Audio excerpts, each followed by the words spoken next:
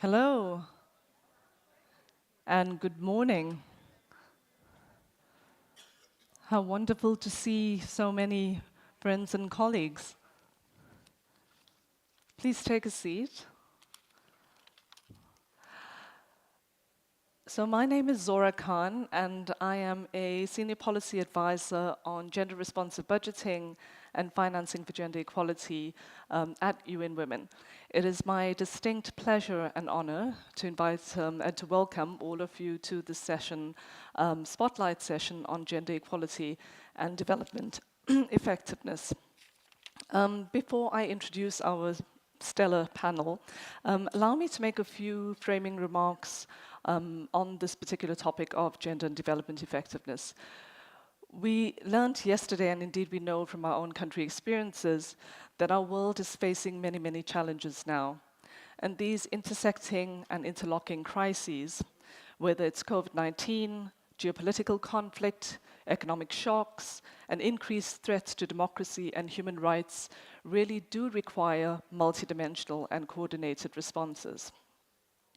We also know that these crises have had a disproportionate impact on women and girls, and this is evidenced by high rates of job loss and income security, exacerbated risks of poverty and food insecurity, and of course, skyrocketing levels of violence against women. We often say that we're confronting a food, fuel, and finance crisis, but we're also confronting a care crisis, and I think this came very much to the fore during COVID-19.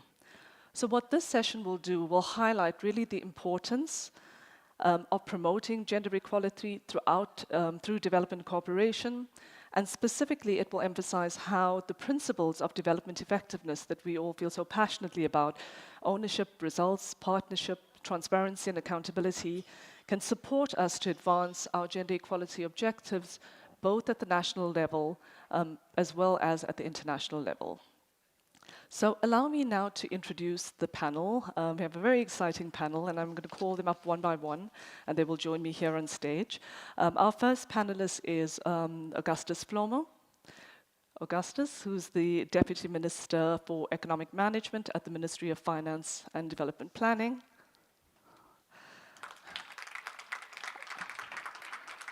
Our next speaker, Drew Smith, is Director General of Canada Global Affairs. Welcome. We then have Rosabelle, our civil society representative and also co-chair of the CSO Partnership for Development Effectiveness, so a very important person. Welcome, Rosabelle. And Rosabelle will be speaking in Spanish, so if you need a headset, please get one now. And then last but not least, we have Åsa Regner, who is the Deputy Executive Director from UN Women and also my boss. Welcome, Åsa.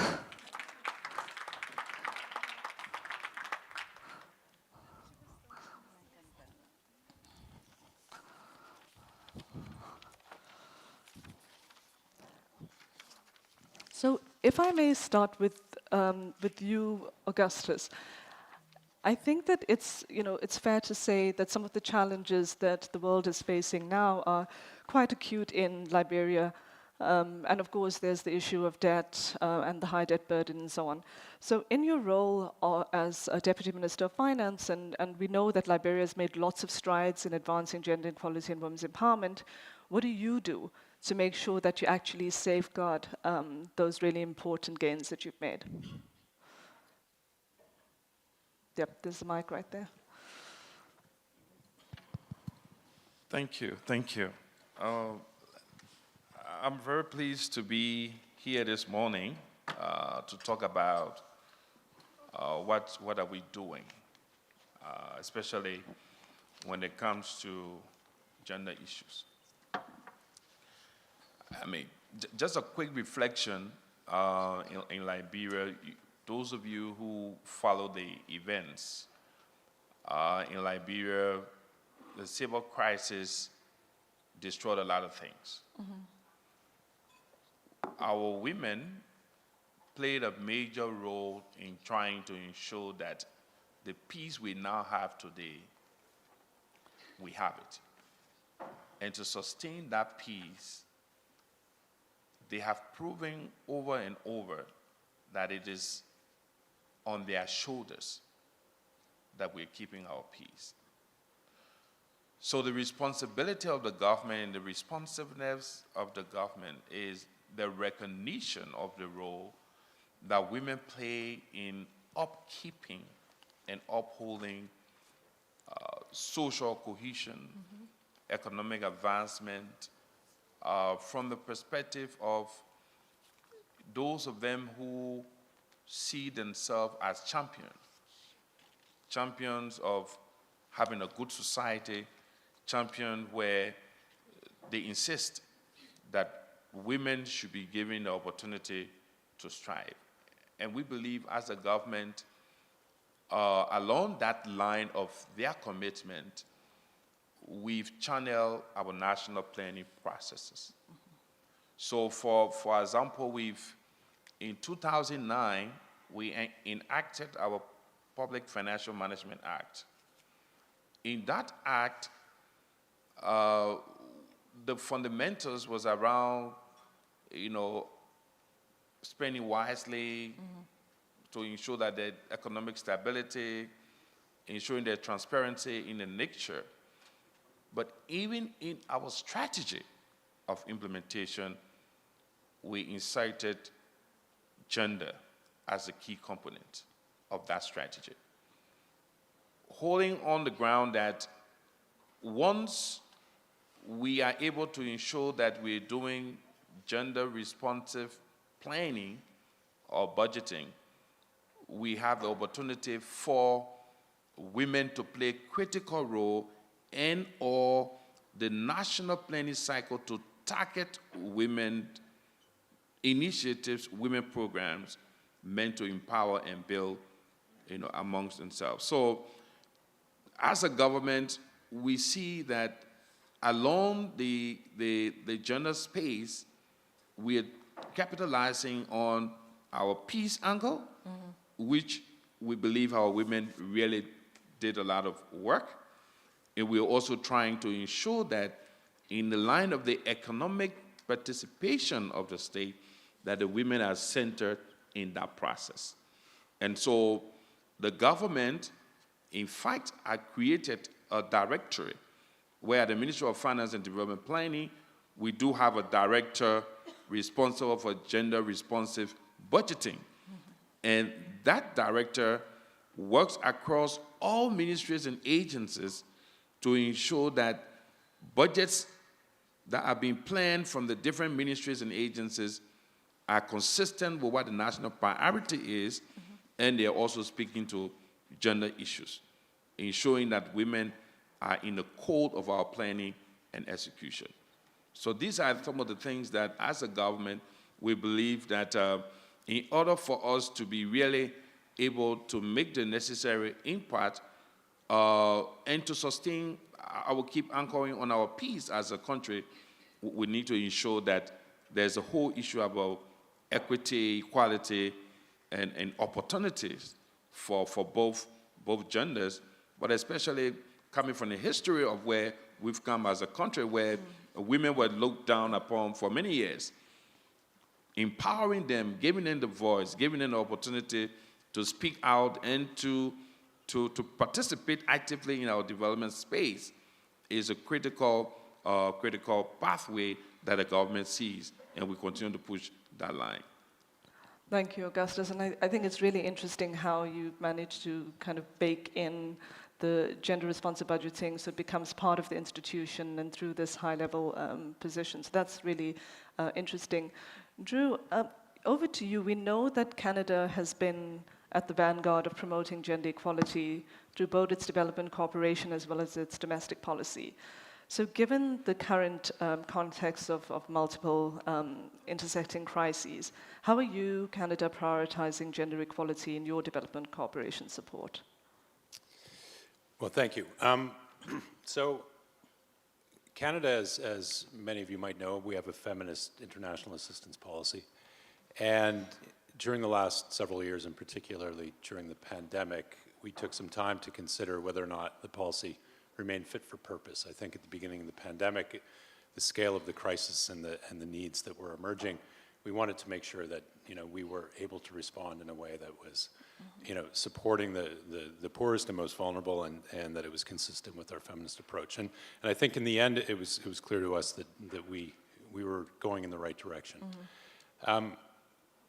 In general terms, I would say that we've recognized that gender equality in integrating an intersectional approach and a human rights-based approach can be very effective in supporting the broader SDG agenda, in the sense that SDG 5 really is a precondition and an accelerator for all of the SDGs. So we feel, in that sense, the FIAP very much drives, a feminist approach and a focus on gender equality drives all of our programming. And we try to integrate it and target gender equality throughout our programming, as well as having a gender equality action area, so a specific gender equality set of investments, but then also ensuring that gender equality is, like I said, integrated into all of our other work on education, on global health, on economic empowerment. I think just to highlight some key areas where we've been investing through our Feminist International Assistance Policy. We've had large investments in what we call Women's Voice and Leadership, which is trying to work as directly as possible with women's rights organizations. The Equality Fund, which is really a broad-based, multi-stakeholder approach to investing again in supporting women's rights organizations. We have an annual commitment to provide $1.4 billion in global health support, $700 million of which goes to sexual and reproductive health and rights. And then we've also recently made commitments on unpaid care, which has come up in the last day as a key area for work on gender equality. And then just one last point, I'd like to highlight the fact that as we've been implementing the Feminist International Assistance Policy, we've recognized that how you do it is as important as what you do. And so the challenges within the Government of Canada, ensuring that we have the analytical capacity, that we have the right training for our staff to really push beyond just gender equality, but into feminist approaches and women's empowerment, and addressing the kinds of structural and power dynamics and shifting power relations that we feel is essential to making gender equality investments sustainable. And just one last point in terms of the way in which we've shifted our programming. We've used financial targets, percentages of our bilateral international development assistance to try to drive programming into gender equality initiatives, and we're now at 99% of all of our ODA is either targeting or integrating gender equality. Thank you. Great. Thank you so much, Drew. And of course, much of the kind of technical work that you do around the gender budget analysis plus and so on is in fact very pioneering. So I think that's some great work. Rosa, over to you. How do you think development partners can enhance transparency and accountability on financing for gender equality?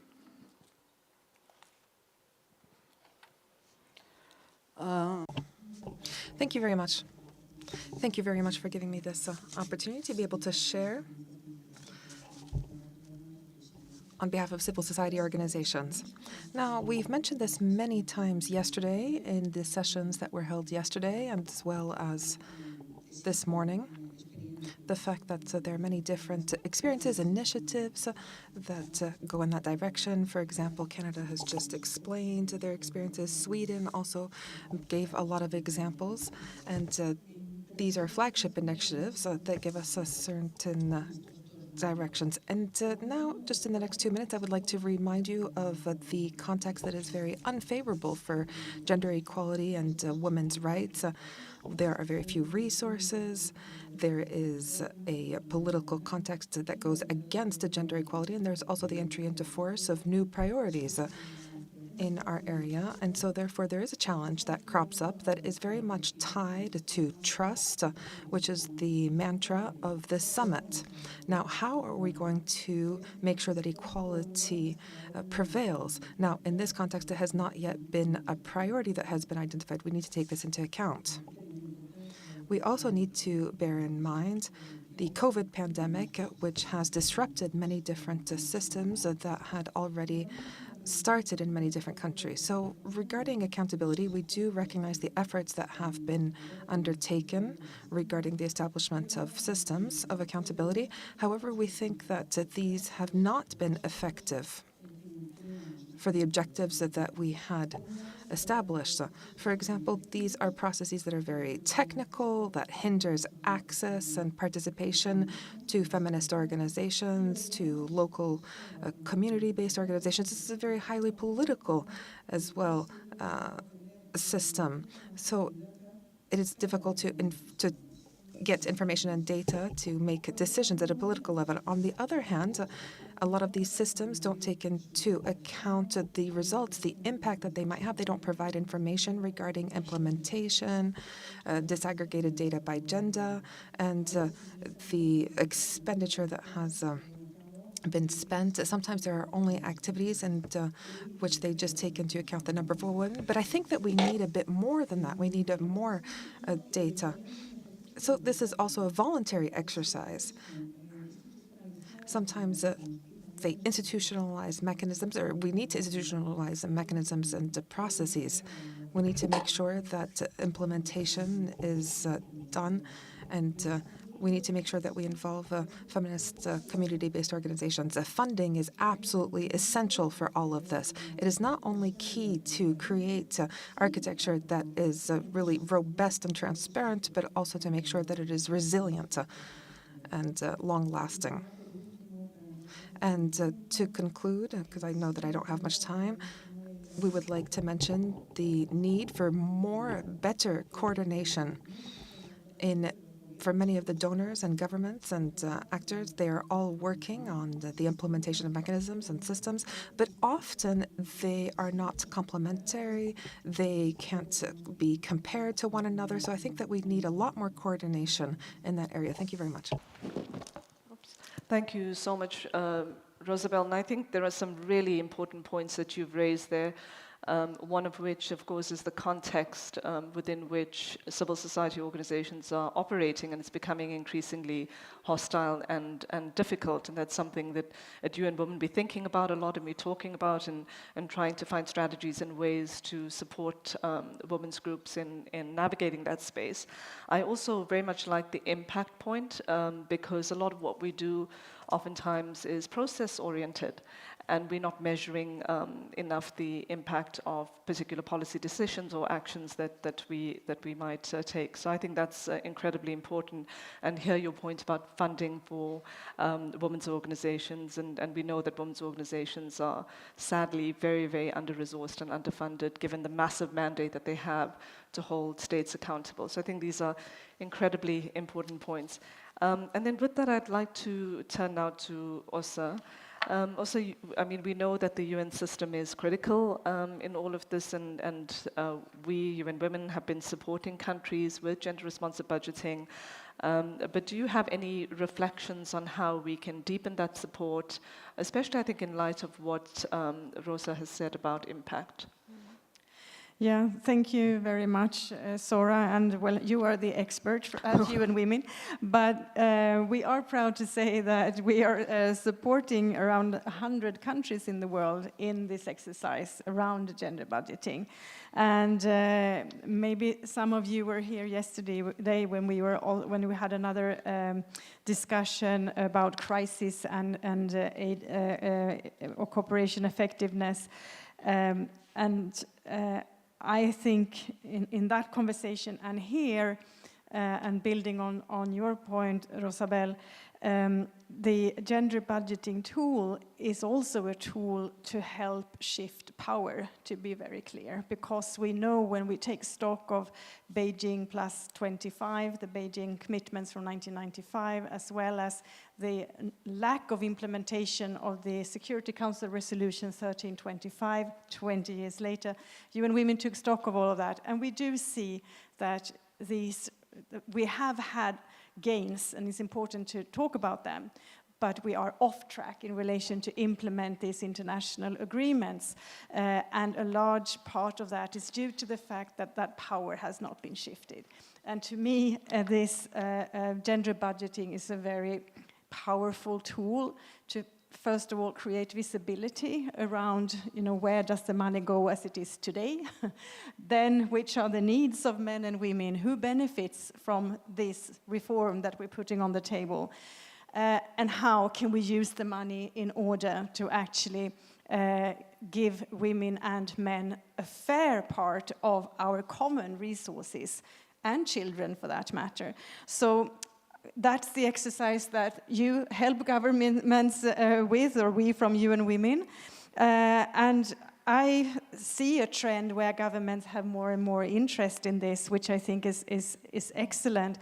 And I see more of national ownership. And when we have these dialogues with governments, we certainly make the point that in most countries where there is a vivid gender equality agenda, let's say, be it Liberia, or be it other countries, Canada as an example here, mostly, to be very fair, it is actually the women's movement together with political leaders that drive the agenda. So it's absolutely vital to have a vivid civil society that can thrive itself and can monitor, hold accountable, and also propose next steps, because that's actually normally how gender equality issues are put on the agenda. We would never talk as much as we do about violence against women had it not been for the women's movement and the women's shelters movements.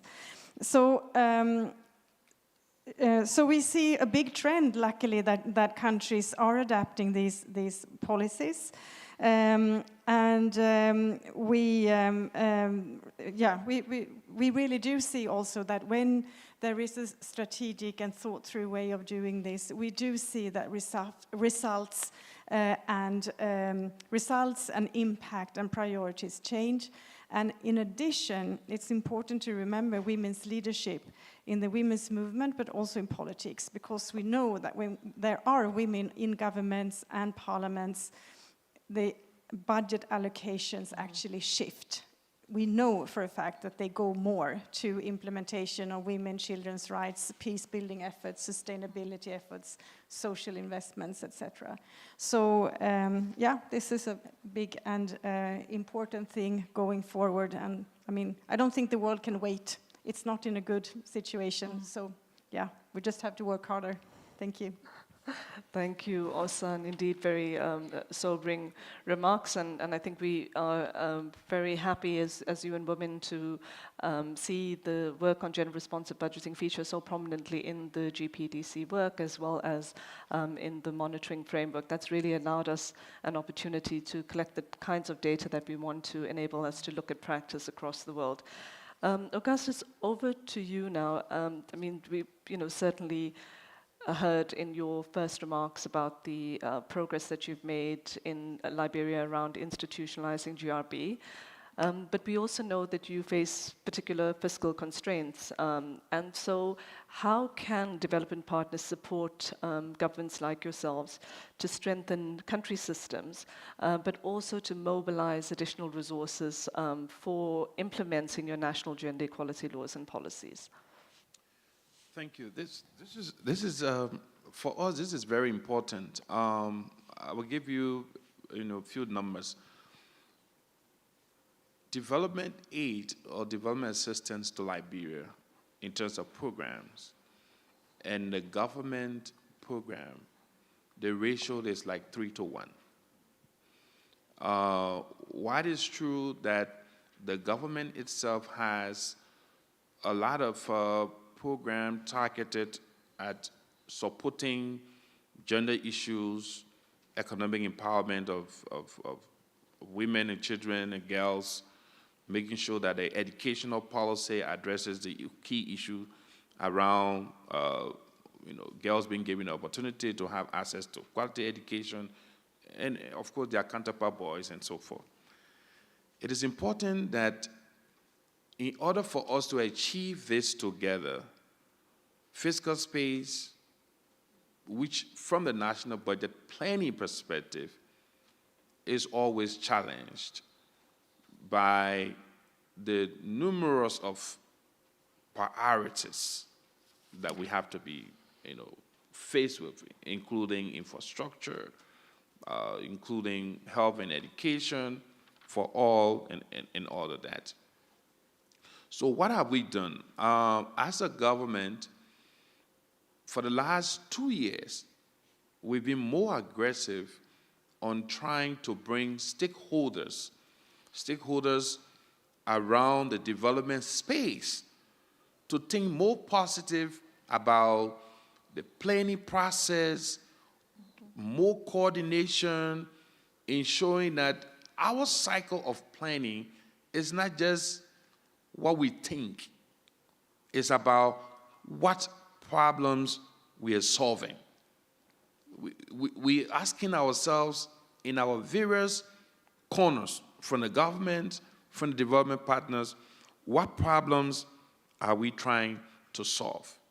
So in the space of utilizing the development resources, few things we've done, and we've insisted that we want to be able to use as a platform to support the development agenda, but to also ensure that our gender programs are well funded and that programs that will give good economic viability to women and girls are also equally funded. So we've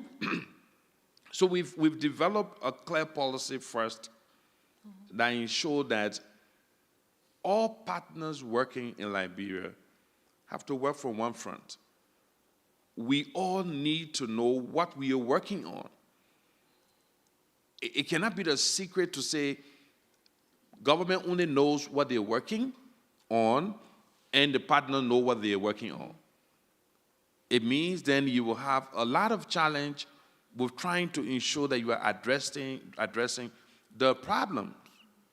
So we're saying, let's know what we are changing together with the available resources, whether from the national budget or from the development finance envelope. So a clear policy action is on the table for that. So 2 years ago, we've been insisting that we have to do that. The other thing we've also insisted around is to ensure that there are clear rules around how we deploy resources available for development. And the fact that we all understand what resources are available and we all know what we are working on, it gives all of us the opportunity to do better execution. Because then it means that with the limited resources that we may have as the government and the available resources in the partners' side of the envelope, we're able to, match the two funding and do greater things. So defining the rules, who does what, is very key to that process. The other thing we've also pushed on is to increase leadership of women organizations, women programs, to increase leadership of the government in terms of being in the driver's seat, where we're determining the priorities based on the national development agenda, so that funding are kind of aligned to the national development priorities of whether we are addressing issues that are affecting cross-border women in terms of their business activities, or we are addressing issues about girls staying out of schools because they have challenges where they can't find food, or they have challenges of hygiene concerns, that we are addressing these together. We also have put a lot on the delivery mode, because with the right delivery modalities, we believe that we can maximize the results that we are targeting. So yes, fiscal space is limited in terms of what budget, can provide, but I think it becomes bigger if we look at what is in the development space and ensuring that that delivery modality and mechanism that bring about the two resources, government resources, donor resources or partner resources on the table to provide us the opportunity to target issues we are trying to solve. And we are solving them together, and I believe that helps, and it's been helping in the last 2 years of how we've been talking and working together as a team. Thank you. Great. I think, Augustus, you've just described the effectiveness principles very, very well in that response, but I really appreciate and like the point about having clear objectives, but also shared purpose and shared goals. So you're really all working together for the same objectives, which are embedded, of course, in the national plan. And I think that sometimes we lose sight of that. So thank you very much. And on that issue of fragmentation and partnerships, really, Drew, we know that inclusive partnerships are important, both as a principle and a necessary condition for development results. So what do you see as some of the most important partnerships to promote to advance gender equality at the national level? Thanks. I'll raise 3 points. First, I want to highlight something that Canada has been championing recently, and that's the Global Alliance for Feminist Movements, which we feel has been a really effective multi-stakeholder partnership, one in which the co-creation of the partnership really has helped break down barriers. It's this partnership involves CSOs, philanthropic organizations, national governments, feminist movements, women's funds. So it's a big tent, and we feel that this has really helped to build trust. It has a lot of potential to build trust, and really built on these principles of transparency and open communication. So that's one where there are now 300 members, including 10 countries, and it has very much the potential to improve the quality of resources that are supporting feminist movements and mobilizing partnerships and political support for diverse movements, agendas, and policies. So that's one area I wanted to highlight. The second is the way in which donors can coordinate, and I think the DAC has an important role to play there. Canada's very engaged through GenderNet, currently co-chairing GenderNet, and that community of practice that allows for mutual learning and sharing of best practices around policy and programming, I think is a very important forum for donors to engage and to hold each other to account. And I think flowing from that and supporting that is the standard setting the DAC does, and the work that has just come out on guidance around gender equality and empowerment of women and girls. I think that guidance is an important step forward, and really is it.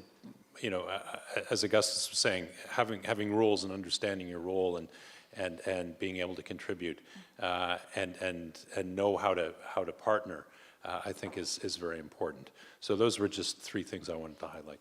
Thanks. Thank you. And also the GenderNet produces this great data looking on aid flows towards gender equality. And in fact, most of the reason that we know about this is through the data that they collect very systematically over the years. So that's well noted and very appreciated. Rosabelle, over to you.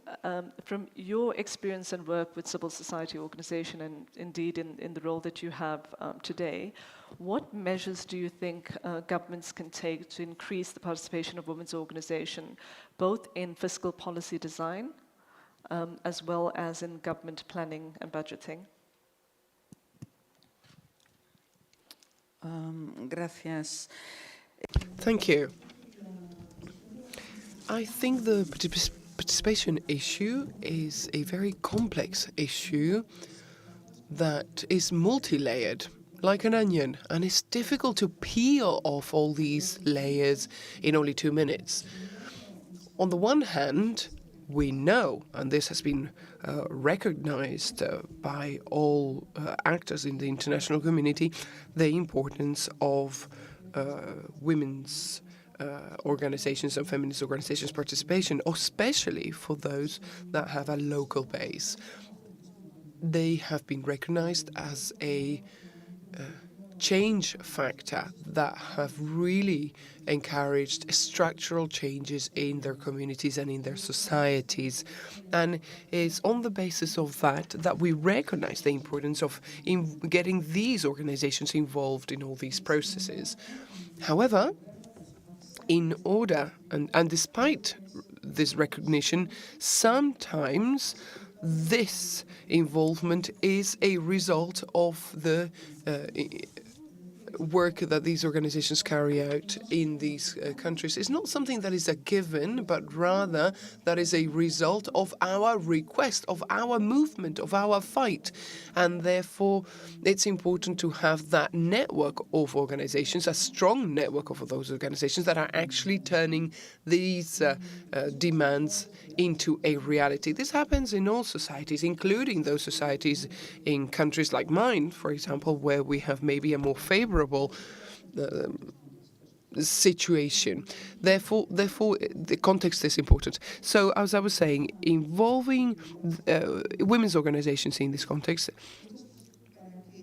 requires to have a favorable context, and in order to make sure that the context is favorable, we also need certain requirements, the adequate legal frameworks that allow to formalize and encourage the participation of civil society organizations and women's organizations in a regular and sustained periodic way, and the political will, of course, which is also very important, and it unfortunately fluctuates. As for the establishment of the mechanisms and the spaces for this participation, I am not talking here about spaces where we be invited in order to inform us or consult with us. I'm talking about real significant participation spaces where we can participate in the design, implementation, evaluation of all these processes, the fully fledged process.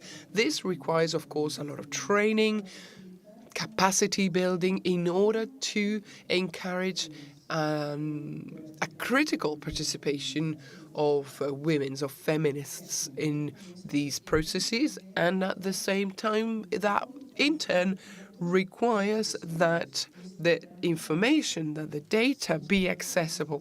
This sometimes puts us in a situation whereby we need to become somewhat of a detective trying to find information where we're being told, for example, there's a website with information. Sometimes we really need to do a research, and the information is not always very freely available. We don't necessarily know what the data links to, and that really complicates our participation and a real analysis of what the situation's really like. And we go back here to the issue of resources. Of course, we need resources. But that issue is twofold. On the one hand, there is the reinvestment issue on equality and investment of women, but also how these resources are being used. Very often, it's true that the resources, many governments, many donors, and Canada's case is one of them, many others also exist. They set up funds, alliances, partnerships to streamline those resources to the women's organizations, but they don't always get there because they very often mediated by bigger organizations, and it makes it very difficult for those resources to really reach the women's and the feminist organizations, which very often have a different logic, a different discourse to those of those bigger organizations. It really means that we need to transform radically these systems, these processes, so that these funds really get to the ones who really need them. We need to generate the spaces, the formats that are more encouraging towards the access of these resources. I think this is all. Thank you. Thank you, Rosabelle. And indeed, participatory budgeting is absolutely critical for any kind of successful budgeting at the national level, but some of the obstacles that you pointed out with regard to access, transparency, how information is presented and so on are really barriers to participation. So how do you have participatory budgeting if people don't understand how the budget process works, as well as have the access to the kinds of information and data that they need? So thank you very much for that. Also, a final question for you. We've heard through the panel about the importance of partnerships and alliances and working together. And we know that at UN Women, you've been championing generation equality and ensuring that we have these action coalitions and so on. Can you tell us a bit more about how those work and what you hope to achieve? Absolutely. Thank you, Sora. I said that UN Women and the UN system, one part of our work is to take stock of where the world is in relation to international agreements in different spaces, and for us, obviously, it's about women's rights and gender equality. So these last years, we have been taking stock of the SDG 5, Beijing plus 25, Security Council 1325 plus 20, for example. And they all show the same things, that we have had gains, for example, around better legislation in many countries, around violence against women, most of all, against female genital mutilation, and also other reforms. As many as 90 countries nowadays actually have some kind of provision nowadays for parental or fair parental time, let's say, with newborns for both mothers and fathers, as one example. The problem, however, is that these, first of all, there is much more of laws that need to be changed, and also we need to repeal discriminatory laws. But the problem also when there are reforms is that they're not implemented and they're not funded. So we come back to the same problem. There is political will to talk about gender equality to a larger extent, but there isn't political will to prioritize once you sit at the budget discussions and have to make tough priorities. So we came up with Generation Equality, which is an initiative for member states, civil society, private sector, academia, who want to push and who want the world to be on track, but who also see that during all these years with those international agreements, things have changed in the world. So this initiative, which is very much ongoing in its implementation phase right now, and is really eager to find new member states and new partners. But this initiative has identified 6 areas of action where all of these actors that I described have actually identified progressive action to push the world in a better direction in order to reach the international goals and ultimately SDG 5. So that is a very alive initiative, and we soon have the Commission on the Status of Women upcoming, and we will have a bigger event around that there. So I think that these kinds of initiatives are important, and I also think, building on what Augustus said, I was in Liberia. I had the privilege to be there recently, and Liberia actually has, I'm talking for your country now, but life expectancy is actually higher in Liberia than in many surrounding countries, not least because since the civil war stopped, there has been continuous investments in women's and children's health. Which really has paid off in, no country is a paradise, but that's a significant difference to some of the surrounding countries because of that focus. I think that's a pretty good impact and shows that it's important to work on it and also important to sustain. When I was a gender minister myself, I was responsible for gender equality and social affairs in Sweden. And together with the finance minister, who also was a woman, we wrote a letter to all the minister colleagues where she said that now the budget cycle starts. I expect all the ministers to make a gender analysis of your areas, be it defense, infrastructure, childcare, whatever. All the areas need a gender analysis. And if you find gender gaps or gender injustice, you have to show me how you want to use your budget to close that gap. And unless you have that in your bid to me, I won't consider the other things you want to do. I'll throw it in the dustbin.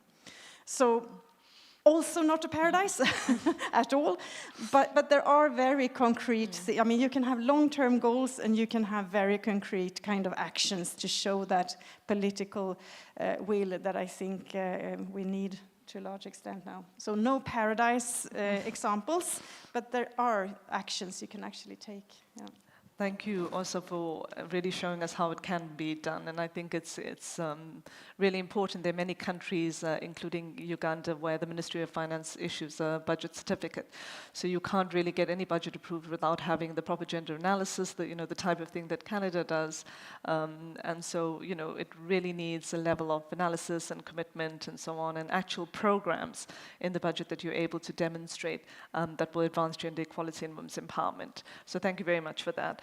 I think we'll move now to the floor, and we have Christian Rogg from the UK Director for Development and Parliament that will... Christian, could you go over there to the podium?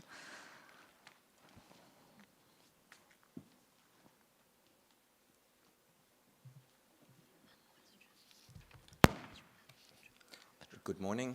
Thank you, Madam Chair, and panelists for the session so far. We thought that it would be helpful to add another experience of a development organization to share a bit about how to prioritize work on women and girls. Not every country has a feminist foreign and development policy like Canada, but still there are important steps that one can take in that space to really maximize impact. So the UK experience basically has focused on having three key elements in place in terms of putting women and girls, gender issues at the heart of everything we do. The first one is political leadership, not just by the development minister, but by the foreign minister and by the prime minister. And when you look at quite a long series now of leading British politicians in those offices, they've very much prioritized women and girls issues. They've ranged from sexual violence to girls' education, but they're very much featured as part of the UK's international engagement. The second key element of our approach has been really recognizing that putting things into law gives you extra teeth in terms of having impact. So in 2014, the British Parliament passed the International Development Act on Gender Equality. That makes it a requirement on us to consider women and girls issues in every decision that's being taken. So in practice, what that means, every time there is any advice going to ministers or any budget decision, there's an explicit assessment of the impact on women and girls and how to ensure that is maximized. And then thirdly, in addition to political leadership and having the legal foundations, it's about setting out strategic direction. So the UK published an international development strategy in May, where women and girls and the objective of providing them with the freedoms they need to flourish is one of the four objectives, one of the four priorities. And in a couple of months, we're going to publish a women and girls strategy that sets that out more clearly, focusing on three areas. The first one is around educating girls. The second one is around empowering women and girls. And the third one is around ending violence. So that's a bit about how we've traveled on that journey that we're discussing this morning. And I think the current crisis that we've talked so much about since yesterday in this event have just highlighted again the importance of making sure that these issues are taken into consideration, simply because the impact is felt so acutely by women and girls in a way that is sometimes similar, sometimes different from the way we've been approaching those issues through our previous development cooperation efforts. Thank you very much. Thank you very much. We have another speaker lined up, and it's Andreas Lippmann, who's from the Ministry of European and International Affairs in Austria.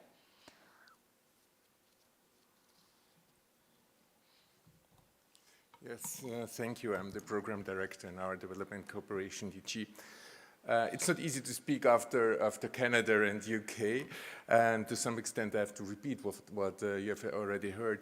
But I think to mention also a good practice example, in Austria we have a development law which was decided 2001, and we have 3 objectives, which is development, peace and environment, and 4 guiding principles which are horizontal, which we have to think about in each and every project. And one of them is gender equality. And the important thing about this law is it's not only about development cooperation itself, it's the objectives of all kinds of development policies touching the developing world. So these guiding principles have to be considered in all our international action. And I think we came up with quite remarkable results. Well, after Canada, 99% gender sensitivity, it's not easy, but at least we have reached 80%. 80% either gender marker 2 or gender marker 1, which means focusing on gender equality. And we are quite proud on it. And the other thing is, the other result of this law is that we created a gender equality desk in the Austrian Foreign Ministry, which has to examine all kinds of Austrian foreign politics in respect of gender equality. So we are also quite proud of it, but I think it's a long way for us to come to the same results as Canada. Thank you. Thank you very much. And then we have Shanta Shestra from the feminist group of CPD. And while Shanta makes her way to the podium, we have a question online for Drew. And it says, what has Canada learned from the programs around getting funds and decision-making power in the hands of locally led women's groups? And how can these lessons be applied to your development cooperation policies? So you can mull on that while we hear from Shanta. Over to you, Shanta. Thank you very much. Good morning, everyone.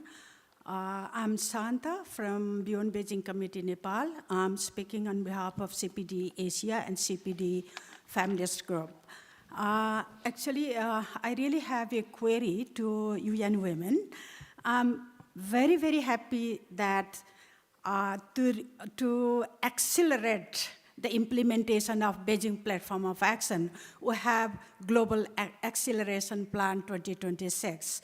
But now it's already, we are moving towards 2023, but this Global Acceleration Plan is yet to be publicly known to the people so that people and private, public, and people, because unless people and all the governments are not aware of this process, that it is very hard to get commitment. And even if we receive commitment, like for the BPFA, still no country in the world has achieved gender equality. So my question to UN Women, being a leader, and which we really appreciate, what's the strategy we really need to have to make it known to everyone of this world so that we can get commitment for gender equality personally, professionally, and publicly. And for doing so, and we really need investment, and which is, as we all know, investment, gender equality is an area, and SDG 5 is the goal, which is very, very underfunded. So how are we going to really address this underfunding for gender equality and empowerment of women, so as to transform the world, which is the issue or agenda of 2030.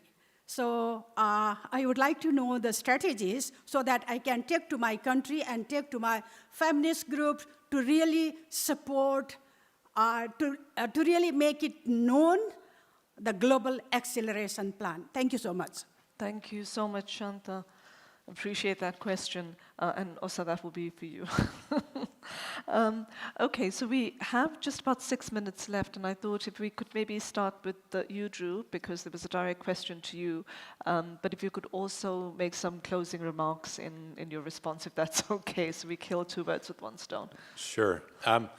Thanks for the question. I mentioned, so I'll mention one effort we've been making, one of our signature initiatives for the policy implementation, and that's what we refer to as the Women's Voice and Leadership Program, which is a global program whereby Canada works as closely as possible with national level women's rights organizations. And that it's challenging. Saying that is one thing, and actually doing it is another. And this is to Rosa's point about making efforts to get the funds where they need to be. And so I would say that we've had some success working with regional women's funds, with other kinds of intermediaries that we trust and feel can effectively transfer funds to the organizations where we feel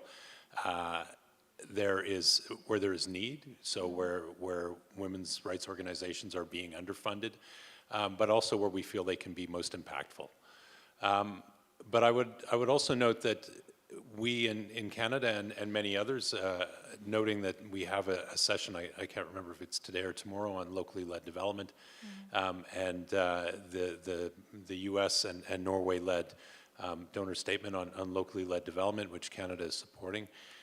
I think this is a reflection of the kind of work that we're trying to undertake through the Women's Voice and Leadership Program, but something that we want to apply more broadly, both in terms of gender equality, but all of Canada's programming going forward. So I would just say that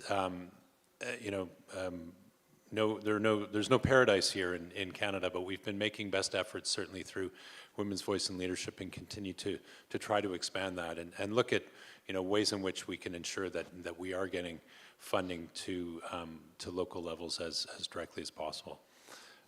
Closing statements. I'm not sure I have much more to add, except to say that I think that focusing on gender equality and women's empowerment really is critical for Canada in ensuring the effectiveness of its programming, and I feel that that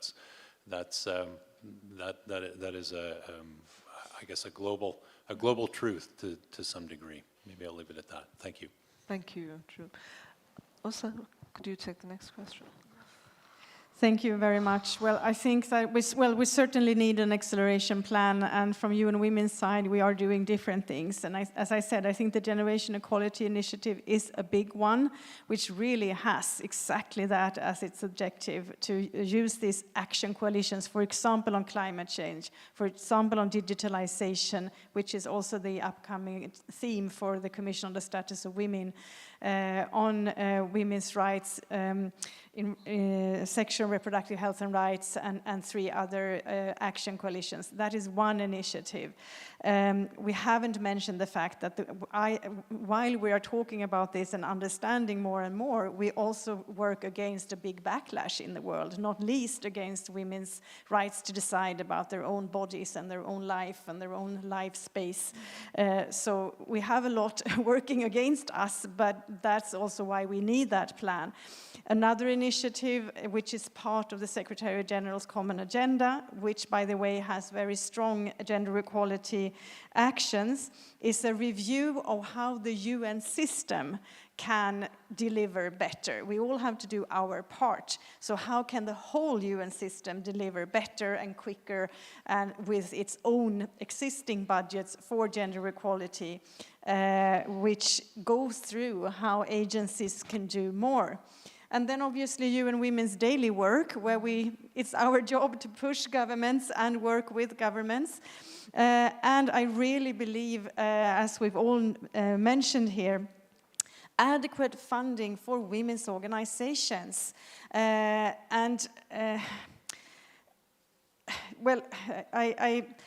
I sometimes we all know about the overturn of the Roe versus Wade decision by the Supreme Court in the US, which was by the Supreme Court, not by the administration. But I think sometimes if people had not understood how important money is in this when you work against a political goal, you can see that decision. Although the judges were appointed by politicians, obviously, we know how hard that movement has been working and how well organized, how well funded, how sustainable it has been, for how long that, you know. So we have to work very, very organized and we have to be loyal to the women's organizations so they can plan and also that they can say, you know, that they can actually speak truth to power, as we say, and not be punished the next year financially.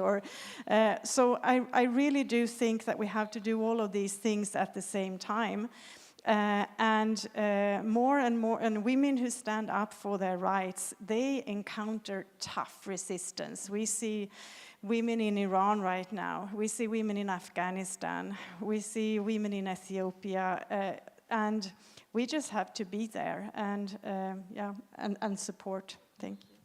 Thank you. Also, Rosabel, can we hand over the floor to you for a 2-minute intervention? Sí, gracias. Thank you.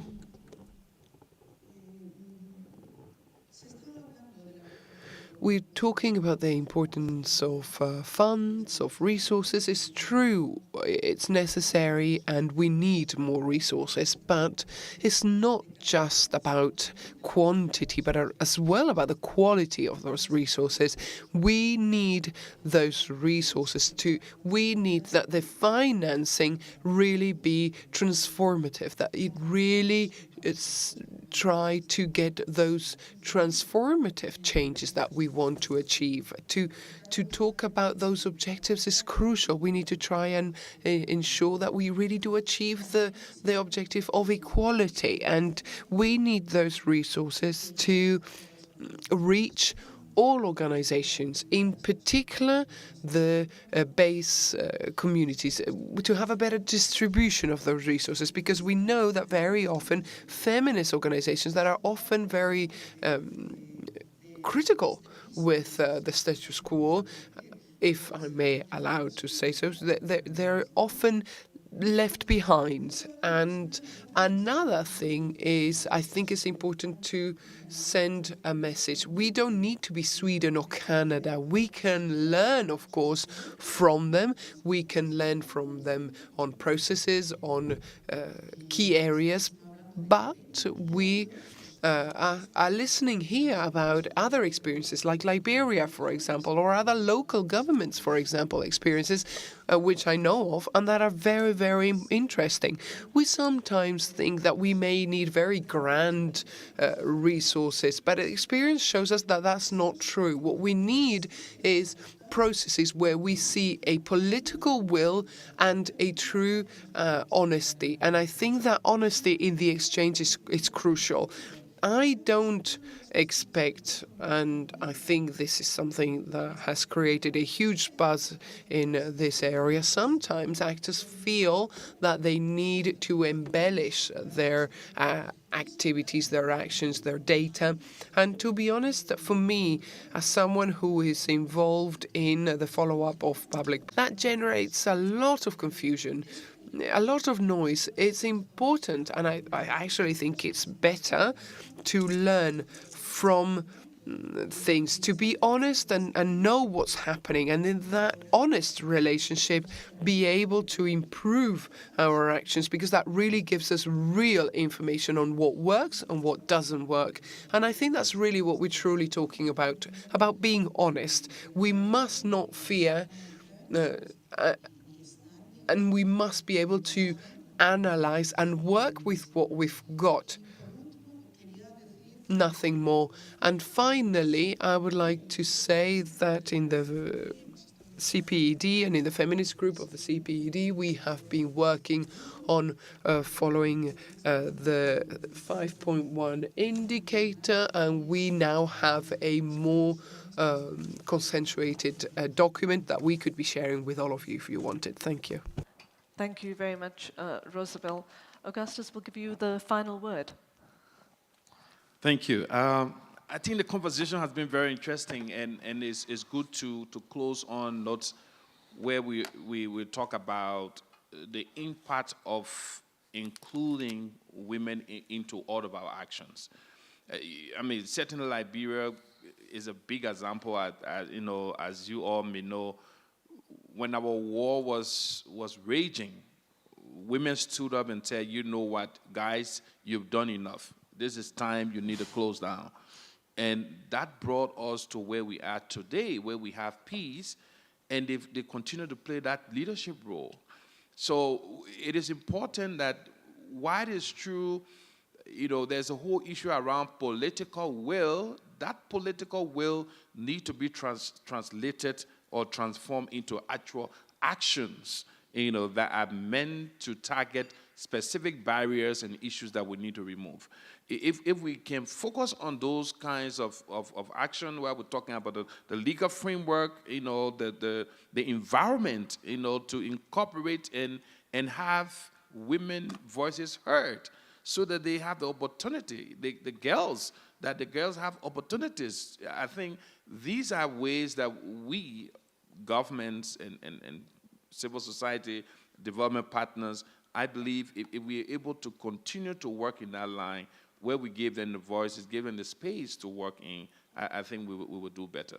Thank you. Thank you very much, and please join me in thanking our panelists. It's been an excellent panel. I will not attempt summing up. And I'd also like to thank those who asked questions from the floor. So thank you very much, and have a good day.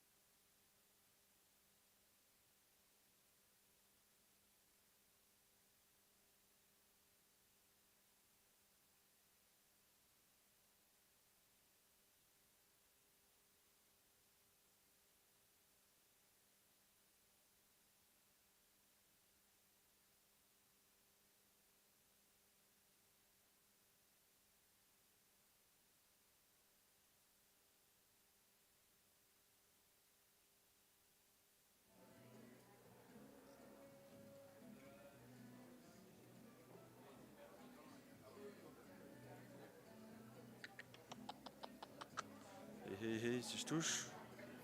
Ça a l'air d'aller. Hey, hey. Il n'y a pas eu de...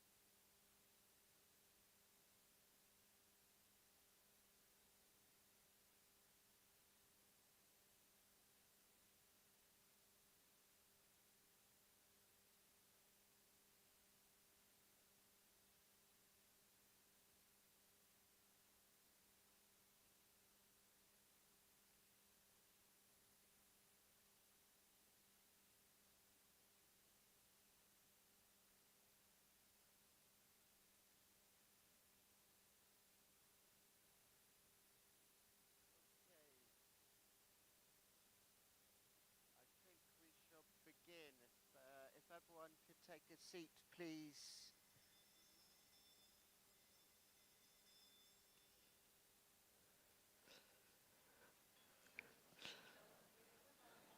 Okay, so good morning, everyone. This is a massive room and very bright lights shining right in our faces.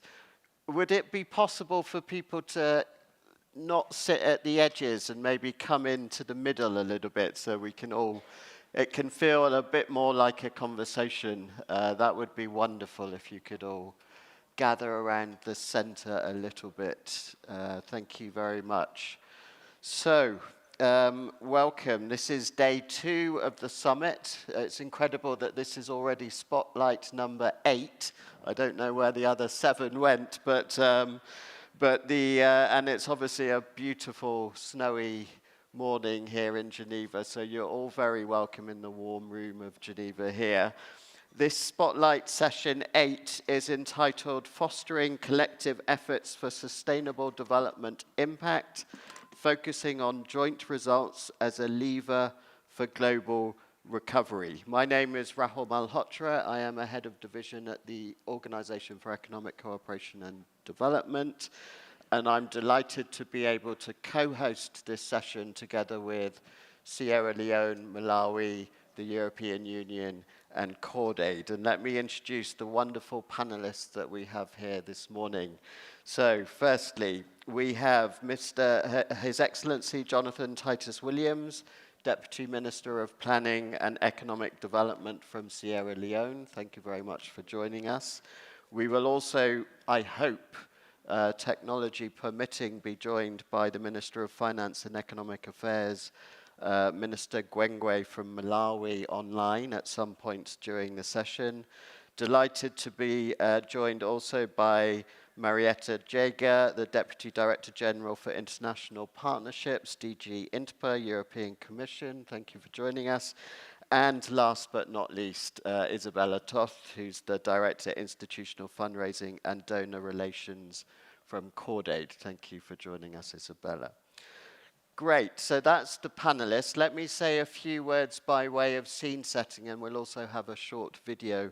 But the one thing I wanted to do was actually just reflect a little bit on yesterday and what I heard. And there were 4 words or phrases that I heard repeatedly yesterday. One was, the first is around trust, and the trust between partners in this endeavor of development and achieving development results. The second was this perennial challenge of short-term versus long-term, and particularly in the context of crisis and the sense of competing, cascading pressures on very scarce resources. How do we maintain our focus on long-term results? The third is around fragmentation, where we see this trend towards projectization and not necessarily transitioning to scale in all our endeavors. And fourth, and finally, we heard a lot about localization, making sure that the scarce concessional resource in particular reaches country level, and when it reaches country level, is locally led. Now, in all those 4 sort of themes, I do think that the results agenda, and we heard references to that one of the 4 effectiveness principles being results focus. I do think this is where the rubber really hits the road. And it's not a technical issue. It's not just about measuring and monitoring. It's also not a generic issue. It's not just achieving results generically for the sake of it. It's actually a way of working. And it's really about how we collaborate, how we root and anchor our ways of working together and our collaborations and our partnerships, which is why I think we really need to delve into this agenda a lot deeper than we have to date. And to help us do that, we are going to start with a very quick video, which is basically showcasing some key messages from work that we've conducted in the guise of the OECD DAC results community with the very generous support of the European Union. We've conducted a series of research and analyses and dialogues across 10 country contexts, across all regions. And I just want to be able to show you some of the key messages emerging from that work before we launch into a panel discussion. So if we could show the video, please. 7 years ago, the world came together to set an ambitious agenda for sustainable development. But transitioning from our old ways of partnering in development process to adopting an SDG lens that can truly advance sustainable development has proven to be a hard transition, both for development agencies and partner country governments. And the pandemic and the succession of crises that have followed all but disrupted planned efforts. As we pass the halfway point for the implementation of this urgent agenda, it is clear that progress towards most SDGs remains off track. And development actors have not been fast enough in converging around a shared agenda for sustainable development results. It is urgent to complete this transition, join forces and act in unison. The global challenges confronting us all will not be resolved without better, stronger, more effective global and country-level cooperation. Let's look back at COVID-19. It provided a moment of reckoning. Far more than a health crisis, the pandemic had far-reaching impacts on all aspects of life for all people in all countries. It also highlighted the interdependence of countries and development goals and the need for coherent, collective action across economic, social, and environmental efforts. This is precisely what the 2030 Agenda invited us to do back in 2015. The SDGs were more than an elusive ambition. They provided development actors with a common roadmap to navigate the complexity of development challenges ahead of us and to ensure that development cooperation is effective. For that reason, we should identify and overcome the obstacles in adopting a shared results agenda. So, ahead of this summit, and in partnership with the EU and 10 countries in Africa, Asia, Latin America, and the Pacific, the OECD carried out in-depth diagnostics and country dialogues to identify roadblocks and lessons and explore remedies and opportunities. And while there is no single silver bullet to propel development progress, integration of sustainable development goals into development policies, programs, and projects offers concrete benefits that can accelerate the achievement of sustainable development results. 1. The SDGs provide an example of a shared results agenda with strong consensus behind. They can act as an anchor to better align all efforts behind partner countries' development priorities, a key principle of effective development cooperation. 2. Using the SDGs helps improve the coordination and coherence of development efforts, maximizes synergies, and reduces the current level of duplication and fragmentation and data gaps in development cooperation. It is not just cost-effective, it maximizes the development impact of every investment. 3. Data quality and use are enhanced when all stakeholders work together towards common SDG results. In our country research, we found that using standard SDG indicators helps reduce the proliferation of thousands of different indicators to measure similar issues. And 4. Using the SDGs to define objectives and targets promotes the alignment of finance to sustainable development objectives. This is key to ensuring that increasingly diverse sources of development finance are all used as effectively as possible for maximum development impact. However, just below a third of development cooperation providers can report on their overall SDG results, and partner countries face similar difficulties, with data gaps and short-term disruptions affecting their long-term development plans and SDG ambitions. OECD research shows that multiple technical, organizational, and political obstacles stand in the way. In 2022, we started to move the needle to address these issues through inclusive processes led by the governments of Malawi, Sierra Leone, and Tanzania, who partnered with the European Union, the OECD, and many other development actors to identify issues and solutions. Through inclusive dialogues, all actors proposed and agreed on the 3 sets of actions. First, participants reaffirmed that promoting a results agenda in support of sustainable development is not a technical exercise, but a prime consequence of political leadership.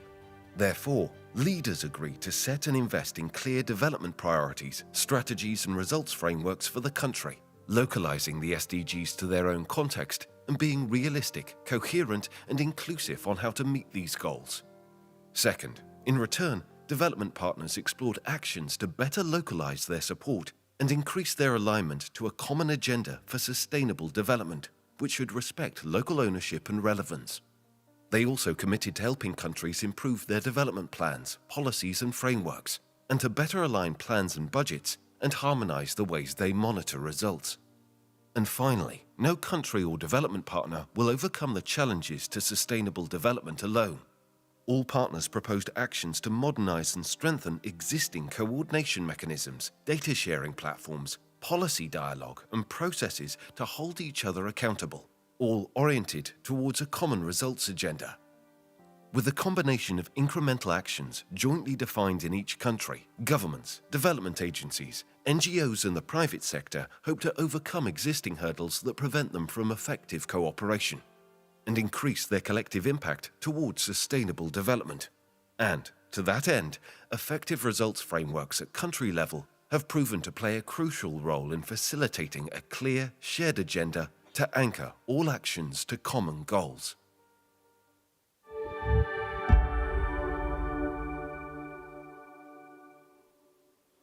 Excellent. Thank you very much. So I really hope that the panel discussion now can really zoom in on some of the key messages that we've heard from that video. We're going to have 2 rounds of questions. I'm going to be quite firm on the 3-minute responses because we don't have very much time. And I would, if at all possible, leave some room at the end for some conversation, questions and answers from the floor. And we're joined by many people online as well. And I do hope that the Minister of Finance will be able to join us from Malawi. And yes, if I can encourage you all to focus in on some of what we heard around the political drivers, some of the bottlenecks, and also some of the opportunities, so we can have a really forward-looking conversation as well. Good. Okay, so the first question is to you, Deputy Minister Titus Williams. So as we heard, Sierra Leone was part of one of these inclusive exercises, dialogues mentioned in the video. From your perspective, what are the obstacles that prevent stronger collaboration for joint results in Sierra Leone, and what actions have you agreed to try to overcome some of those challenges? Thank you, Mr. Moderator, fellow participants, panelists, distinguished participants. Improving coordination of all development partners around a shared agenda for results has been a long-standing priority for Sierra Leone because it helps to strengthen country ownership and reduces transaction costs and inefficiencies. Therefore, the inclusive dialogue we had in Freetown in the first quarter of 2022 helped in identifying not only the obstacles, but also provide potential solutions to addressing these hurdles, which impacts on the joint work of government entities and development partners. 3 of these challenges were really identified. One is alignment. The multi-stakeholder dialogue reflects the need to better align our ambitions, plans, and strategies with available resources and budgets. For that goal, anchoring budgets to a shared results agenda will allow us to pool resources more efficiently and increase our collective impact. The second is coordination, the need for all stakeholders to play a role in streamlining, simplifying, and updating our multiple coordination mechanisms.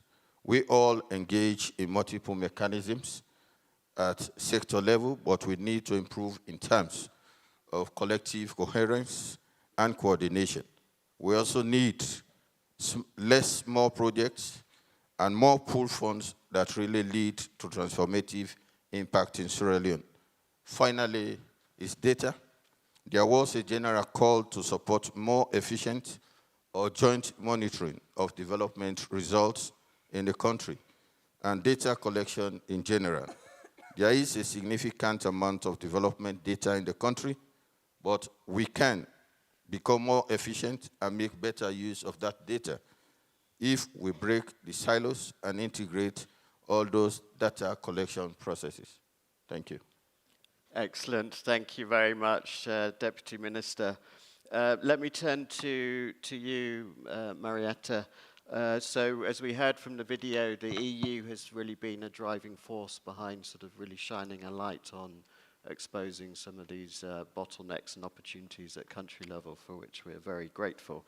But maybe you could tell us a little bit about why you consider that country-owned effective results frameworks are important as a lever for better collaboration and joint results. Marietta.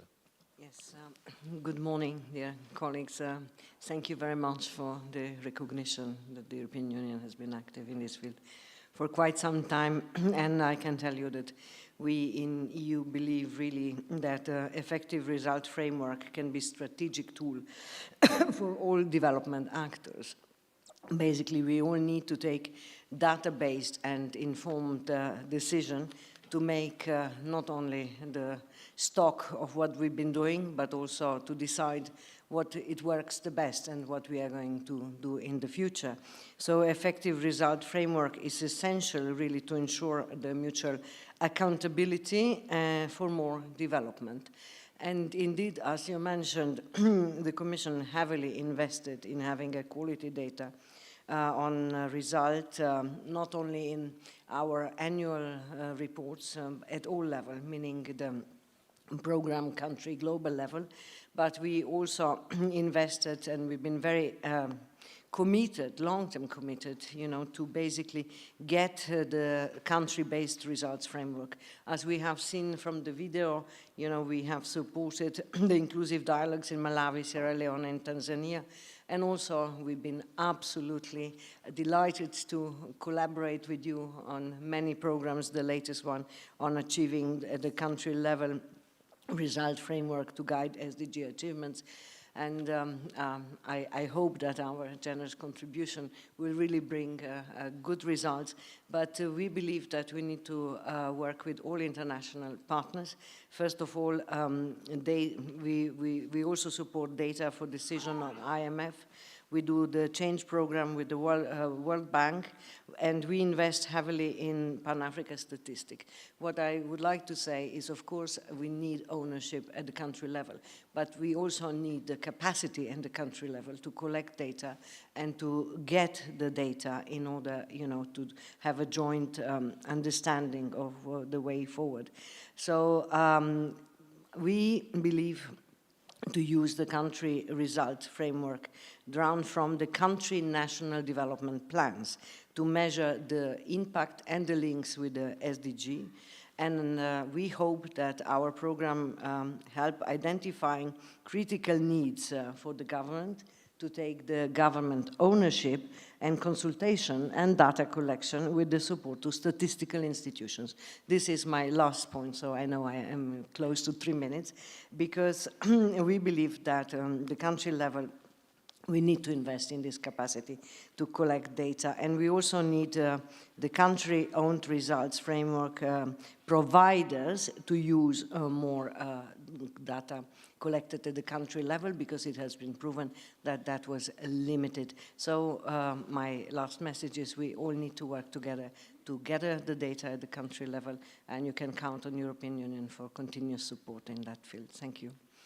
Thank you very much, Marietta. And I think data is already a red thread in our conversation. And just to say that there is obviously a dedicated session on data for development shortly after this session. So let me turn to you, Isabella. You are from CordAid and very active in the sort of CSO arm of the global partnership, but also in our own OECD DAC results community, for which we are also extremely grateful.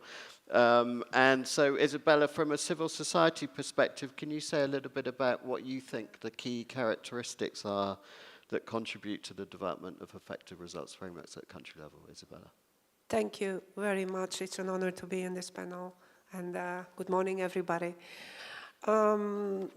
Yes, I heard when I was watching at the little movie, I thought, oh, we are kind of done. So if we go through it point by point and we try to explicit the answer to the question we are looking at for a couple of days now, transforming the way we work together, then we would get somehow a step further. So basically, to the question, joint result frameworks of whom? Whose results? And also, all of us are accountable to whom in the value chain of this. So this has also an impact on realization of joint result frameworks and implementation thereof. So ideally, one calibrates a contribution being aware of the circle of concern and circle of influence and the sphere of operation. So we, as an internationally operating Global North NGO,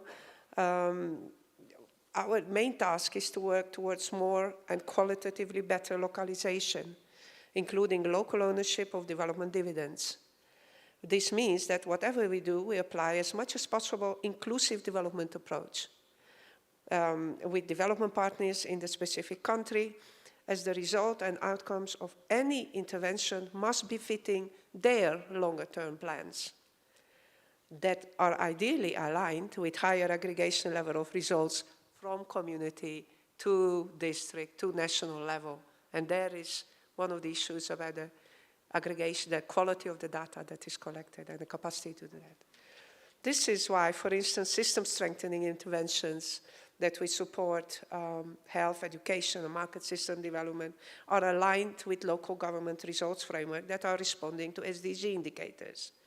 So we strive from our humble position as an international NGO to create local ownership, inclusive development of results framework based on local partners organization strategy, creation of indicators that need to be linked to the SDGs or similar locally relevant concrete results. But we also need to respond to the results framework of our funders. For instance, our security and justice programs report to the Dutch MFA indicator basket that are subsequently aligned with several SDG indicators. And basically, what we try to bring this all together by during review and monitoring. In the meantime, during implementation, we bring together the opinion, the weighing by of the results of the achievements by the partners that are active on the intervention with what the donor wants. But at the end of the day, you know, we can all do this on the SDGs that are what I mentioned on health, education, market system development.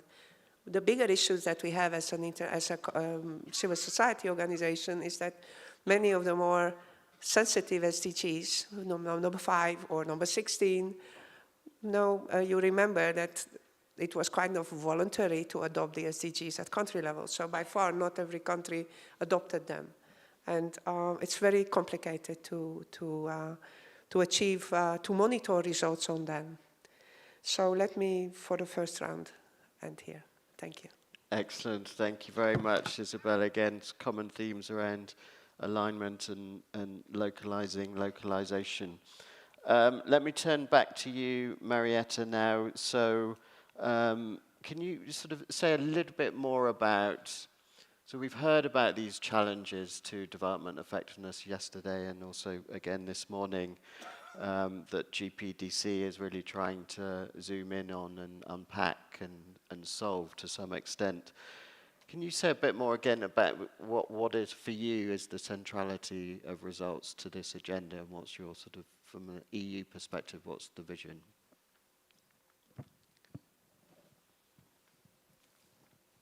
Yes, as I said before, we strongly believe in the data and evidence-based decision-making.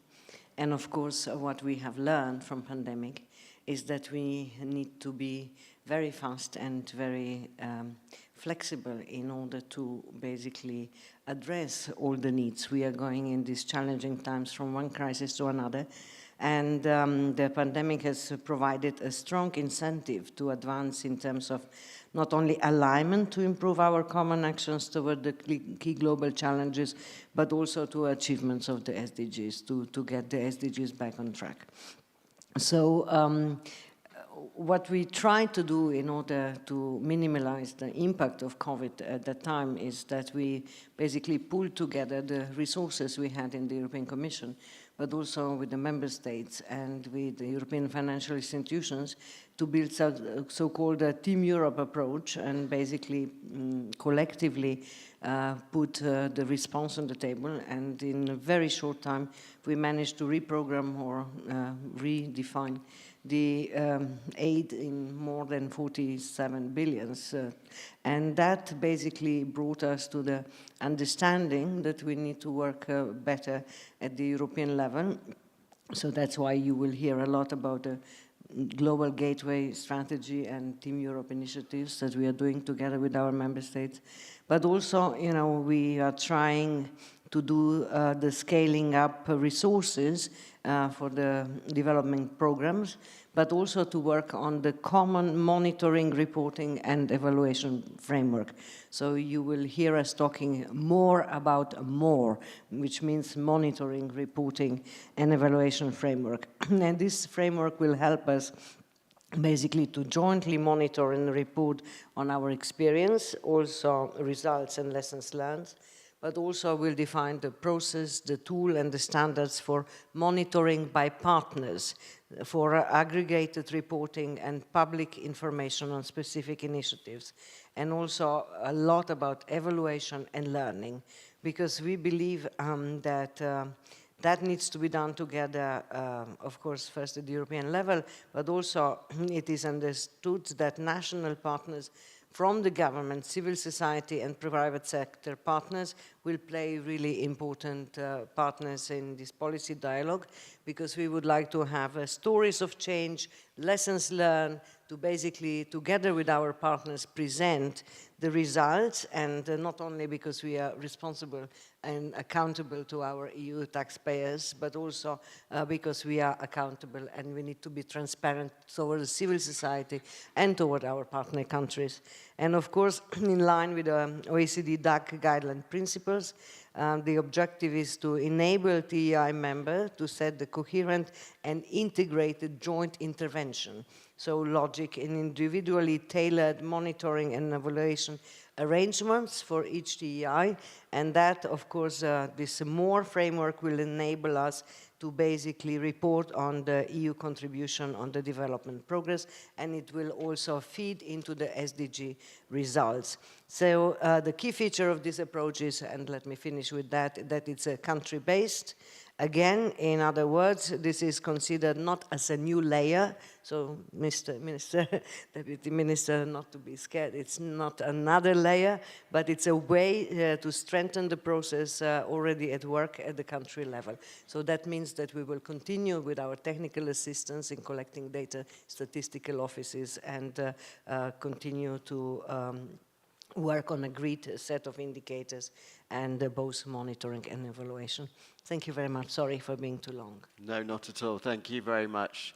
And speaking of layers and coordination and other issues related to how development partners behave in a particular context, maybe Deputy Minister Titus Williams, I could ask you if you've identified any elements of support, or perhaps even more pointedly, elements of behavior change that would help you to coordinate and achieve better results in Sierra Leone.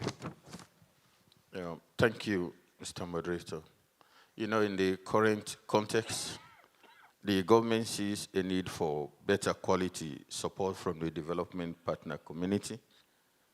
If we are going to deliver together for the Sierra Leonean people and to preserve the natural wealth of the country, there are a number of actions to pursue following the country dialogue. First, we are working on improving on our development cooperation architecture and governance through reviewing our development cooperation framework documents to make it fit for purpose and effectively mobilize and coordinate our international and domestic development partners. We wish in turn for a proactive engagement of development partners in those processes. We need partners that actively coordinate with each other, with the center of government entities like my ministry, the Ministry of Planning and Economic Development. Second, we need our partners to join us in streamlining development, coordination, and mechanisms to avoid duplication, fragmentation, and lack of whole-of-government coherence. Third, we need to support an active engagement in setting up and using a data platform that brings together all the development data that is now collected in various parallel monitoring systems.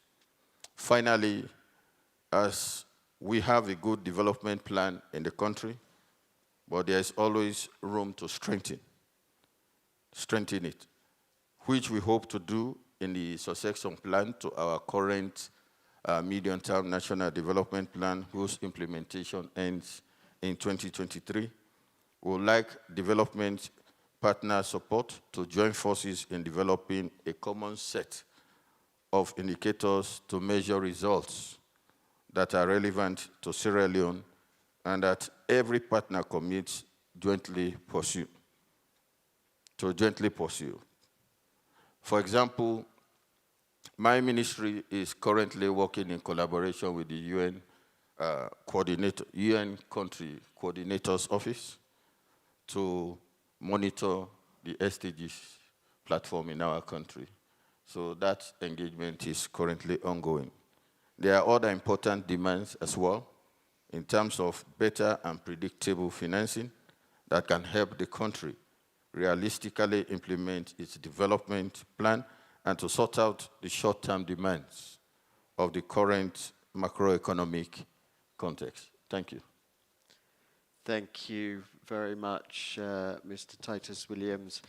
Let me turn to you, Isabella. So same question, really, from your own perspective around where you see the sort of blockages at country level and also the good practices and how you think we can move forward on this agenda around a common results framework. Thank you. Thank you very much for the opportunity. Whilst people were talking, I'm thinking I'm too disciplined, you know. I would just say it as it is. From my perspective, after Busan, so we had Paris, Accra, Busan, and after Busan, the Global Partnership for Effective Development Cooperation, it has become kind of a huge conglomerate with very many actors. It's welcomed. It's a huge partnership, and this has its good sides and its lesser good sides. It's diversitas delectat. But if everybody's running around like a chicken, like headless chicken, everywhere and being accountable for his own backyard, it's very difficult to come to joint results frameworks. And which brings me to the main bottlenecks at country level. Of course, as I said before, it's essential to conduct these regular, inclusive and open dialogues at times of identifying and agreeing on results indicators, and also check them during implementation. But most essentially, we have to be clear about whose results framework are we jointly working towards. And each of us, also civil society active in the countries, have their own responsibility and also rights towards that. This means that there needs to be a solid basis for common interest of the actors at country level that goes beyond these vested interests of a quite fragmented provider and development partner spectrum in the country. It has to be whereby each and all of us keep the eye on the ball, that behind every single metric, there is one person whose life needs to be better.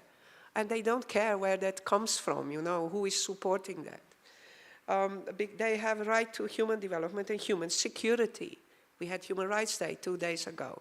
It was also about human security, economic, political, social. So building and nurturing mutual trust as basis for sustained collaboration, it's an essential precondition for addressing what needs to be addressed collectively. So if I'm allowed 2 recommendations for active and inclusive discussion on results framework at country level, to government institutions, if I'm allowed, esteemed Minister. build on SDG alignment to mainstream SDGs in sector-level result frameworks and across the budget process. The actions create policy anchors for development cooperation alignment to SDG targets and indicators prioritized and monitored by the country. Scale up efforts to expand the coverage and dissemination of disaggregated data. We just saw, and there is the point that comes together. Who is capable and willing to strengthen national government statistical units? It's not our job as an NGO, but the EU can do it. And yesterday we heard, I thought, the government of the Minister of Foreign Affairs of Italy and many bilateral member states, for which thanks. Reshape the local development partners group and other coordination mechanisms to focus collectively on these SDG outcomes prioritized in the new development plan of the country. Make it inclusive to accommodate meaningful participation of civil society therein. Well, I will not start talking about fragility because this afternoon there is a whole session about that, how difficult that is to achieve in fragile and conflict-affected states. And we have also recommendations to our own civil society partners on the ground, and we are doing our best to support them in that.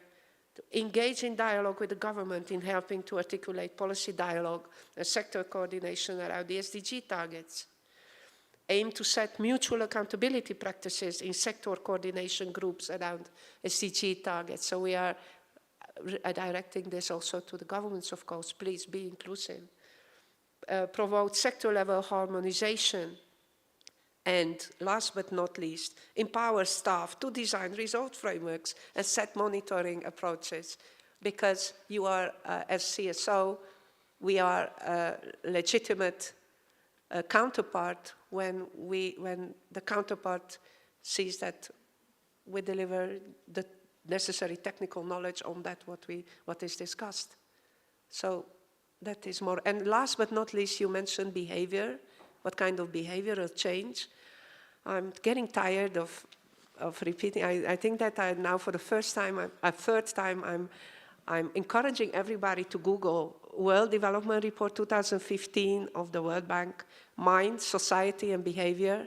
It's putting development on the psychiatrist's couch and saying, okay, so how human behavior is impacting the sustainability of development outcomes. It's the most fascinating VDR and nobody likes it because it's very confronting. So thank you. Thank you. We all benefit from going on the psychiatrist's couch from time to time. So we all benefit from being on the psychiatrist's couch from time to time, including development. So thank you for reminding us of WDR 2015. So thank you very much. I don't think Minister Gwengwe is actually going to be able to join us. No, I think I see nods over there. So I think he's been tied up in Parliament in Malawi. So I think we can move on.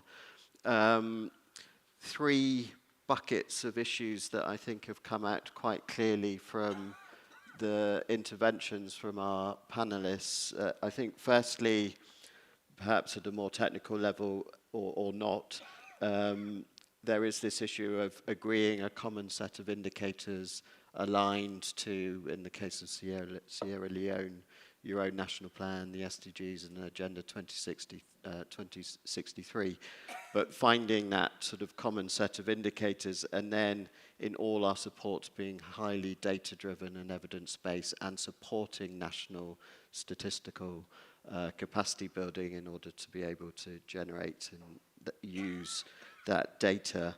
I think secondly, what's coming out is this sort of element of dialogue and learning and course correction and adaptation. I think having participated in one of the dialogues myself in Tanzania a few weeks ago, you can't beat getting everyone in the room and having these conversations about the blockages and opportunities around coalescing around a results framework and coordinating better. And then thirdly, perhaps more politically, I think your points, Isabella, around accountability of whom to whom around what is really important, and that element of mutual accountability also is in there. So I think what we'll do now is open up to any comments, questions, or answers, or solutions from the floor. And while I invite someone to take the floor for the first question, I will also look on my phone to see if there's any online questions. But let me invite Jennifer Del Rosario Malonzo from IBON International to give us a comment or question. Thank you very much, Jennifer.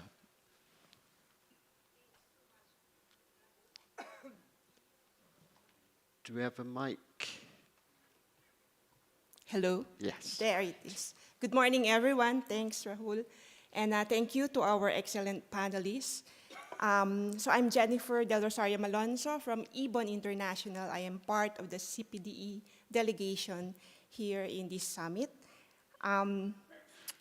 We have been, I really like Rahul's point at the beginning that results frameworks are not technical, but political. Amid all the challenges that we face today, I think we are affirming that we really need more effective results framework. And this event talks about needing that results to be levers for recovery. Now, for the results to be effective, this lever should be moved by the force of people's needs on the ground and their aspirations to be consistent with the principle of leaving no one behind. The minister earlier also pointed out some challenges in data collection capacity, which we see also in various studies. And one particular study I would cite is that the 2022 DCF survey shows that relatively few countries track progress in untying development cooperation. 2, track the use of development cooperation to combat inequalities. And 3, look at gender disaggregated expenditures and results. So these are just some of the challenges, and I think we really need to work towards improving that. Now, my colleague Isa's point about for whom are these results, and aside from, of course, for what, no? For us, genuine collective efforts and joint results require, of course, the basic role of CSOs and people's organizations on the ground at the country and local levels. CSOs are key actors in moving this lever to the right direction, so to speak. And we play the roles in asserting that results reflect people's needs, and especially in times of crisis. And we are, as development actors, involved in delivering people's needs. So one side of the collective efforts and finding joint results is about really CSO's right to contribute and participate in sustainable development. Earlier, we've also heard about the need for more transparency and accountability. This is especially on the side of duty bearers, which is the other side of the coin of CSOs being allowed to contribute and participate in sustainable development. Now, the basic premise of this is that duty bearers will facilitate people's access to information, as well as the means to contribute to conditions and mechanisms where CSOs and people's organizations could freely articulate and express their views and influence what kinds of development results are needed, such as ones that contribute to realizing people's rights, rural development, as well as sustainable national industrialization. So these premises, how do we make them become actual practice so that we don't just travel back to the old paths that we have been traveling but address actually the systemic inequalities and to move towards sustainable people-centered development. How do we transform the way we work in delivering the actual results that will address real problems experienced, lived by people on the ground? How do we make sure that the effectiveness principles and commitments that we are all affirming here actually contribute to actual improvement of lives at the country level? Thank you. Thank you very much, Jennifer. I will let the panelists mull over those words and think about if you would like to respond. Is there anyone in the audience that would like to raise their hand and come to the lectern to pose their own question or comment? Yes, please. And if you could also introduce yourself. And then I have a couple of questions online as well.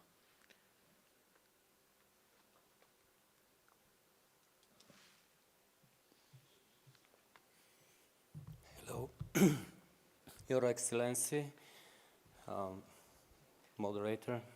Thanks so much for the opportunity. We're talking about. Could you introduce yourself, please? My name is Anton Martinov. I'm from Bulgaria, working with CPD and IBON International. We're talking about the indicator system, about the data collection, but do you have a view how the government's using the indicator system of SDG and the resolution of United Nations that has been approved in General Assembly 71313 on 2017? Because from our set of experience, less than 30% of the governments using this system when they're reporting on voluntary national reviews. Excuse me. Also, what is your opinion about that? We already need to consolidate our indicator systems in one. From other side, they must be open and flexible to give a chance to be added in the future more under indicators and indicators. Because of that we see world has changed for the last 3 years and will be not the same, and maybe this indicator system already can cover the needs of the new world. Of course, now are difficult times, but if we stop to looking forward, we will have troubles after 3 or 4 years. Thank you so much. Thank you very much. Can I ask if there is a Michelle in the room who's posed a question? Sorry, not Michelle, Melanie Shellens. Is there anyone called Melanie Shellens? Would you like to come to the lectern and pose your question as well? And then we'll take the 3 and get some responses from the panelists. Sorry to put you on the spot, Melanie.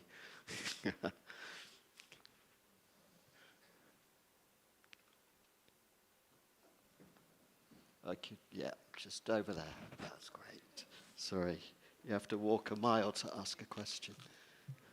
Thank you so much. We were already used to getting online even if we are in the room. So I'm Melanie Schellens from the Results Service Development Cooperation Administration in Belgium. My question was rather specific in the first place towards Mrs. Jager on the joint results framework for the Team Europe initiatives. There is a lot of investment done by the Commission and by Member States in order to develop a joint monitoring and evaluation framework for these Team Europe initiatives. And my question is, how can we take into account the local country perspective in these joint results framework? Thank you very much. Thank you very much. Okay, so let me turn to you perhaps first, Marietta. So there's 3 sets of issues here, all very different levels. One is around turning rhetoric into reality. The second is around the SDG framework and reporting, and whether you consider the SDGs as an effective sort of compass for your development planning and achievement of results.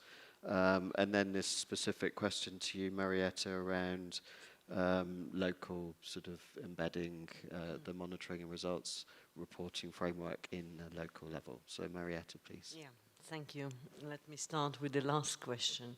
I was talking about more before, so that is the result framework for Team Europe initiative. And of course, I mean, let me put it rightly. It's all about the alignments.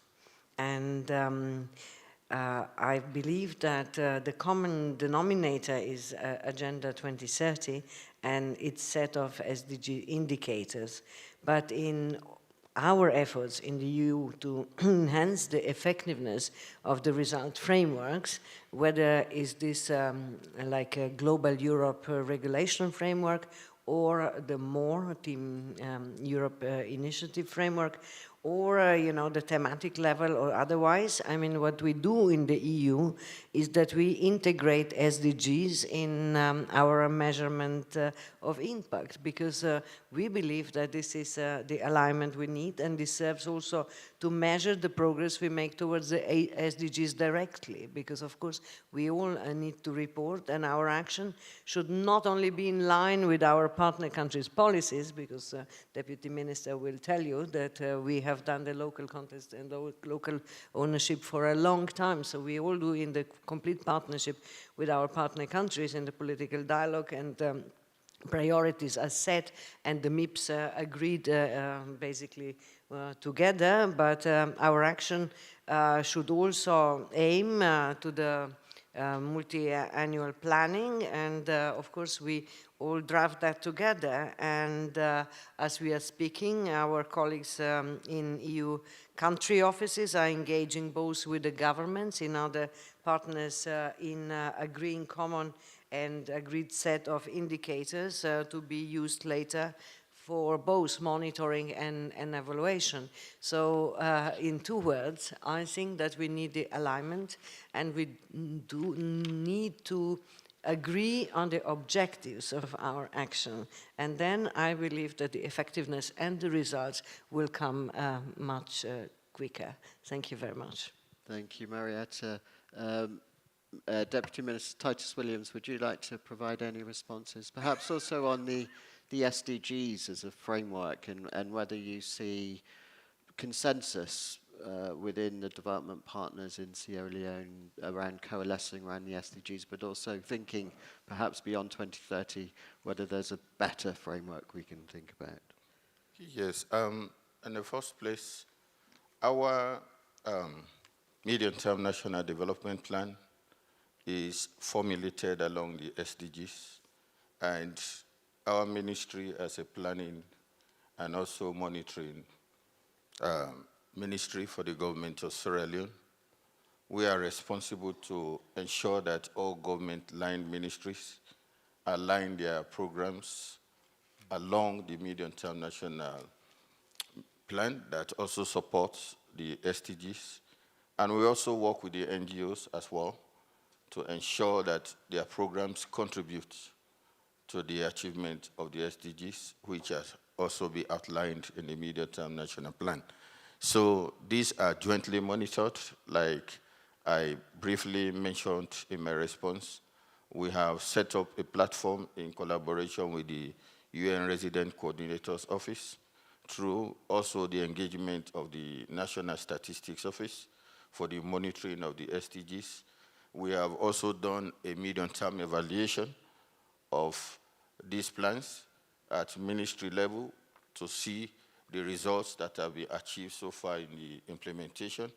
We are learning from the results as well, which will inform the formulation of the next plan. So we are very much deliberate at all levels, together with our partners. We also have a system that we call DPAC, that is Development Partners Committee. We meet quarterly, where we bring in all the development partners, international and national. We bring in line ministries, the reports, what they have achieved so far, They ask questions and also identify the gaps to inform the work of those ministries to ensure that together we are able to collaborate and achieve the SDGs at local level. Thank you. Okay. And may I ask you if there was one thing you would change around that whole architecture, what might it be? Well, I think we are learning that to achieve a stronger collaboration, for results, I mean, we need to be very deliberate and also create an enabling environment for developing partners at local level. I think we have learned that, and we are working deliberately to ensure that that one is achieved so that all our partners feel very comfortable and whatever they do contributes to the overall objective at national level. Thank you. Thank you very much. Isabella, would you like to provide any responses, perhaps also to some of the issues raised by your colleagues in IBON? Well, thank you. Thank you, Anton, for a great question. Actually, for me, the SDG is still the compass. So I think it would be I would be very worried if we would get rid of the SDG idea as a common compass. And to name the indicators, if you remember the mega exercise of the green one and the gray ones and everything, so you don't want to destroy that. And ideally, you have a national process that is monitoring all the time or regularly the progress on different indicators, and it allows for adaptation to the realities of the day. This is essential. But what I'm more worried about is, to be honest, Raul, I tried to avoid to talk about firefighting again. But it is what I see happening, what we saw, maybe all of us, happening over the past years with the crisis, COVID, and also war in Ukraine now, and many other things, is that the joint result frameworks, or any kind of result frameworks, need resourcing. And I see a huge competition for the resourcing, of the short term, because that is an emergency. And not only the thinking is not there for the longer term, but also the thinking about the resourcing, the long term.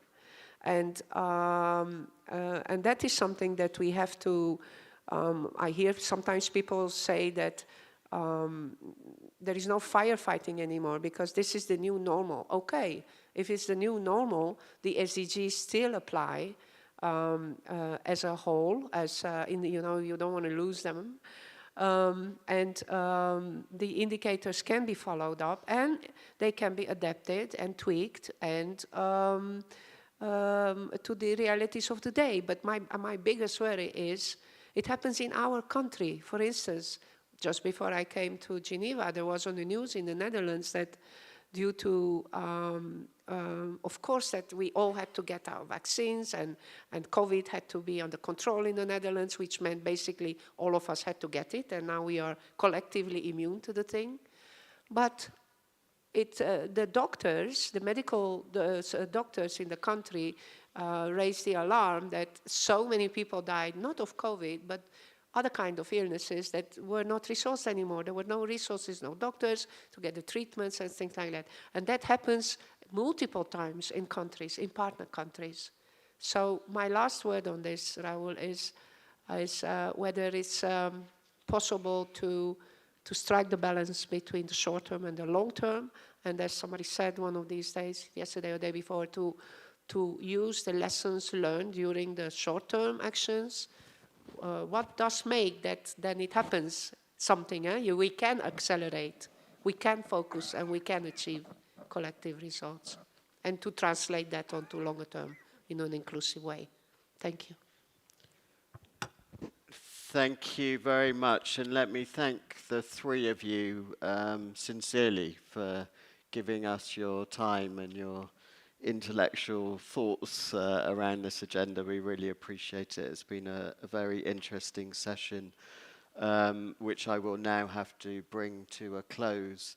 Let me just say that this joint OECD-EU cooperation, if anyone would like to know any more about what's coming out of these case studies and dialogues, please do approach me. I'm here for the next 2 days.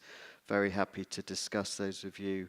My takeaway is also where I began, that there are trust issues, and I do firmly believe that bringing this sort of results lens can help towards shifting the needle on all of the effectiveness principles, and really thinking much more in terms of scale, coordination, comparative advantage, and really using results as a means as well as an end, in my view. And in that spirit, the DAC has agreed, endorsed, is held accountable against a set of principles, what we call the guiding principles for managing for sustainable development results, which really captures the essence of all of this discussion today. They encourage DAC members to be long-term, adaptive, iterative, aligned, and accountable for delivering results in support of partner countries. So please do also look at those guiding principles. With that, thank you all to all the panelists. Thank you all for being here and engaging, and I wish you a lovely snowy day in Geneva. Bye-bye, thank you.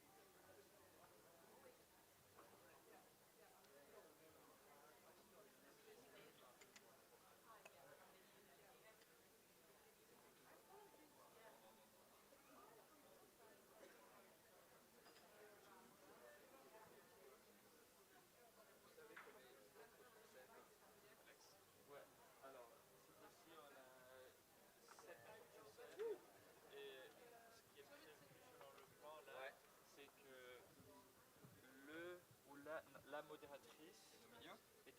Cool. Cool, c'est bon. Ouais, et les trois.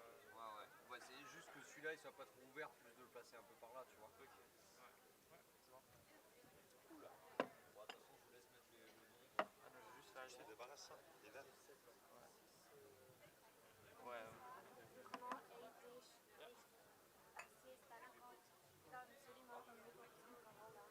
Aber das ist eine Beginning-Station oder wie? Oder wenn du Farbtest-Station hier, oder wenn du Wenn du das mal ist der Moderatorin in der Mitte. Ja. Aber dann können wir das dort auch nicht machen. Genau. Also eins dazwischen, oder? Ja. Das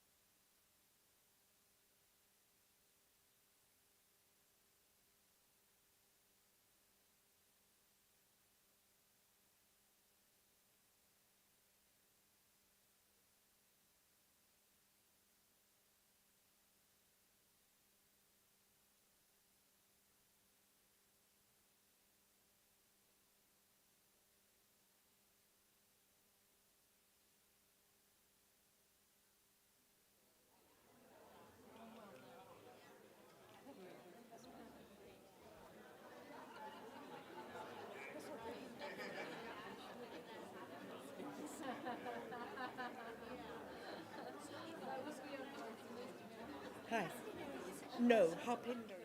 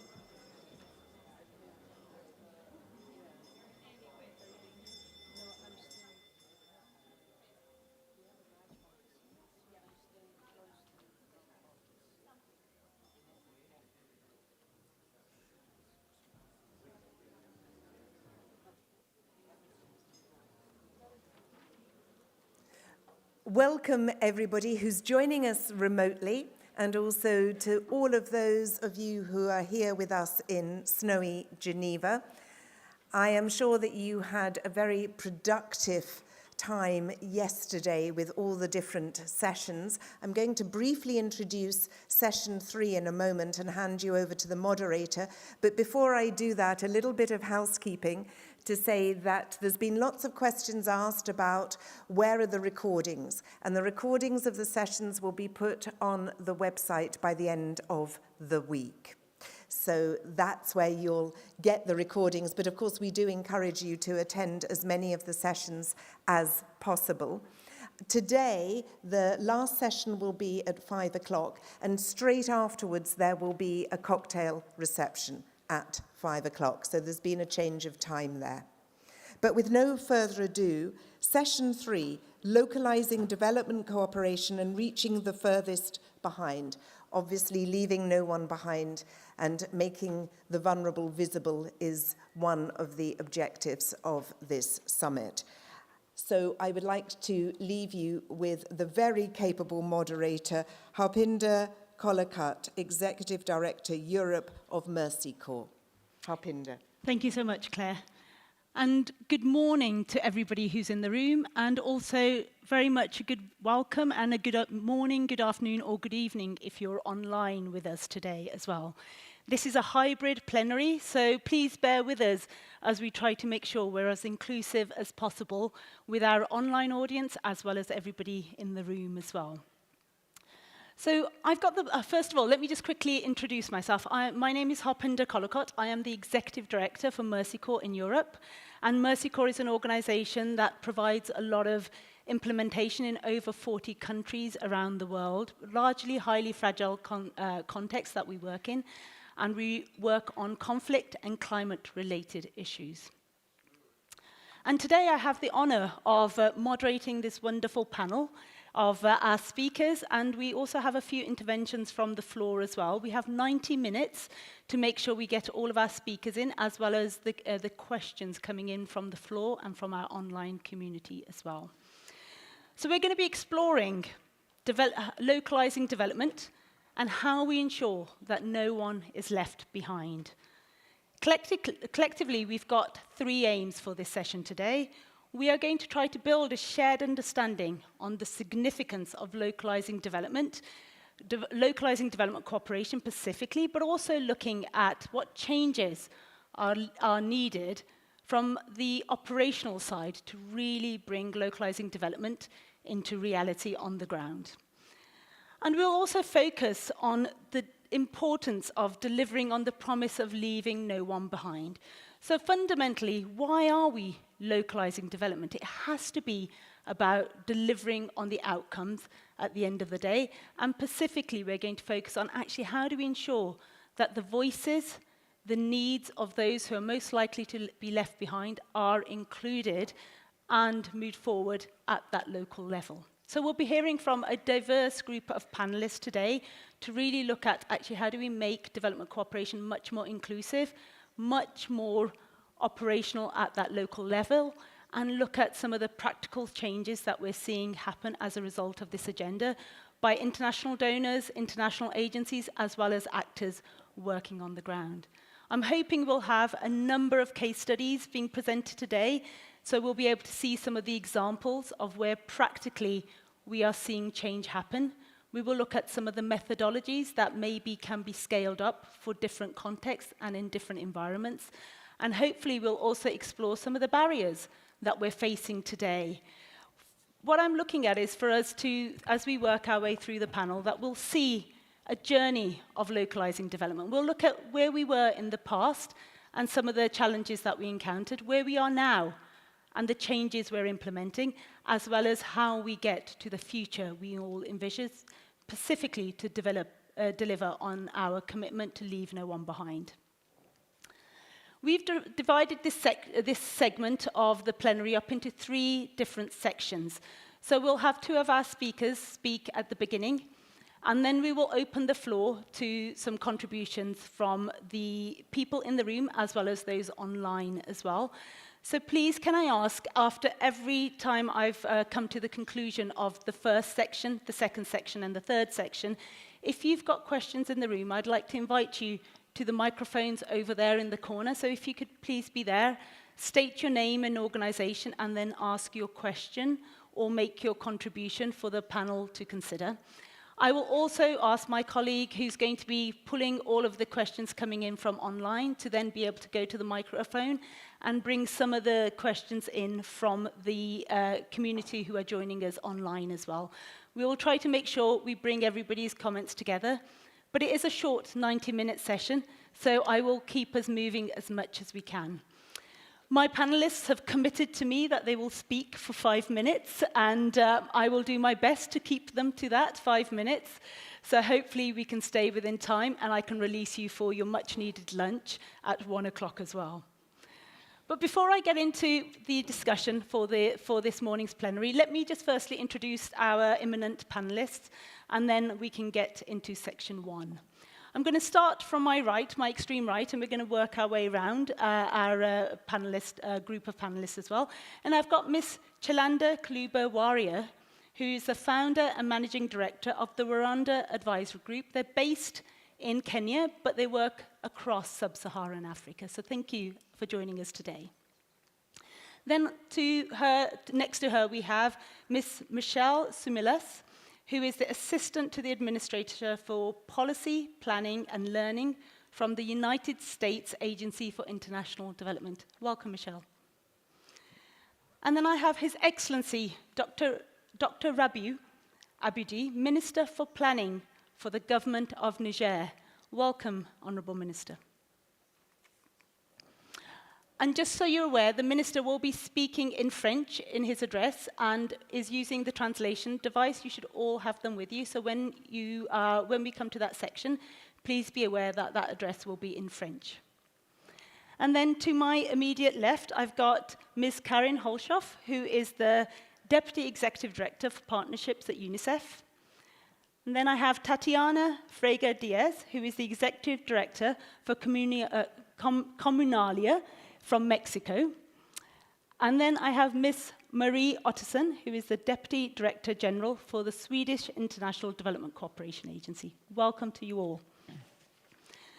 So let's start off with our first section, and I will be asking Chilanda and Michelle to kick us off first and foremost. We're going to explore what localizing development cooperation practically means from the ground, from a donor perspective, as well as from a civil society and advisory perspective as well.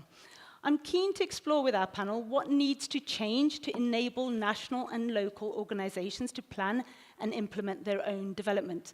So first I'm going to turn to Chilanda and really ask you to give us an example from your experience of localizing development cooperation. What are the opportunities that we have to support localization? including local governments if you can, and maybe civil society. But also, could you possibly reflect for us a little bit on some of the current barriers that are in place that are holding back progress? Thank you. Thank you. Thank you so much for inviting me, first and foremost, to the whole team that brought me here and has been keeping me here. You know, and I start fast, which could be a good thing or a dangerous thing, we shall know after the proposed 5 minutes. To my esteemed panel, I'm more than honored to share this podium with you. So much to say in so little time, so let me get into it. The question of localizing development cooperation, please allow me to switch that a little bit to actually say, how do we make development cooperation more locally led? Is what I prefer to say, because there's been lots of intentions to localize. There's a number of people on the ground that don't even like to be referred to as local in the first place, so localizing development is not quite getting us there.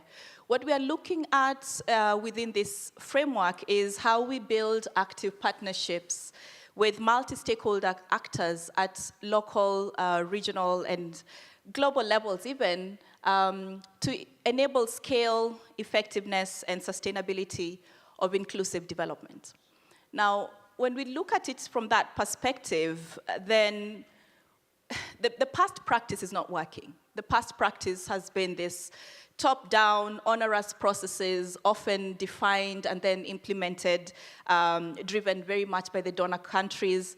And we want to switch that to going back to having more locally owned and run systems that are supported by the international, regional, and national resources, where, for example, we tackle the power dynamics that have been at play for a very long time, and instead have a lot more equitable ownership, distribution, and control of not just the resources, but also priorities that we set out to do. We want to see a lot of the bilateral and ex-lateral systems reframed and aligned to local and national standards and mechanisms, processes, and practices that have been there for long, which means we have to recognize them in that space. And then we want not just any funding, but we want the appropriate funding for us. I think the messages have been coming across, which is more predictable, more substantial relative to the problems that we are trying to sort out, and more importantly, flexible, because as we've had over and over, the issues are complex and ever-changing. We need that flexibility to go where we are needed.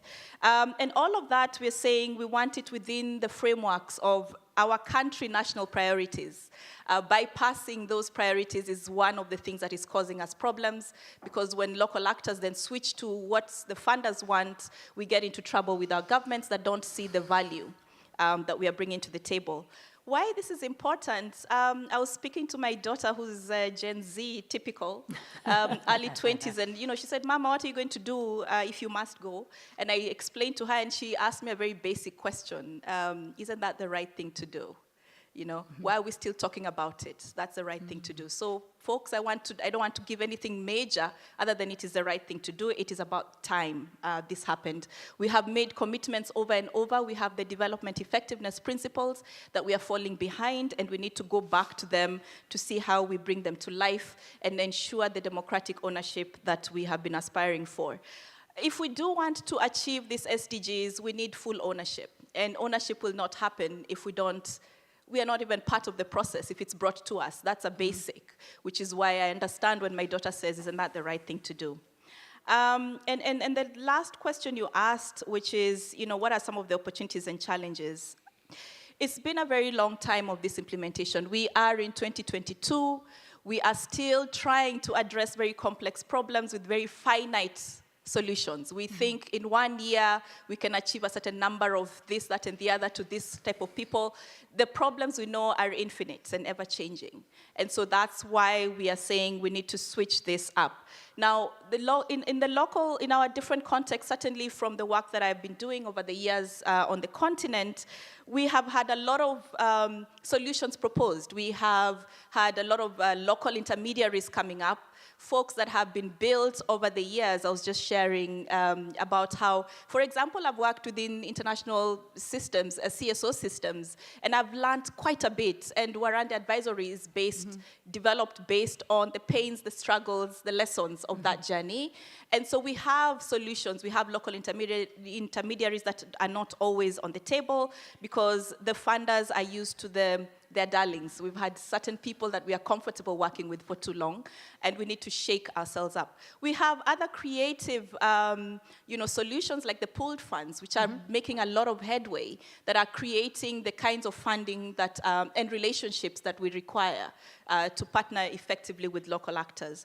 We have, we've also been told we don't want to give you money because local actors, you cannot scale, you cannot give you small amounts of money and you cannot absorb huge amounts of money. You only want to offer me one solution when I want a holistic solution. We've been told all of that.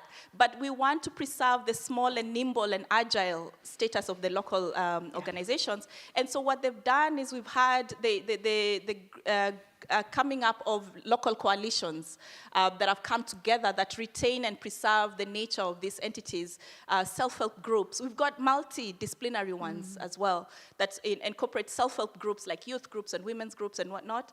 And they also bring in some community-based organizations. They also look into the national NGOs, and so they bring together these different strengths and propose actions. They coalesce around a community, which is what it should be. And therefore going back into community-led solutions versus those that are led by my strategy that was created 5 years ago, because we know anybody who's still implementing their 5-year plan that was developed 5 years ago is sadly needs to update themselves. So we have those solutions that are there that I cannot enumerate in detail in 5 minutes, but anybody interested, we can talk a little bit more.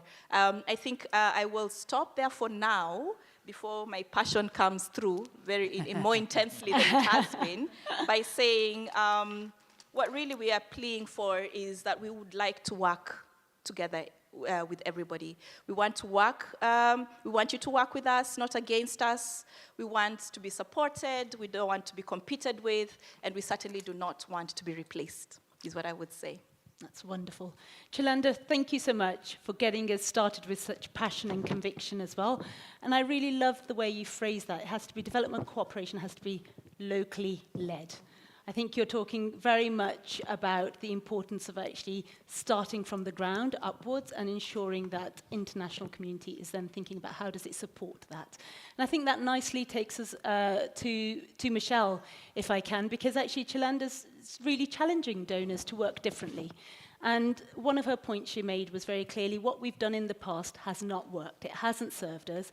So, Michelle, could you maybe talk from the United States perspective with regards to actually what you've learned from the past and how that's shaping the direction of travel for the United States as a donor, and how you're going to be changing some of your practices with other donors to ensure that we are much more locally led in our approach, but also that we're ensuring that the communities who are most likely to be left behind are included as well.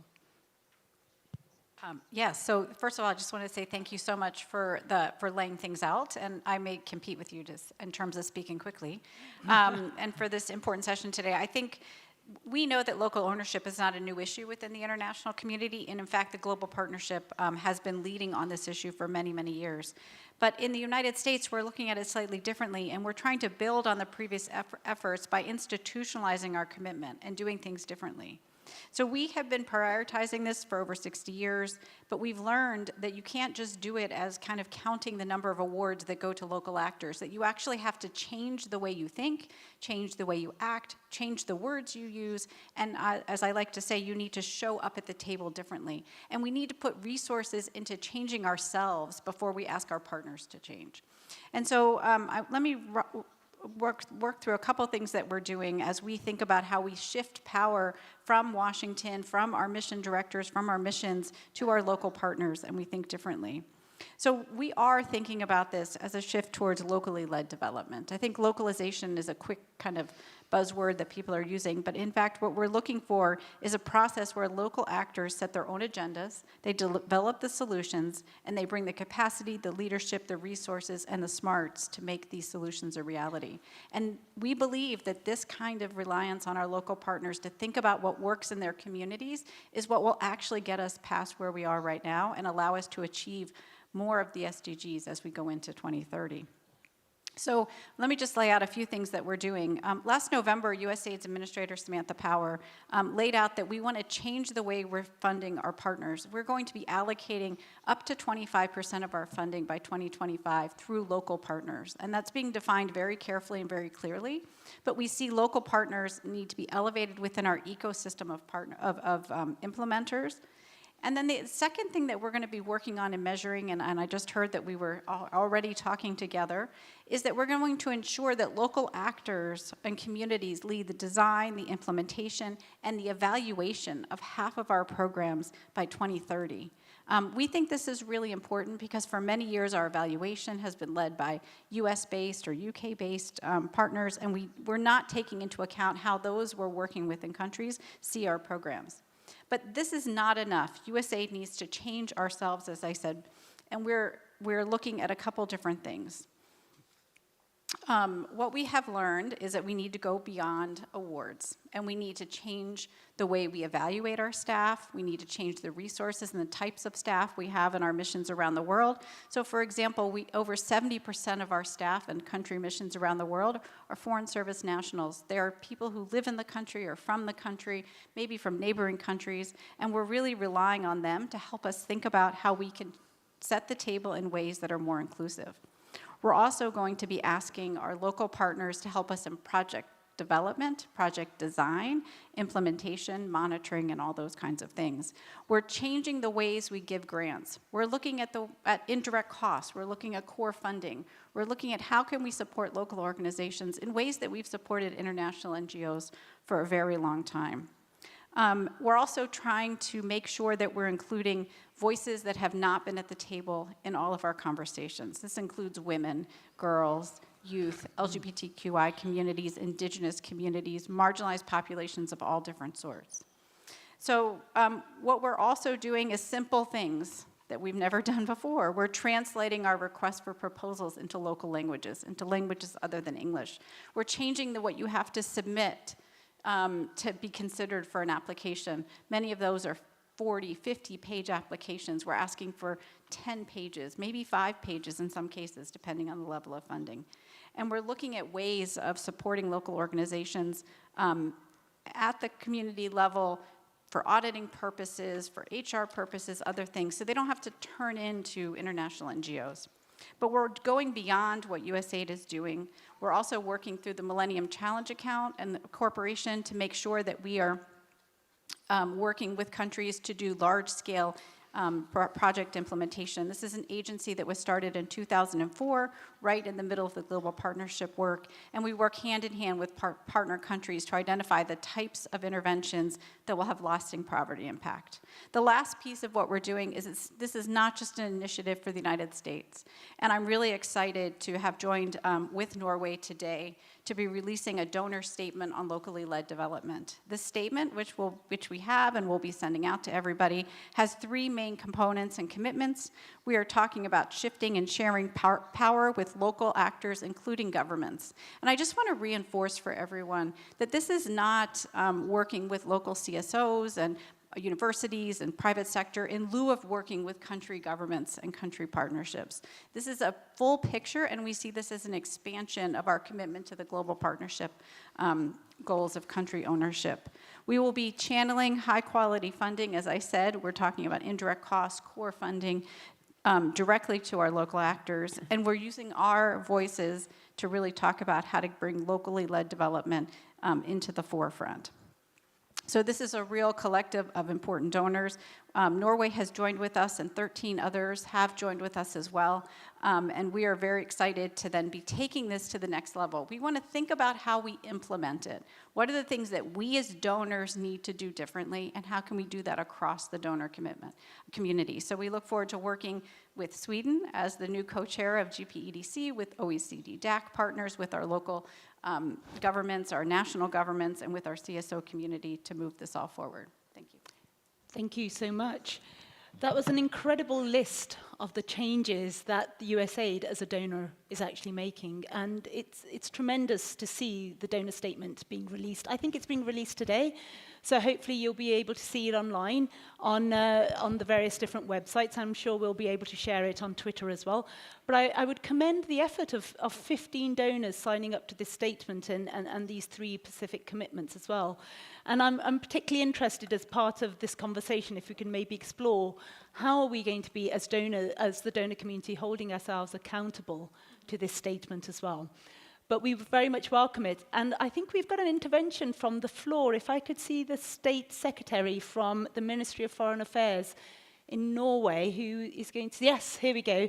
We've got the State Secretary, Her Excellency Miss Bjorg Sandika, who is going to be able to speak to one of our questions we had for Norway from the floor. So I'm sorry you're not here with us, but I would love to ask you a question with regards to actually how Norway is taking forward locally led development and what you've learned, but also what you can provide as guidance and maybe some lessons from your approaches for other donors as well, which we'd be grateful to hear from. Unfortunately, we've given you 3 minutes for that, so over to you. Thank you very much, and thanks for getting us together to talk about this really important topic. And we have been very happy and delighted to work with the US and others on this statement about localization. I've had some questions about what it means, and we see it as a necessary and important shift of decision-making and power to the country level and to the local level. It's in many ways a strengthening and addition to the concept of country ownership that we're very familiar with in this space of development effectiveness. We do need to shift the power, and that also includes us in the development community. We do need, as we heard from our colleague from the US and we heard from others during these past couple of days, we need high quality funding to be channeled as directly as possible to partners, to the country level, to local organizations, to local partners, to ensure that local capacity building and decision making. For Norway, we provide most of our development assistance through multilateral channels. So on the one hand, we have our bilateral support and our support through civil society, where we believe it is that very important to make sure that we are able to adapt to the local context and to make sure that decisions are made as closely to where the activities that we are helping to fund will be implemented. But it's also important for us when we work through the multilateral system that we are supporting and able to look at how the multilateral agencies come together at the country level and support that country level development. And there are very important and key changes happening within the multilateral system in that regard. Couple of examples that we've learned a lot from. One is we have a program called the Knowledge Bank, or where the capital is knowledge rather than money. And we provide support for statistical development in a number of countries. So our Bureau of Statistics helps build up the capacity to collect data and have the local knowledge about local conditions to enable even better planning. And we believe that's a very important component of what we do, and it shows, and it has proven to us as well, how evidence and localization can be a very effective tool for positive development. So I think I'll just end by saying that for us, locally led development means, again, that local voices are empowered and heard, including bringing those voices back to us. So the local voices are heard in the boardrooms of our multilateral partners and are heard also in our capitals. Thank you. Thank you very much, State Secretary. That's wonderful. We haven't got very long, but I want to give some time to questions for our first 2 or 3 panelists, actually. I'm sure Norway would be happy to address any questions that are emerging from the floor. If there are any questions from we've got one person there. Would you like to come to the mic, if that's okay? And please do state your name and organization, and then your question. And we've got some coming online as well. So let's take the first one, and then we'll come to the ones online. Thank you very much. My name is MacDonald Munyoro, and I'm from Zimbabwe. So I've just been listening to the panelists speaking, and I've just been reflecting and asking myself a question, because we're trying to talk about localization, but also more importantly, talking about the furthest left behind. Mm-hmm. And I think for me, when I think of the furthest left behind, especially in the context of the Nairobi outcome document, there were specific commitments made around gender equality and women, but also more critically to youth and children.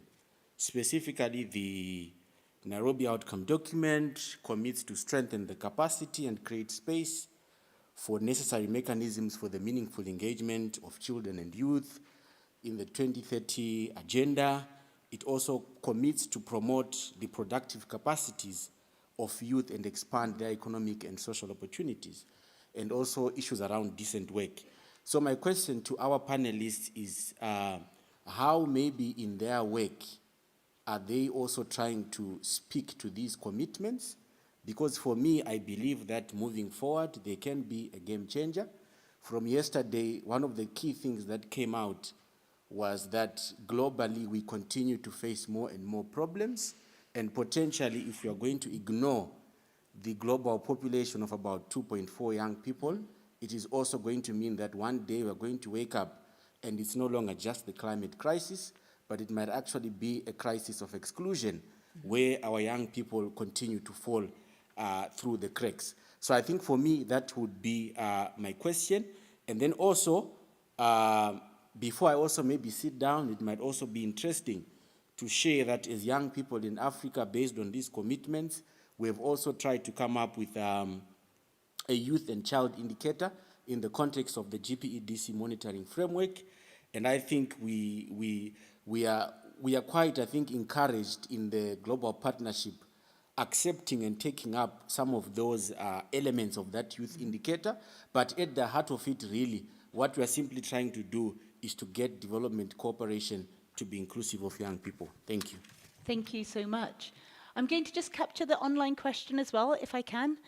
And then I'm going to, I'm so sorry, I'm going to just get our two panelists to respond to that. And as we go, if you have more time, we'll keep taking questions as well. So I just want to make sure we stay to time. So we have a very interesting comment from a representative of IOM, which leads to a very interesting question. There are existing commitments to localization, the OECD DAC recommendation on the humanitarian development peace nexus, for example, that speaks a lot about prioritizing working with local actors. Here is the question. What have we learned from the past that we can use in the future? Mm-hmm. Great, thank you.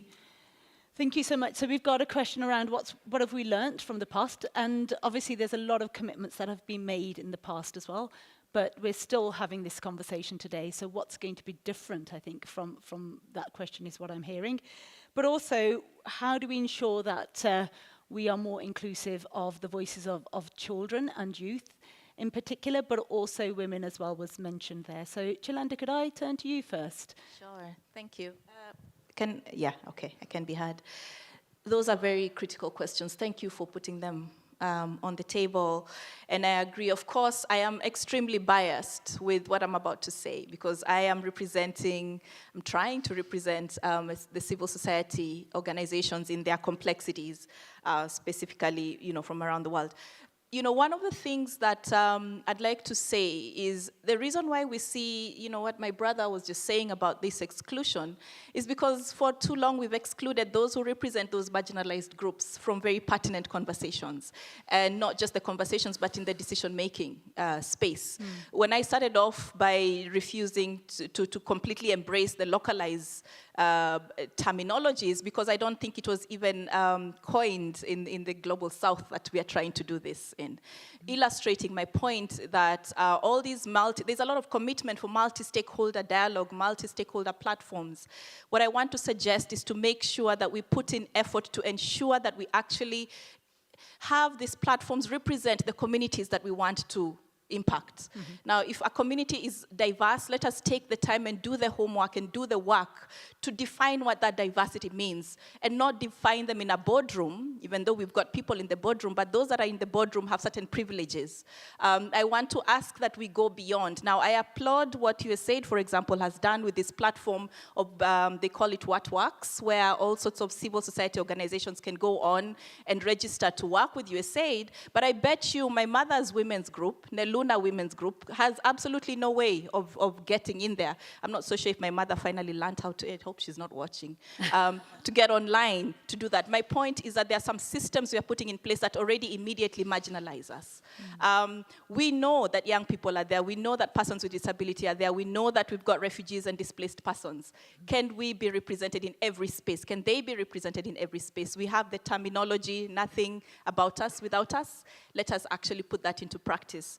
What I will say is that those, let us invest in actually building all these frameworks and structures in the ecosystem that we are working into, and allow that diversity to happen. It's the only way we can do that. And do listen. We have marginalized CSOs for too long, and that's why we are where we are at. These folks are on the ground. They are there, they hear it, they represent them, and I think they can represent it really well. And when we talk about working as directly as possible, please ask us. What does direct mean, is what I would say. That's great, thank you.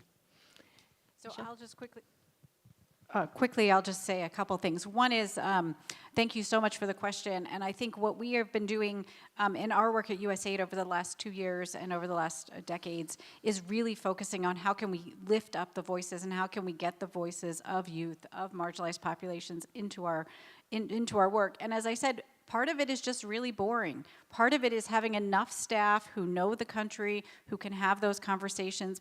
It's knowing who to call. It's knowing not to always call the person that gets called to every boardroom, but calling those other people who are out in the community making a difference.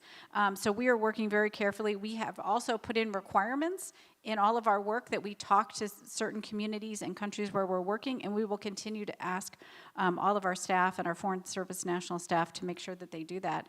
I just want to also just reflect on the question from Ireland about the past commitments. And it is true that many of us have signed up to commitments to work with, to do locally led development in our humanitarian work and our peace building work. But we found in reflecting over the last couple of years that we hadn't done as good of a job in the development community. And I think that's what really galvanized the donor community that signed on to the statement, was to say we need to catch up a little bit to what has been committed to in the Grand Bargain and other places in the development community.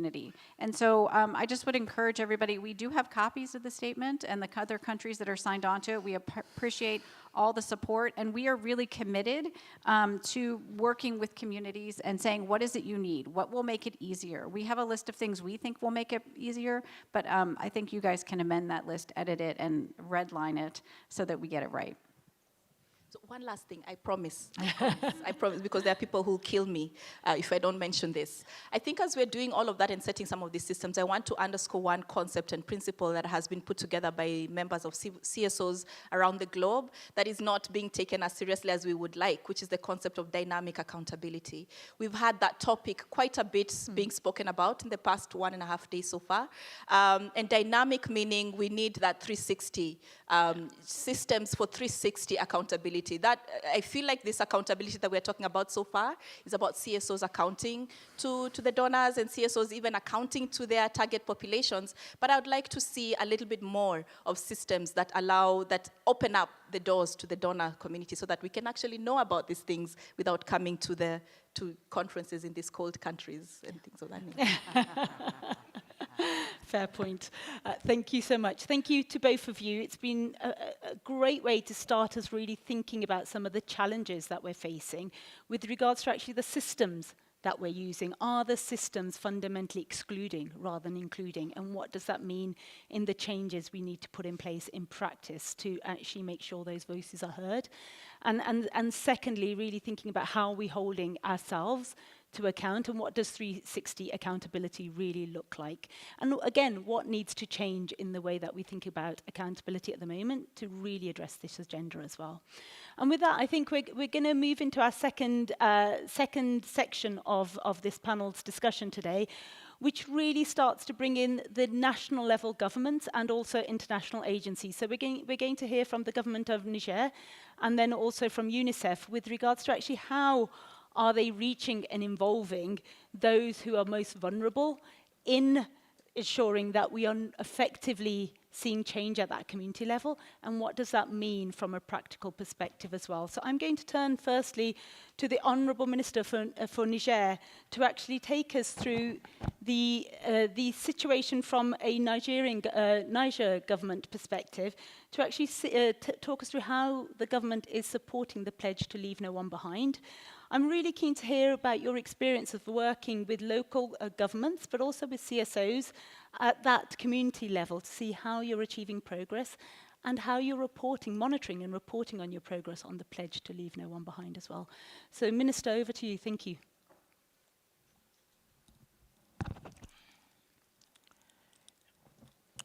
Merci.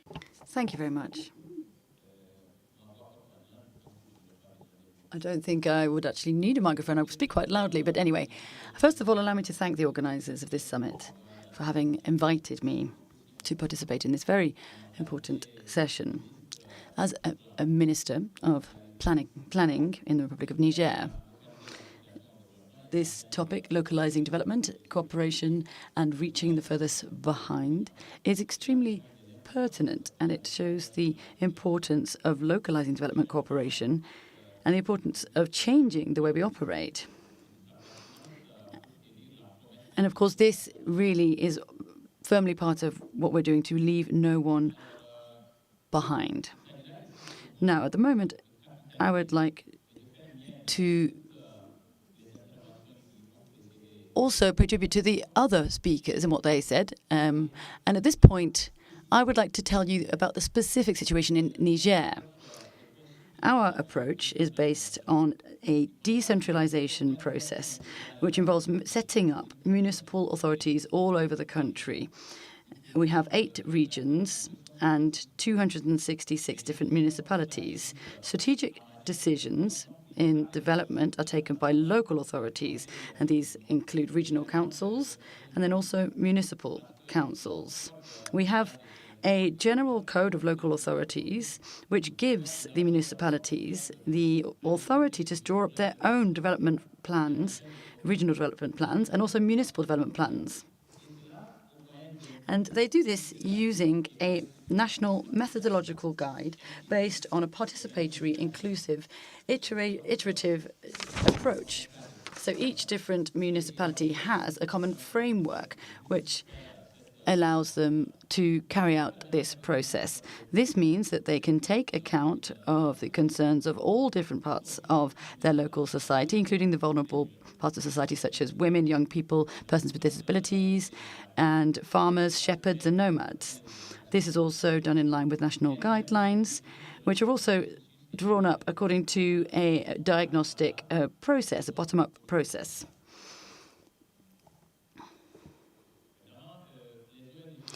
NGOs have proven expertise in this sort of process, and they're also firmly rooted in social and cultural environments where they operate. They also have quite a great deal of operational flexibility, and they are involved in this process. They provide support and advice to local authorities, and they also carry out a monitoring role to make sure that no one is left behind or left out of this process. Our local planning process has involved various different partners, including some of the UN system entities. So we carry out a process of participatory municipal planning. We have also further developed this recently with an integrated participatory approach, and also based on the experience of what we call the social contract. We've also received support from the World Food Programme and also from UNICEF. These are two UN system agencies, and I'd like to commend their work at this point. In terms of political commitment, it's important to note that in our general political policy declaration, the Prime Minister demonstrated his intention to not leave anyone behind through theme 7 of this statement. This is entitled National Solidarity and Social and Economic Inclusion. This involves social protection, strengthening mechanisms for social protection, empowerment of women, protecting children, providing youth access to jobs, and also disaster management. And also through the Economic and Social Development Plan that I've recently presented to our technical and financial partners that just last week. So this plan involves Program 12. And Program 12 covers strengthening local governance and planning. Through this plan, the government has set itself an objective of promoting decentralization and local governance, and also responding to the needs for inclusion and accountability when it comes to certain different social categories. Now, this is the institutional process, but we also have a political process of decentralization. Allow me just to give you some specific examples of what we've been doing, which demonstrate our intention to not leave anyone behind. In Niger, we have set up a number of different programs which take account of our specific characteristics. We have many young girls who are behind at school, and that relates to our cultural specific characteristics. We're a majority Muslim country, and many young girls have not been to school. So there are these cultural factors that mean sometimes parents are reluctant to send their girls to school. Our government has therefore set up a boarding school program for young girls, which is one solution to try and allow girls to catch up at school. And we have provided $1 billion of funding for this program, and it covers the 2022 to 2026 period. So why is this what we're focusing on? Well, our overall school enrollment rate is 56%, but girls are 13% behind boys in terms of school enrollment. We also have different demographic issues. We have one of the highest population growth rates in the world, 3.9% per year. We also have a very high birth rate, one of the highest in the world, where women tend to have an average of 6 children. And if you go into rural areas, there are areas where women give birth to an average of 9 children each. So to address these demographic issues, which should not necessarily align with the economic progress, the program aims at enrolling girls in school and helping them to stay in school, providing the conditions that can allow them to do that. So by educating girls, then they won't be able to get married so early because they'll be in a favorable learning environment. And then when they leave school, they'll be well educated. They can be engineers and doctors. So they won't necessarily accept to have 9 children. They'll just reject that idea. So this will help us to resolve our demographic problems and also include girls and women in education. A second example I'd like to tell you about involving leaving no one behind is the program for mobile roaming schools for nomad children. So we have a large population of nomads in our country. And so these nomads move around. They're not in the same place for the whole year. After the rainy season, they move with their animals to try and find a new grazing area. And they move, of course, with the children. Now, to try and make sure that the children do not miss out on school, the government has set up a system where the school actually moves with them when their families search for new grazing areas. So this really demonstrates our intention to not leave anyone behind. Their parents are nomads, and that's the way they function, so we're trying to cater to those needs. So that's one of the specific programs. The third specific program I'd like to mention is a program involving delivery of public services and access to jobs, as well as providing economic opportunities to young people in conflict areas. We had a speaker from Tanzania, I believe, who mentioned the danger of leaving young people behind. And this is something I'd like to highlight. It's very important to tackle this issue. In the Sahel area, there is a great deal of insecurity because of jihadist and terrorist attacks. But what's really happening is that there are professional terrorists that come from elsewhere, but also these people tend to recruit young people from our local communities because, in fact, we've not been able to offer these young people sufficient economic opportunities. So then when someone comes with an offer for them, they find it quite appealing. They're recruited by terrorists, they train them, they indoctrinate them, and then they will come back and attack their own brothers and sisters. So this is one of the dangers of leaving people behind. So to try and tackle this, we've set up a very ambitious program with the support of our partners where we have been delivering public services to these young people, and we've been setting up centers where young people can come together, and when education is difficult, these young people are provided with shelter, and then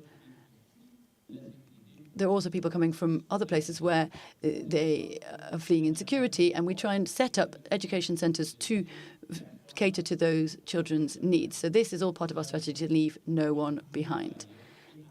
So this is what we're doing to try and prevent young people from being susceptible to terrorist recruitment. We're providing them with economic opportunities in partnership with the various different partners and stakeholders.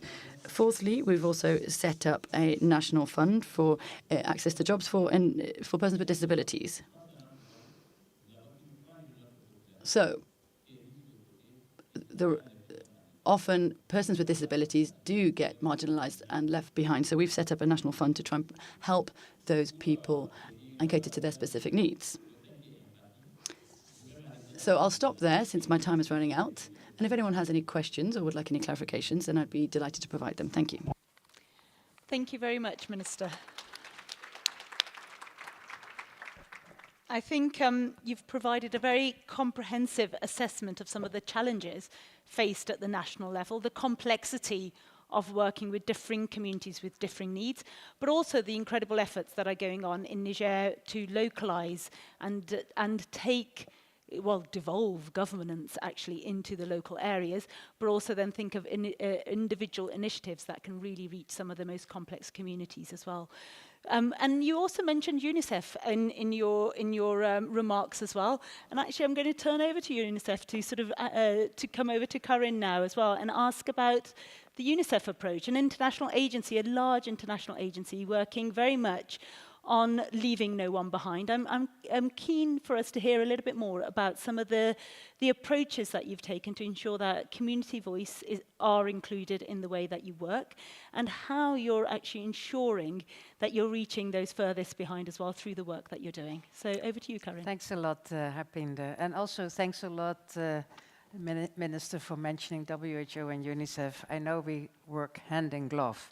So it's a real pleasure to be here with all of you. At UNICEF, I think we've long recognized that we first can't do it alone. If we think first about the Millennium Development Goals, now the Sustainable Development Goals, the Agenda 2030, the challenges of our times are so vast and so immense that not only do we need to partner, we also need to do things differently, as we heard from USAID and also from you in Kenya. So we are an organization that is present with country programs in 158 countries.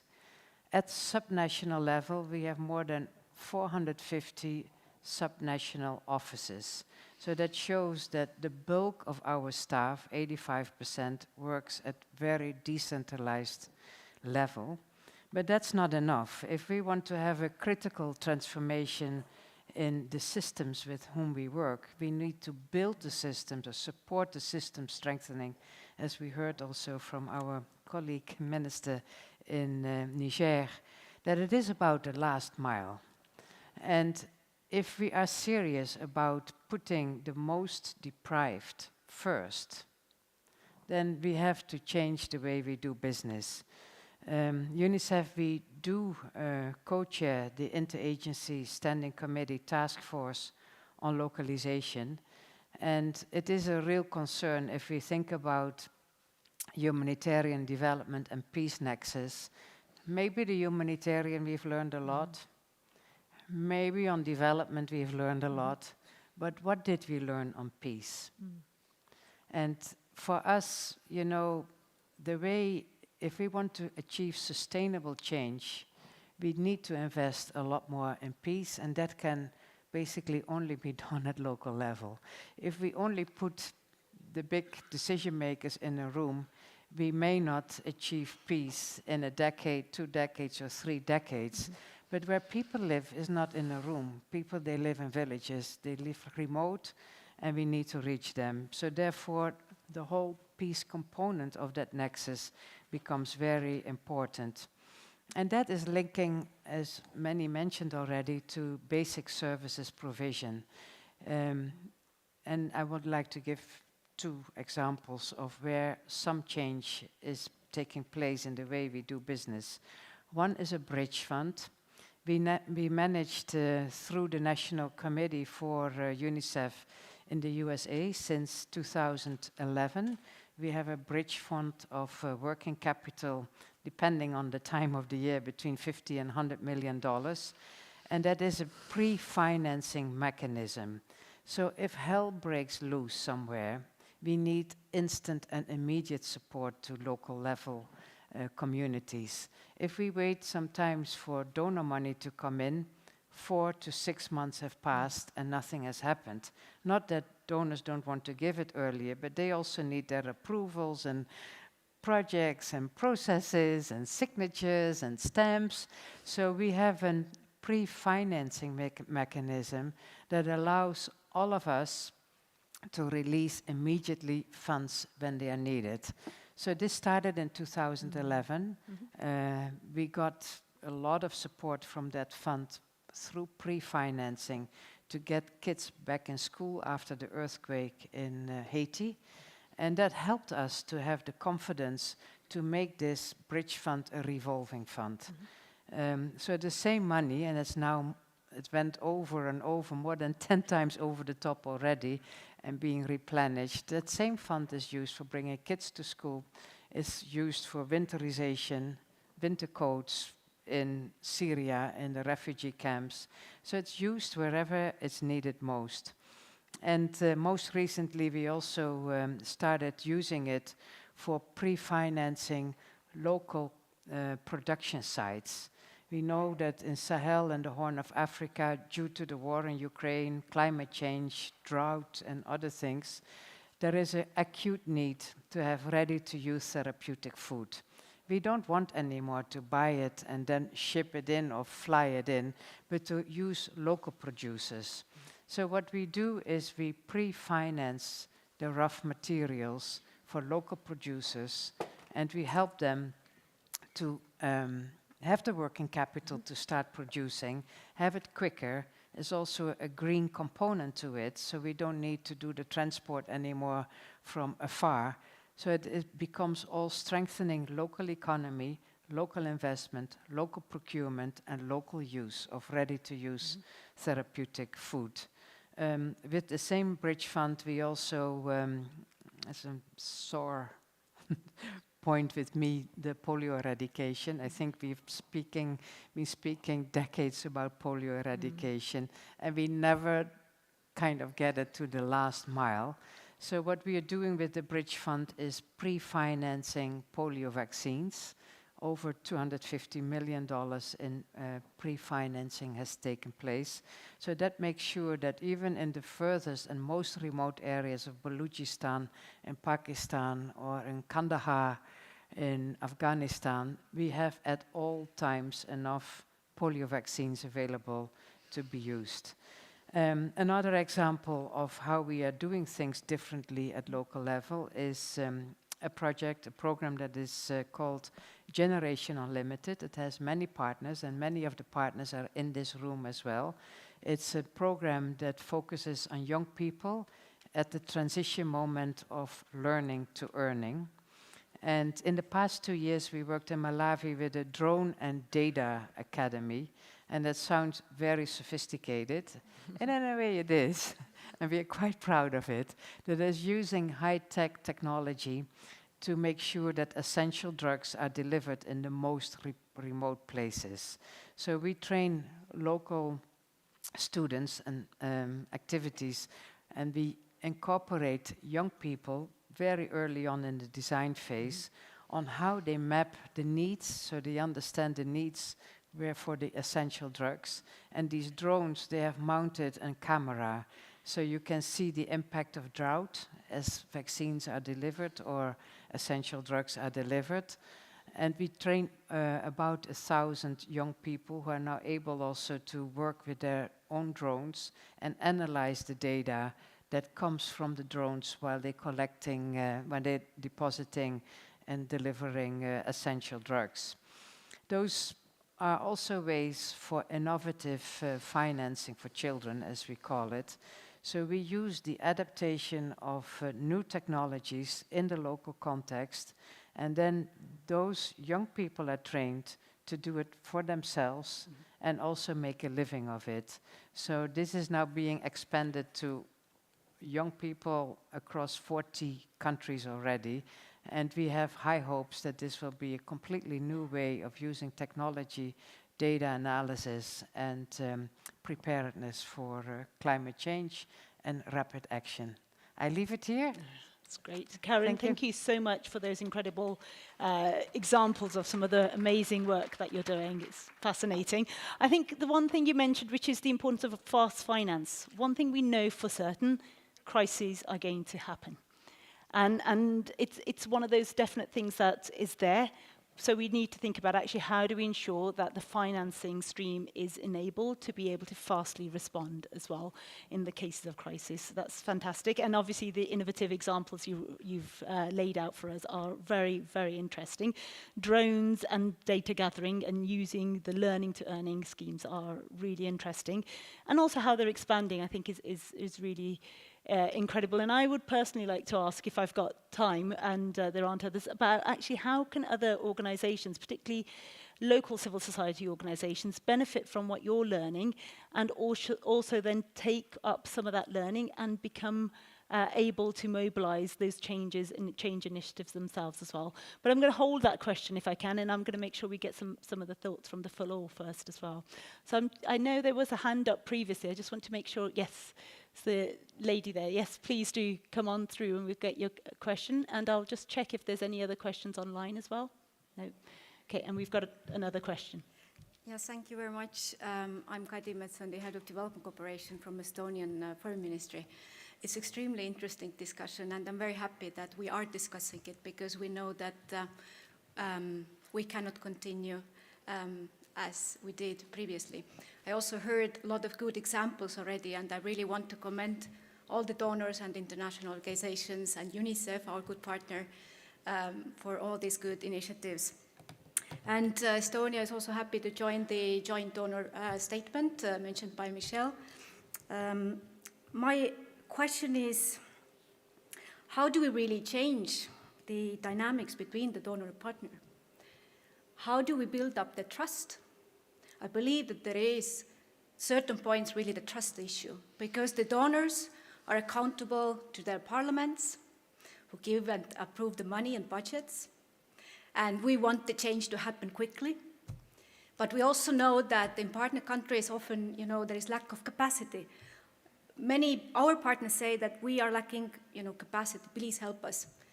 So, what do you think? Should our actions go in parallel, like building up trust, building up capacity, but also really have the flexibility for financial instruments, or what's really the way forward. The statements are nice, but how in practice we really take these next concrete steps. Thank you. Thank you very much. I think you're posing a big conundrum there that we've been debating for a while, but I'll be interested to hear from our panel. I've got another question, and we'll take that if you want to come. Yes, absolutely. And then we'll go back to the panel as well.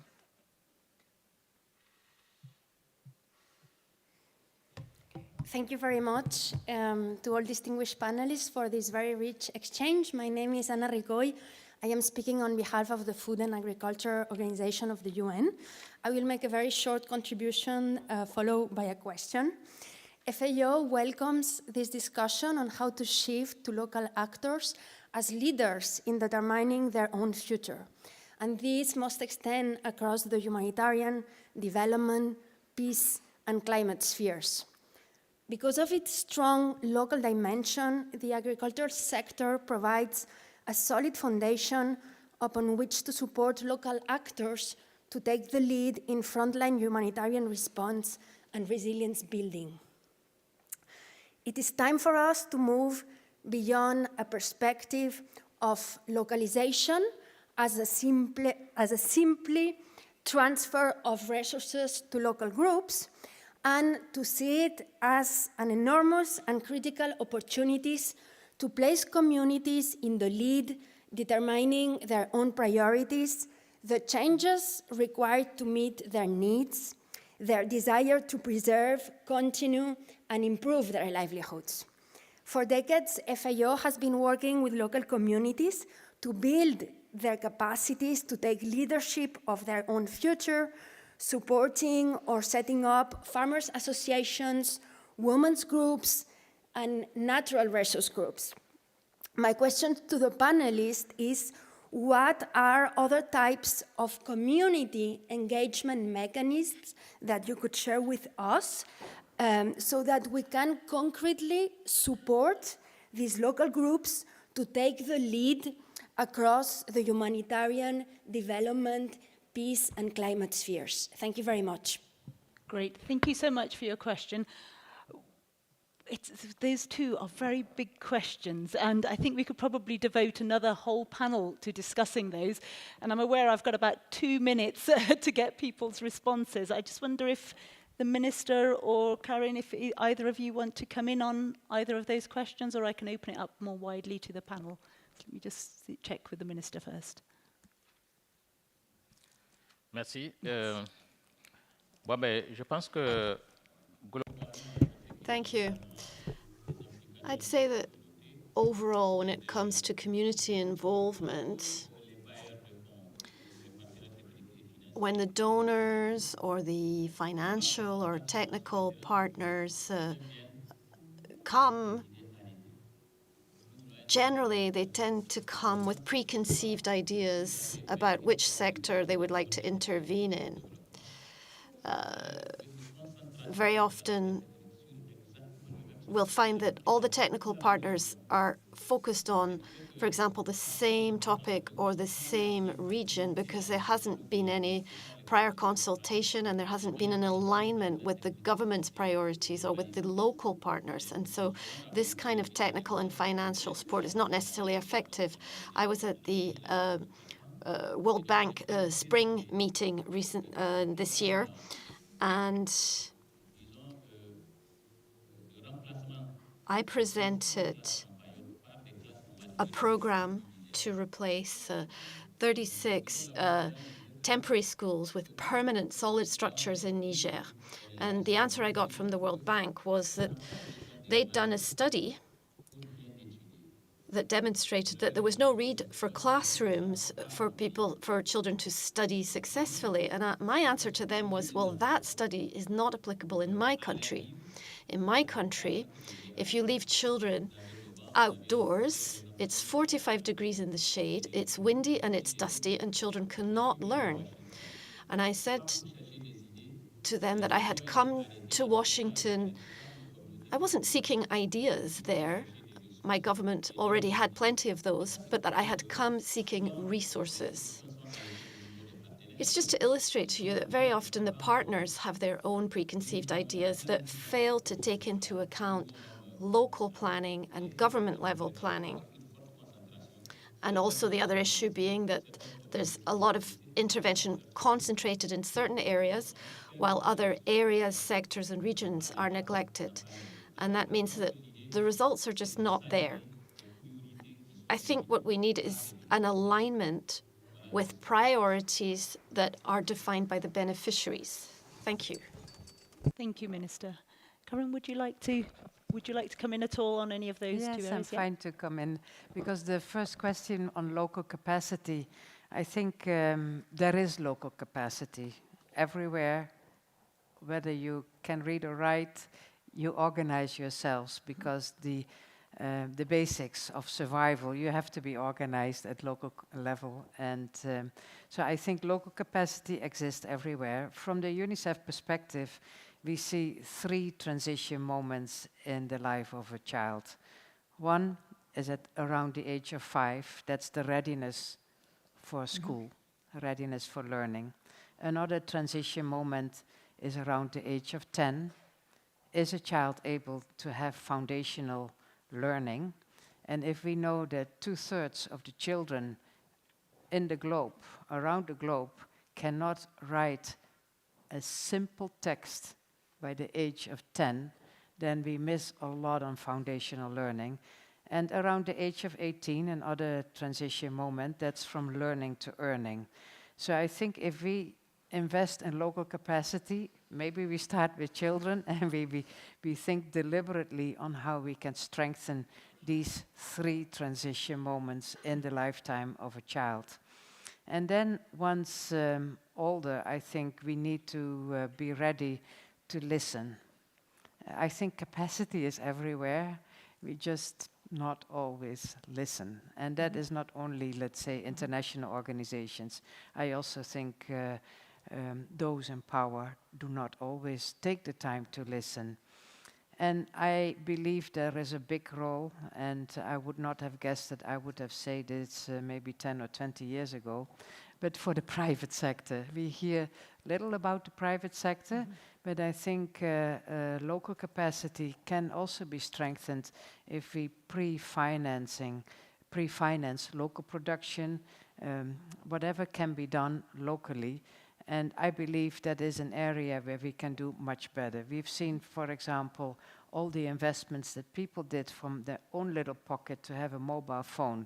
People had no phone at all, no landline, nothing. They jumped directly to a mobile phone, and now they know much better what are the market prices, where to go to sell their products. So I think that leapfrogging together with the private sector is very important to strengthen local capacity. That's great. Thank you so much. I think we heard very loud and clear there. We need alignment. We need alignment from the local to the national to the global level. And that's really critical. And sometimes that lack of alignment is making us not be able to communicate and not move the agenda forward as well. So how do we get that alignment is going to be critical. And secondly, I think we have to change our mindsets around what we think about capacity and local capacity as well. So I think that those 2 messages are very loud and clear. And it also leads us to Tatiana, our 3rd section, which is really about hearing from examples in Mexico, how philanthropy has been working with civil society there to actually achieve that change. Be great to get some examples from you on what we can learn before we move to Sweden in our in our 3rd section and our final section, to actually hear a little bit more about what is Sweden doing as a donor, but also the future of GPEDC on this issue as well. So Tatiana, firstly to you. Thank you. Thank you so much for the invitation. And yeah, I'm going to talk a little bit about what the role of local philanthropy is in locally led solutions, and specifically community philanthropy, which is a framework of actually having a locally led development and mobilizing resources from the communities for for a local development. So I'm going to do this talking about a specific example. Comunalia is the alliance of community foundations in Mexico, and we group 17 community foundations in the country in 16 different states. And what we do as community foundations is work in a territory, and we are a vehicle for generosity. So we are local donors, but we also mobilize other kind of resources locally to make sure that we're finding the local solutions that we need for the well-being of our communities. So this particular example is the Active Communities Fund. It's a recent project that we just finished. It was a 2-year project where we mobilized resources, both private and development dollars, for the community foundations to provide solutions to the COVID pandemic, specifically in the economic and social recovery of their own communities as they understood them themselves. So I'm going to talk about 3 things that I think are relevant to make sure that these solutions are locally led. The first one is that this particular fund was built on a dialogue, and it was built on listening from our international donors, listening to the needs of local institutions like community foundations. So we acted as an intermediary between private and development dollars and the community foundations to make sure that we had a flexible fund that could allow for multiple solutions and not only one type of solution that fits everyone.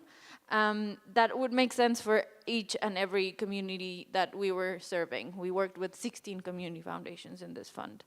And we mobilized around $700,000 from international donors that in turn were matched by the community foundations. We challenged them to match one-on-one these dollars, and they managed to multiply it almost by 10. Why? And this leads me to the second point.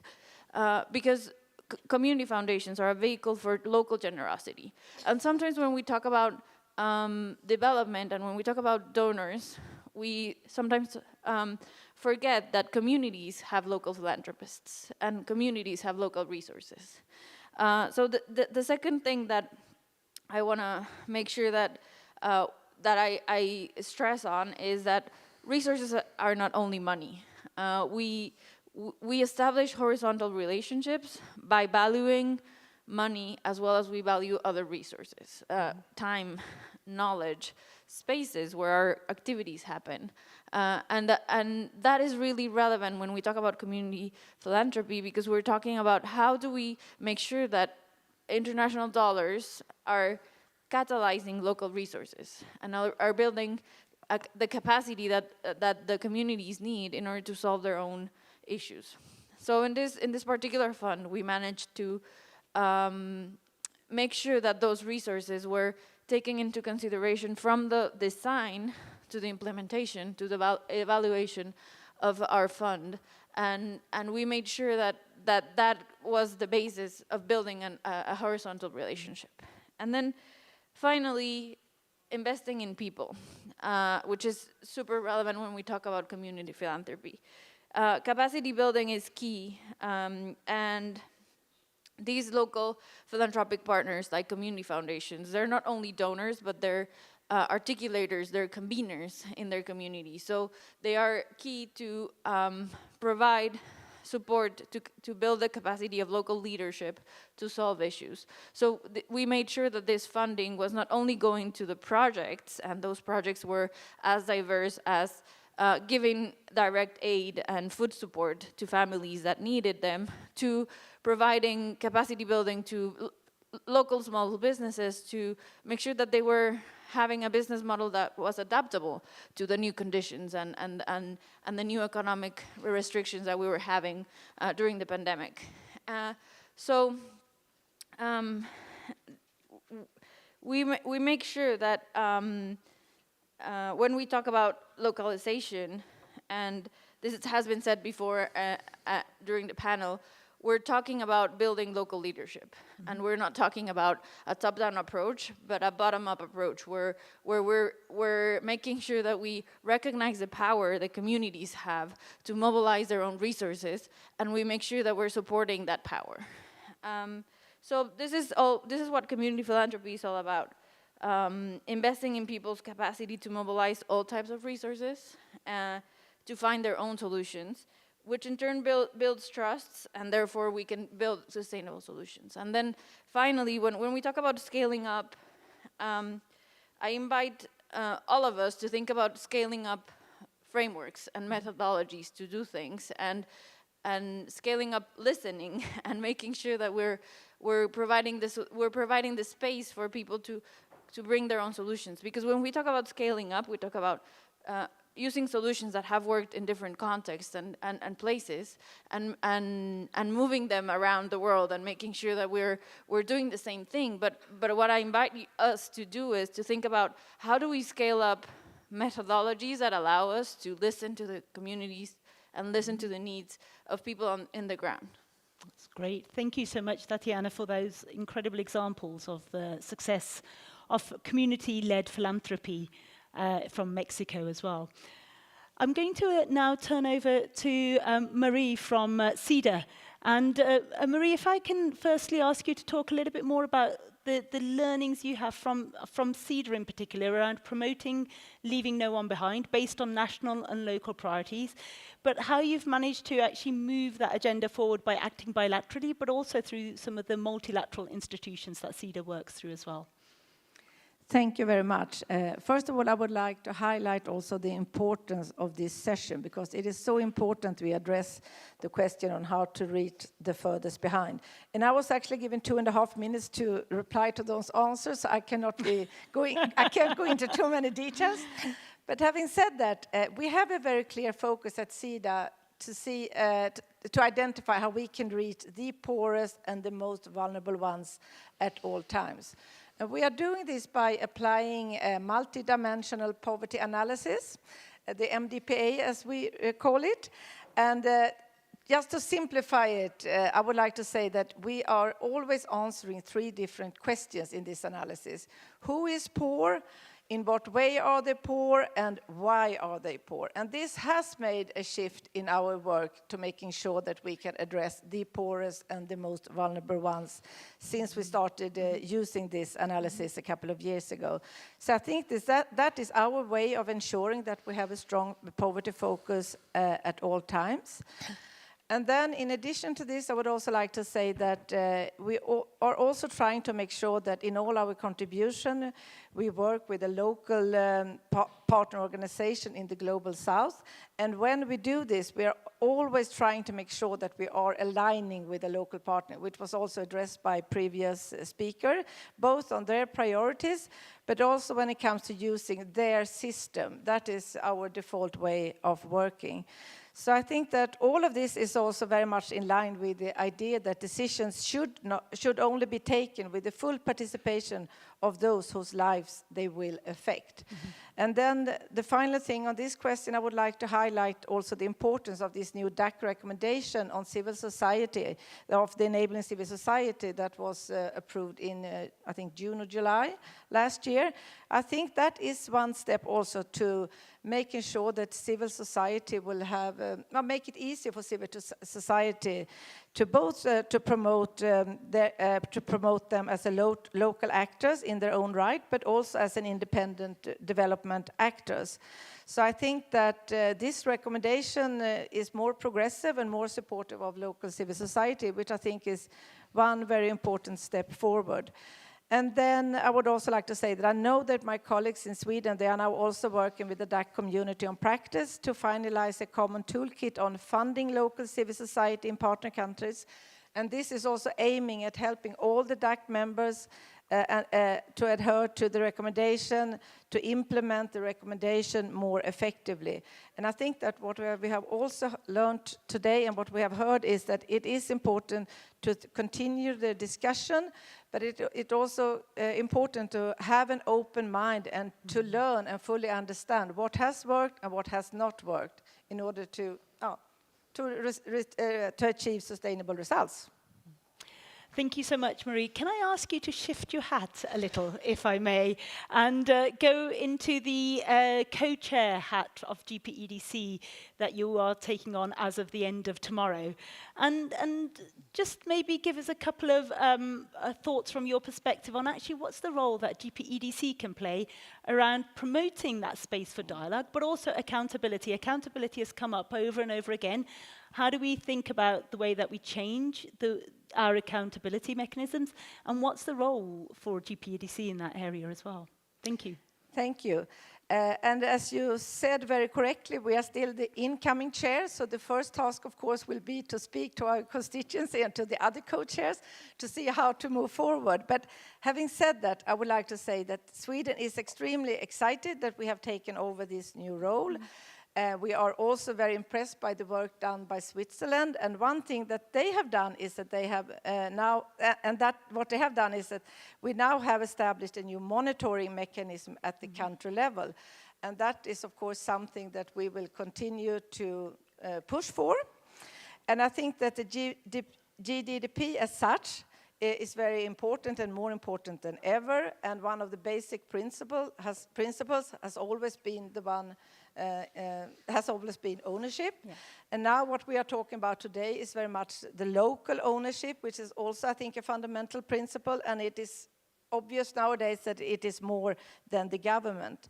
So as an incoming chair, I am hoping and I believe that we will also push for an inclusive partnership at the country level. And at the local level, I'm thinking very much, that we need to have everyone around the table there. This partnership has to include, of course, the national government, but also civil society, private sector, the trade unions, as well as, of course, the international community. So to work for a broad partnership at the country level, that will very clearly be one of our priorities. And I do believe that that in itself will also strengthen both the accountability and the transparency in our efforts to making sure that no one is left behind. And just to say a few words about this new delivery model, I think it is important to acknowledge that this is a new model and it is a new way of working. And I think that it is also clear that we all have to do better if we want to have the sustainable results that we are all aiming for. But this new model also includes the reform monitoring exercises. And I think that that one will actually contribute very positively also to a locally led development.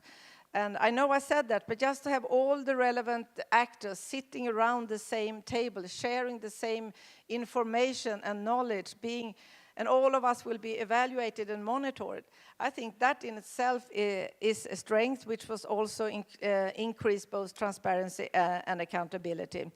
And I would also emphasize the importance, once again, of learning, because it is a new model. So I think we have to be a little bit humble and see, okay, how is it working? Do we have maybe one good example in one country that can serve as a role model and learn from them? And even if it is not working, we can learn from that country example. But I do believe that the process itself is very important. I believe that it has a huge potential for increasing the trust among all the actors that are present at the country level. So that will lead to better cooperation, better results. So I think with that I will end, and I am so much looking forward to working with all of you in the next coming years. Thank you. Thank you so much. And sorry for putting you on the spot as you're going into this process. But I think it's fundamentally critical. How does the monitoring process actually work and achieve change at that country level? And I think that's very exciting for us to hear today. So we'll be looking forward to seeing how we take that forward. As a community, we all have responsibility for making this work, and I think that's a really important call for us all to engage in the monitoring process more effectively, particularly from the country level, and see how we can ensure that this is inclusive and we have all of the voices at the table. So thank you so much for that. I'm just checking around the room. I know we don't have any questions online, but I'm going to quickly just check if we've got time for one question. Yes, the gentleman over there. Oh, and we've got another hand, and a lady, I think, over there. If you both want to come to the mic and we can capture your questions and see if we can get to those in the next 5 minutes. If you would like to come up as well, thank you. Just wait for you to come through to the, I think the mics are at this end, so if you just come over here. I think this process allows everyone to get a bit of exercise around the room as they move forward. Thank you. Thank you so much. I've burned some calories now, so I'm ready for lunch. I really appreciate that. Also, of course, the opportunity to speak. Thanks so much for this excellent panel. My name is David Fisher, and I work with the International Federation of Red Cross and Red Crescent Societies. We're sort of the global club of the world's national societies. They work at the community level through their volunteers. They're known for kind of emergency response, the sort of the buckets and blankets brigade around the world. But in fact, they do a tremendous amount of work, in peacetime as well, around public health, around social cohesion, around resilience. And one thing that we have learned is that while they have access to humanitarian funds from the international community, development funding, climate funding, peace funding is basically inaccessible to them. And I've had the great privilege in my role to connect with the Grand Bargain, which has been referred to by the panel today in the localization workstream. And we've been meeting with CSOs across the world, and basically they have a lot of the same experience. Despite the fact that, like our members, they are double, triple, sometimes quadruple-headed. They don't just work in one sector. But part of the framing of our overall event at this conference, which is fantastic, and partially an answer, I think, to maybe the third of Sita's questions, why are people poor? Well, one reason they're poor is because they are just not prepared for these massive shocks, like COVID, like food security crisis, and like conflicts and disasters around the world. And we are struggling to really make good on what we call the nexus in the resilience space. The funding for this is not there. And we have been asking very insistently with humanitarian donors to stretch that humanitarian money as far as they can. But we are reaching a limit for this. I mean, if you look at the UN's plan for next year, they're estimating that over 330 million people will desperately need humanitarian assistance. And of those, they're only going to target 230 million, and they're not even going to get anywhere near enough funding to do that. So we need to be spending on community-level resilience and preparedness. And there is a limited amount of money in all of these fields, but my question, I guess, to the panel is, how can we bring this together? How can we work more intelligently with the various types of international categories we have, particularly to invest in community-level organizations, CSOs, branches of Red Cross, other organizations at that level, so that they can be supported not only for, once the dike is broken, but also for their peacetime activities, and particularly for preparedness to withstand the shocks, because they are, in our case anyway, they are working with communities. They are the ones who are doing it. But right now, they only have a hope of funding once it's basically too late and the funding has happened. Great, thank you so much.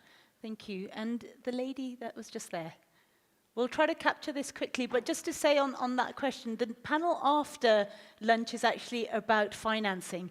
So I think we can make sure maybe you can bring your question back into that panel, because it will specifically look at that area as well. So thank you to the panel. Excellent observations. 2 points. Firstly, thanks, Julande, for taking proximate leader perspectives to the floor. My question is to USAID, Sweden, and everyone. Y'all keep talking about working with proximate leaders, and talking of localization, I think Julande's talked about the terminology. Please stop using it. Let's look at ecosystem development. We as proximate leaders have come up with very clear solutions. We've put them to USAID, we've taken them, but they've not been picked up. So my question to the panel is, how do we as proximate leaders who've come together through Catalyst 2030, we've got our facts together, actually get you all to listen to the observations that we have and the suggestions which are coming from the community, from the people working in the community, and are being taken to you, but they are not being picked up. So that's my question. because otherwise it's not going to happen. That's wonderful. Can I just ask you to state your name and organization? Sorry, my name is Juru Bilamoria, and I represent Catalyst 2030, which is a network of social innovators from across the world. We are 1,500 of us, many of them very award-winning social entrepreneurs. Brilliant. Chilande is a member too. So. Brilliant. No, it's wonderful. And I think it's a great way to end this panel with that challenging question. So I'm going to just check if, Michelle, would you like to come in on this? And then Marie, would you like to come in on this as well? Let's see. Maybe I can answer it and Marie will agree. So I just want to work with you guys as effectively as possible. So it's more a request and a shout out for effectively partnering. Great, thank you. So maybe I can just very quickly say, one, it's not challenging to ask that question. That's exactly the kind of question you should be asking. And two, that's exactly why we have worked with donors across, all the donors, across to say, how can we all learn from our NGO partners, from our CSO partners, what is needed, and how can we all then take steps together? Because there are questions of risk. There are questions of capacity and strengthening and all those things. And I think what we're trying to demonstrate in this session is that donors have come together and said, it's time that we all learn together. We'll be working with the DAC. We'll be working with the CSO track that Marie mentioned. We'll be working with other people to share lessons learned and listening to you. And I will just say, your colleague on the panel was talking to my colleagues back in Washington yesterday, will really lead the way for how we can change the way we do business. And we're prepared to do that, and I think other donors are as well. Super. So then hopefully this can be a partnership where proximate leaders are on an equal basis with donors, because I think that's the power difference we need to change. That's Sorry, wonderful. I'm being a bit blunt. No, that's great. That's fantastic, and it's good to hear. So thank you so much for your question. With that, I'm going to bring our panel discussion to a close, because I think it's a great way to wrap this up, because it seems like, from what we're hearing today, particularly from our donor panelists, is that there is a real opening and a real appetite for change here. And there is an invitation to get people round the table. Communities, the donors in particular, are listening. They want to hear. They have made this commitment through the statement that has been issued by 15 donors that is coming out today to say we want to work differently. And I think this is a real opportunity for us to all come together as around the table. And there were a few themes I wanted to pick up on as we went through the discussion today. That sort of changing the traditional power dynamics. That's a real must here. And so that equality across who is at the table and the voices seems to be really significant, that we are all equal and getting that balance right. Therefore, that alignment is going to be really, really fundamental for change. Secondly, how do we transition away from being direct implementers to genuinely supporting and learning from local partners?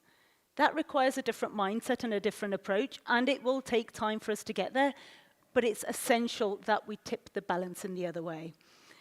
And then the third area that I picked up is really about co-creating, learning from what has not worked, rather than just focusing on what works, but learning from what has not worked, making sure we do things differently.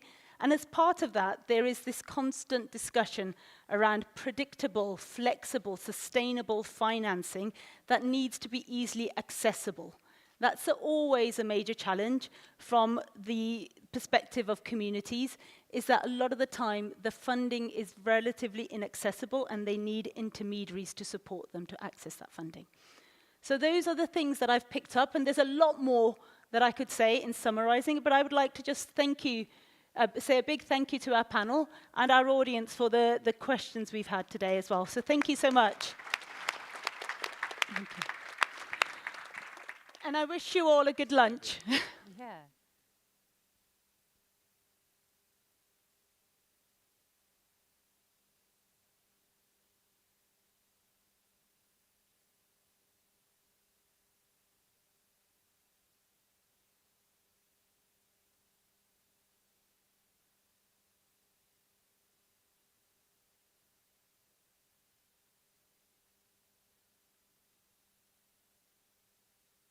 Sessions. Thank you.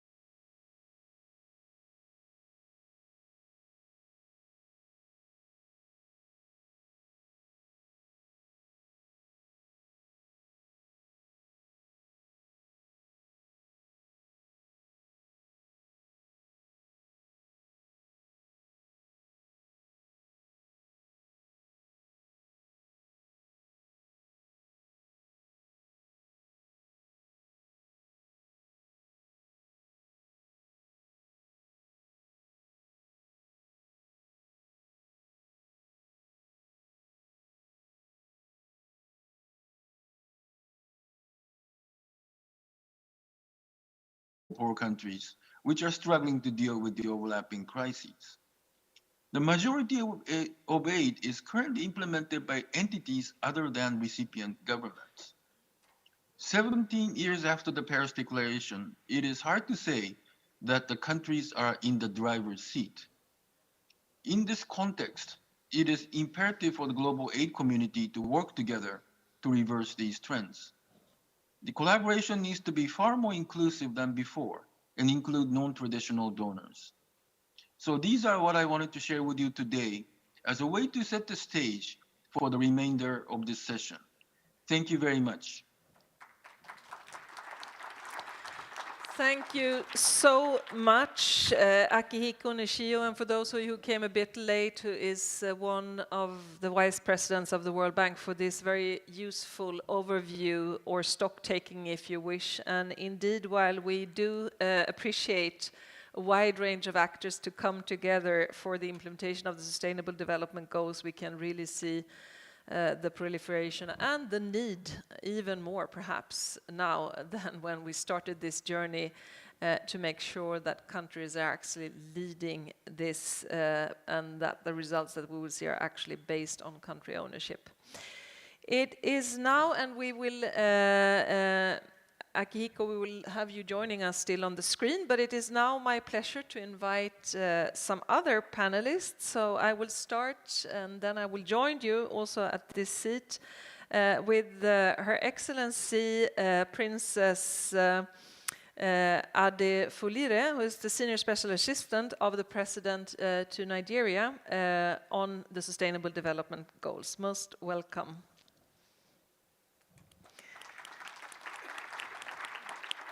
And then we have also His Excellency Mr. Antonio Freitas, who's the Vice Minister of Finance from Timor-Leste, that we will also hear from with regards to interesting experiences. We have Ms. Marietta Jager, who is the Deputy Director General of the Directorate General for International Partnerships, also called INTPA, from the European Commission. Let's see where we have Marietta here. And last but not least, Ms. Nerea Craviotto, who is Senior Policy and Advocacy Officer with Eurodad, also known as the European Network on Debt and Development. Most welcome as well. And I will join you. So starting with such an important and interesting country as Nigeria, Princess, what are really the challenges that Nigeria aims to address by pursuing the integrated national financial framework? And also, how have you gone about to establish this framework to help you to really make the strategic choices? We are very much looking forward to hear your experiences. So over to you. Okay, thank you so much. And it's nice to be here again to discuss this very important meeting for the benefit of Nigeria, Africa, and the world. And Sustainable Development Goals, as we all know, is a call for action to eradicate poverty, ensure that the people live a happy life. And to me, the 5 Ps is very germane. The people, the peace, prosperity, partnership, and planet. Gives us the insights of all what we think needed to be done to ensure that we captured everyone, put the framework in place, the action plan, and all that is needed. Knowing fully that Nigeria is the biggest, is the leader of Africa, and we must lead by example. During the MDGs days, we joined as a member state very late, about 7 or 8 years after. And after the expiration of the MDGs, we look at the gains and the failures. We base our planning based on the survey that was conducted, a baseline study to know where we are, how do we move forward. And we quickly acted on SDGs by setting up the office, my office, as a coordinating office, a standalone office to coordinate all the ministry agencies and departments of government to develop the action plan, implementation plan, the framework. And first, what is interesting about Nigeria is that Nigeria, I think, is the first member state to set up the private sector advisory group for SDGs, the public sector working with the private sector. We set up the civil society strategy group to monitor, to advise, where we have all the NGO embedded in that group. We also set up the Presidential Council on SDG. All what the private sector does, and they are doing, the civil society organization is being reviewed at the presidential level of government, where we have the representative of the private sector, the donor agencies, the UN system, the president himself is the chair of the committee, our office is the secretariat, we have the legislators also. So all the critical stakeholders, state actors, non-state actors are there at that committee to review periodically what needed to be done. We're in the process of all of that, and we prioritize 7 goals according to our own national development priorities. And okay, apart from that, we look at what are the critical areas. And that gave us the insight when the COVID came, we quickly address the situation. Like I said yesterday when I was making the presentation, the world they are looking at Africa, how do they cope with COVID? Fortunately for us, we were able to manage the situation, and there was no number of deaths that the world expected from Africa, especially in Nigeria, because we started and we engaged all the stakeholders to work with us. After we concluded that, we also worked on independent evaluation of SDG goals 3 and 4, which was launched. We also worked with voluntary national reviews. We've presented 2, and 2017 and 2020 because of COVID. The third one, we hosted the AU in Nigeria on voluntary national reviews. All of this, the conclusion of that was, how do we do the costing? What does it cost us to implement SDGs and get no one and leave no one behind? Because if you don't know the costing, what cost you and how do you go about it, then becomes issues with you. So we engage the stakeholders, engage all the critical stakeholders that we have been working with. UNDP, I must say this openly, supported us to a large extent. And UN system, the donor agencies, and of course the representative of other people, people living with disabilities, the vulnerable population, the young people and women organizations are all engaged before we came to this conclusion.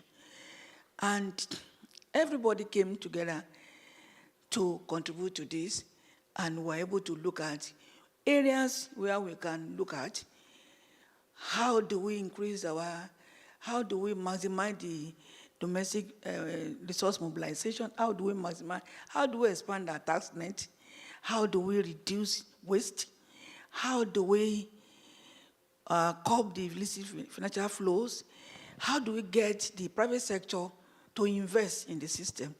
Investment in 2 ways. One is about CSR, one is investment, direct investment by local private sector. Then we also engage the foreign investors to invest in Nigeria. Nigeria is over 200 people. There are a lot of opportunities and possibilities in Nigeria. So look at the foreign direct investment in Nigeria. All of that, we looked at how do we use innovation, innovative way in getting funding. How do we increase the funding from our donors? Looking at what we have done, which was very impressive, and still trying to do more of that. How do we now get more support from for example, 2 of our major investors in Nigeria, Dangote Group, is building the largest refinery in Nigeria. That's another way, and it will reduce the importation of fuel to about 60% is another investment. The largest plant for fertilizer in Nigeria, which has helped the farmers. Remember, in 2016, Nigeria went on recession, and by 2018, we're out of recession because we engaged the farmer, local farmers. Agriculture was what took us from recession. We want to capitalize on that also to ensure that we maximize the opportunity and they get. So there are many ways we are looking at, and as we have launched the INFF report at the margins of the 77th United Nations General Assembly, we've started a committee now. The Nigerian government is putting the seed fund down so that other donor agencies will come to add to it. And our seed fund is in the budget of 2023 going forward. Thank you so much. Thank you so much for sharing some highlights of this experience, and we will definitely make sure that you can also learn even more, and we will have the opportunity, hopefully, for some questions as well at the end. We will make sure also we can perhaps share some links. But moving then to you, Mr. Vice Minister, and the experience in Timor-Leste, I mean, if you could also share what made you take the decision, how you have worked to strategically align also your planning with the Sustainable Development Goals, and what kind of advice you would also give to other countries that are listening into this, as we need to learn from each other. Ulrika, thank you very much for the question. Firstly, I'd like to thank you organizers for this opportunity to share our experience on financing for sustainable development. And it is a pleasure to be part of this important panel this afternoon. To answer your question, yes, indeed, we are one of the first countries to have finalized our INFF with the technical assistance of UNDP Timor-Leste. The benefit of the process have been successful, and we have a few lessons to share with all of you. First, it has helped us for a unified vision for our developments, which translate into a great ownership of the development process. Our population is young, the country is young, we have a structural issue such as food insecurity and malnutrition. There are many challenges in education and health outcomes. We have long been aware of many problems, but the INFF process have helped us put together the fragmentation to form unified vision for our developments, namely solving the Timorese job market puzzles. Effective financing for sustainable development is possible only when we are clear of the goal we are trying to be achieved. We now know that all of our effort must be put together in addressing the supply and demand in the signed contracts of the Timorese job market. The second benefit we get on the IMF process is help us to develop a country-specific financing strategy for sustainable developments.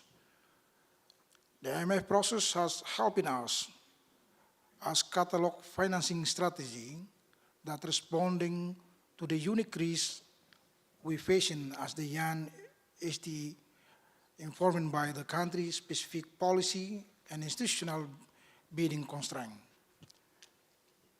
Third benefit we get from IMFF, the process has helped us to prioritize our focus on the result. With the help of the UNDP, we are developing an SDG-aligned monitoring and the result framework, which will help us to tracking the result achievement through development financing in Timor-Leste.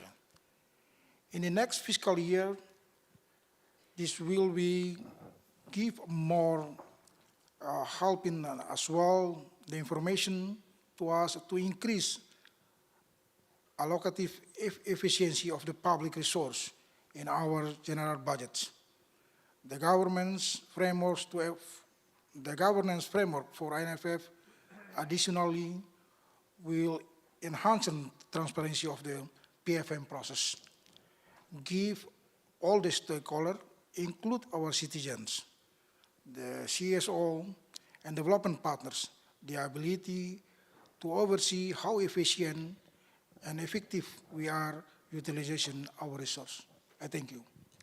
Thank you so much. Different countries, different realities, and definitely a moment to learn from each other as we see 85 countries. Now, moving quickly, Marietta, to you and the fact that the EU has, throughout all this time, actually accompanied also the process of effective development cooperation and development effectiveness, as we now call it, with appreciated different ways of supporting through budget. This has, of course, been a true token of your belief in this, using this instrument. So we would be interested to hear how you now discuss different kinds of budget support also in the support of the Sustainable Development Goals and to bring together these processes.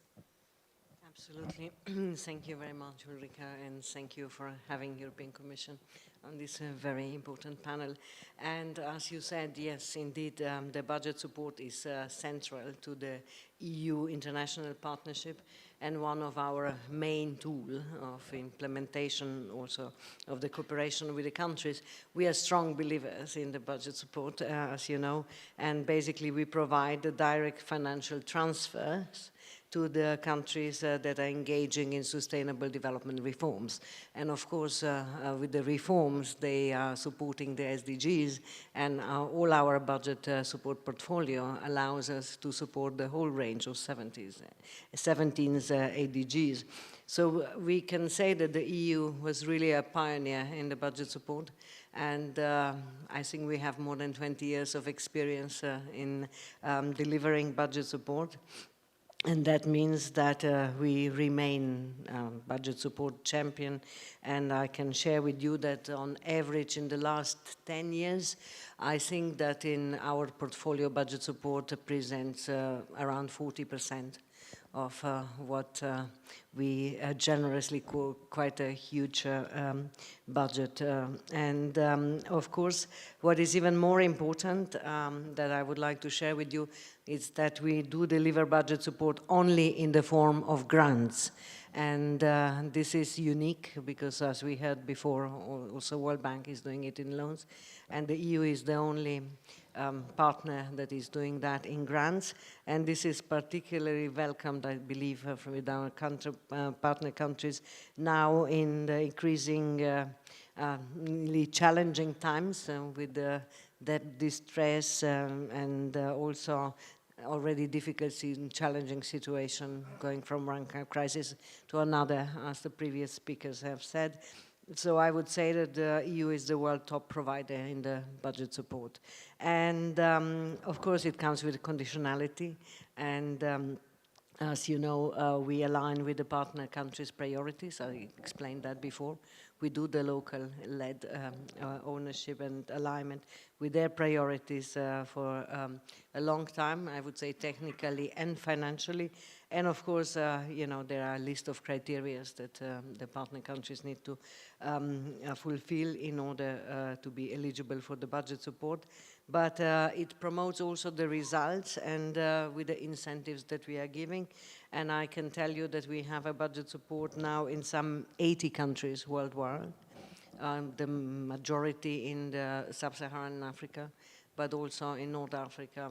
And in some countries it goes, you know, up to the 75% of the support, like Nepal, we discussed with the minister this morning. And I believe that supports not only sectorial priorities of the partner countries, but also with a portfolio and designs, or it's a general or a sectorial budget support, basically contribute to each and every SDG, and also when it comes to general one, to SDG 16 and 17. I can go on later with the questions, but I would say that together with IFF, Sorry, I got such a horrible cold, probably I'm not the only one. But I would say that together with the INFFCs and also the TOS present basically essential tool for accelerating progress towards the SDGs. Thank you very much. Thank you so much, Marietta, and also to say that the UN and the EU are really working well together in the support of the INFFs, as we believe in them as a key driver, as we've heard also from key we are countries. strong supporters, as you know, of the INFFs from the beginning, and we will continue to support you, especially this year when we started with the facility, and we have hopes about the delivery. Thank you very much. Yeah, now very much needed, I think, also as we recall the presentation in the very beginning here with regards to proliferation. So now, Ms. Craviotto, I shared with you that I have been accompanying also the development effectiveness agenda from the civil society perspective way back in time, also knowing that you try from the civil society to be supportive to this process. But when you see the presentations here about the proliferation and the attempts from countries like Timor-Leste, Nigeria, to bring all of this together in something that makes sense for people and planet in difficult times, what do you think civil society and international civil society actors, but also, of course, the local actors that you work with, can do in support of making change happen and that the principles of development effectiveness actually can become a reality on the ground? Over to you. Thank you, Ulrika, and thank you also for the opportunity to the organizers to share some ideas. This is a perspective because, I mean, your question is very, very large. But, I mean, I want to start by mentioning that the current context of multiple and interconnected crises are rising the challenges and to meet the SDGs, and the stakes have never been higher.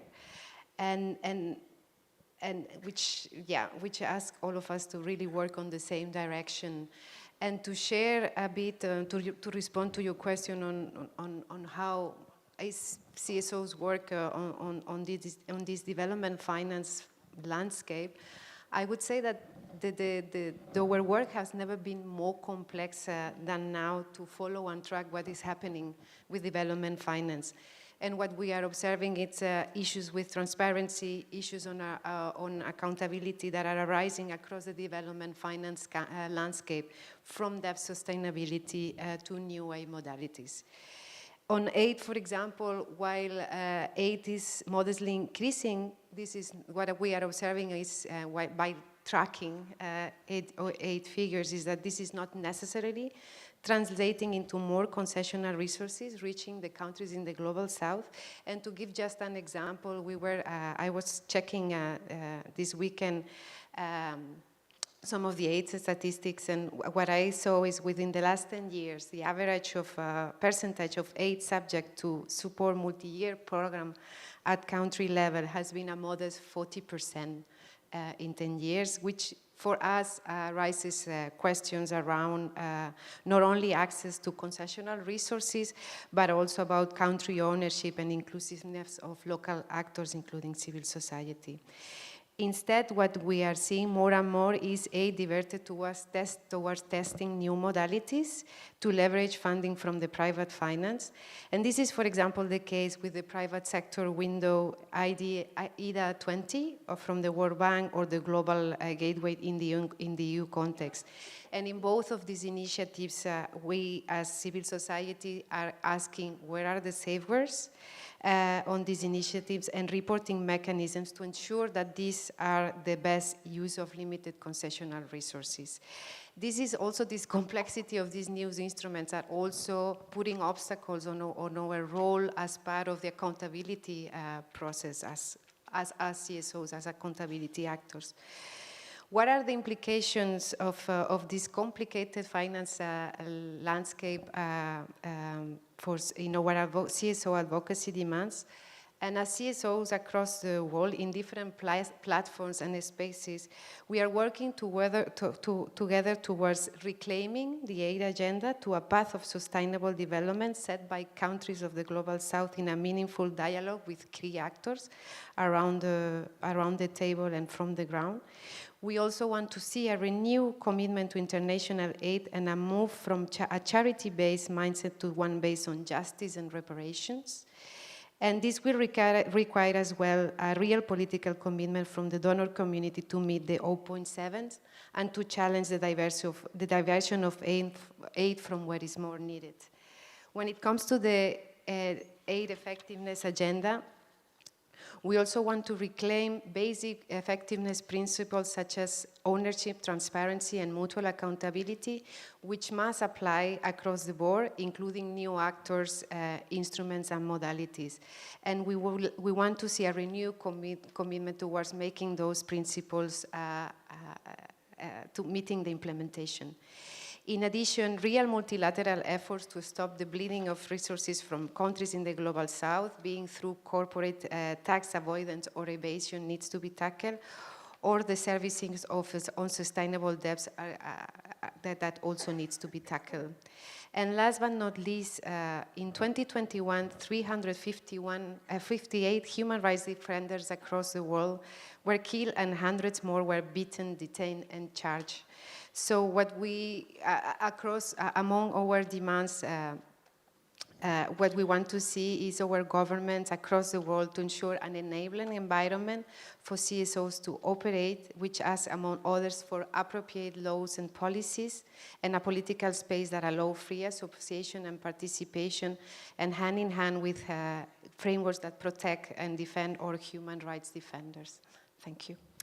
Thank you so much, and I hope and do believe that we will see a renewed commitment with regards to the principles, but the question is, of course, how do we make also these principles a reality on the ground? And I think we've heard some key examples here, but I will also have the opportunity also to call on some colleagues here in the audience also to hear a bit more, because there are so many interesting examples to accompany, and we'll make sure also that you can follow us online and tune in to some of these. But Mr. Sonor Louvain-Sodiri, who is the Director of Financial Markets and Insurance Division at the Ministry of Finance of Mongolia. A couple of minutes on the experience. Let's see where we have you and if we have a mic somewhere. Online. Hello. Here you are with us. Yes. So over to you, please. Thank you very much. And apologies for not being able to physically attend the event. Now, let me just briefly share the experience.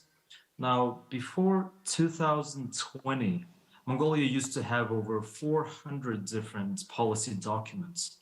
Now, over the last 2 years, we have consolidated them and identified and approved a long-term policy document, which is called Vision 2050. Now, it's also in line with the SDGs, and we have made some baseline assessments like SDG costing analysis and development finance assessments to identify the additional financing needs to fund the development policy. And this is where the INFF came in. So the 4 building blocks of Mongolia's INFF gave us an opportunity to systematically map all the relevant parts of financing and identify the key bottlenecks. So it also brought together many separate policies, such as the financial sector strategy, fiscal strategy, and investment policies, and consolidated them into a single financing strategy. We've worked together with the UN development partners, IFIs, and also civil service organizations in developing the INFF in Mongolia. Now, we identified 3 main advantages. It helped us. First one being that it helped to prioritize financial reform for sustainable development, both public and private sector. Secondly, it helped to design mechanisms of financial policies and different instruments to increase its effectiveness. And thirdly, these technical consultations among key stakeholders help to increase the synergy in the financial policies and really to reduce the duplication of efforts. And I understand I could also ask a question in this session.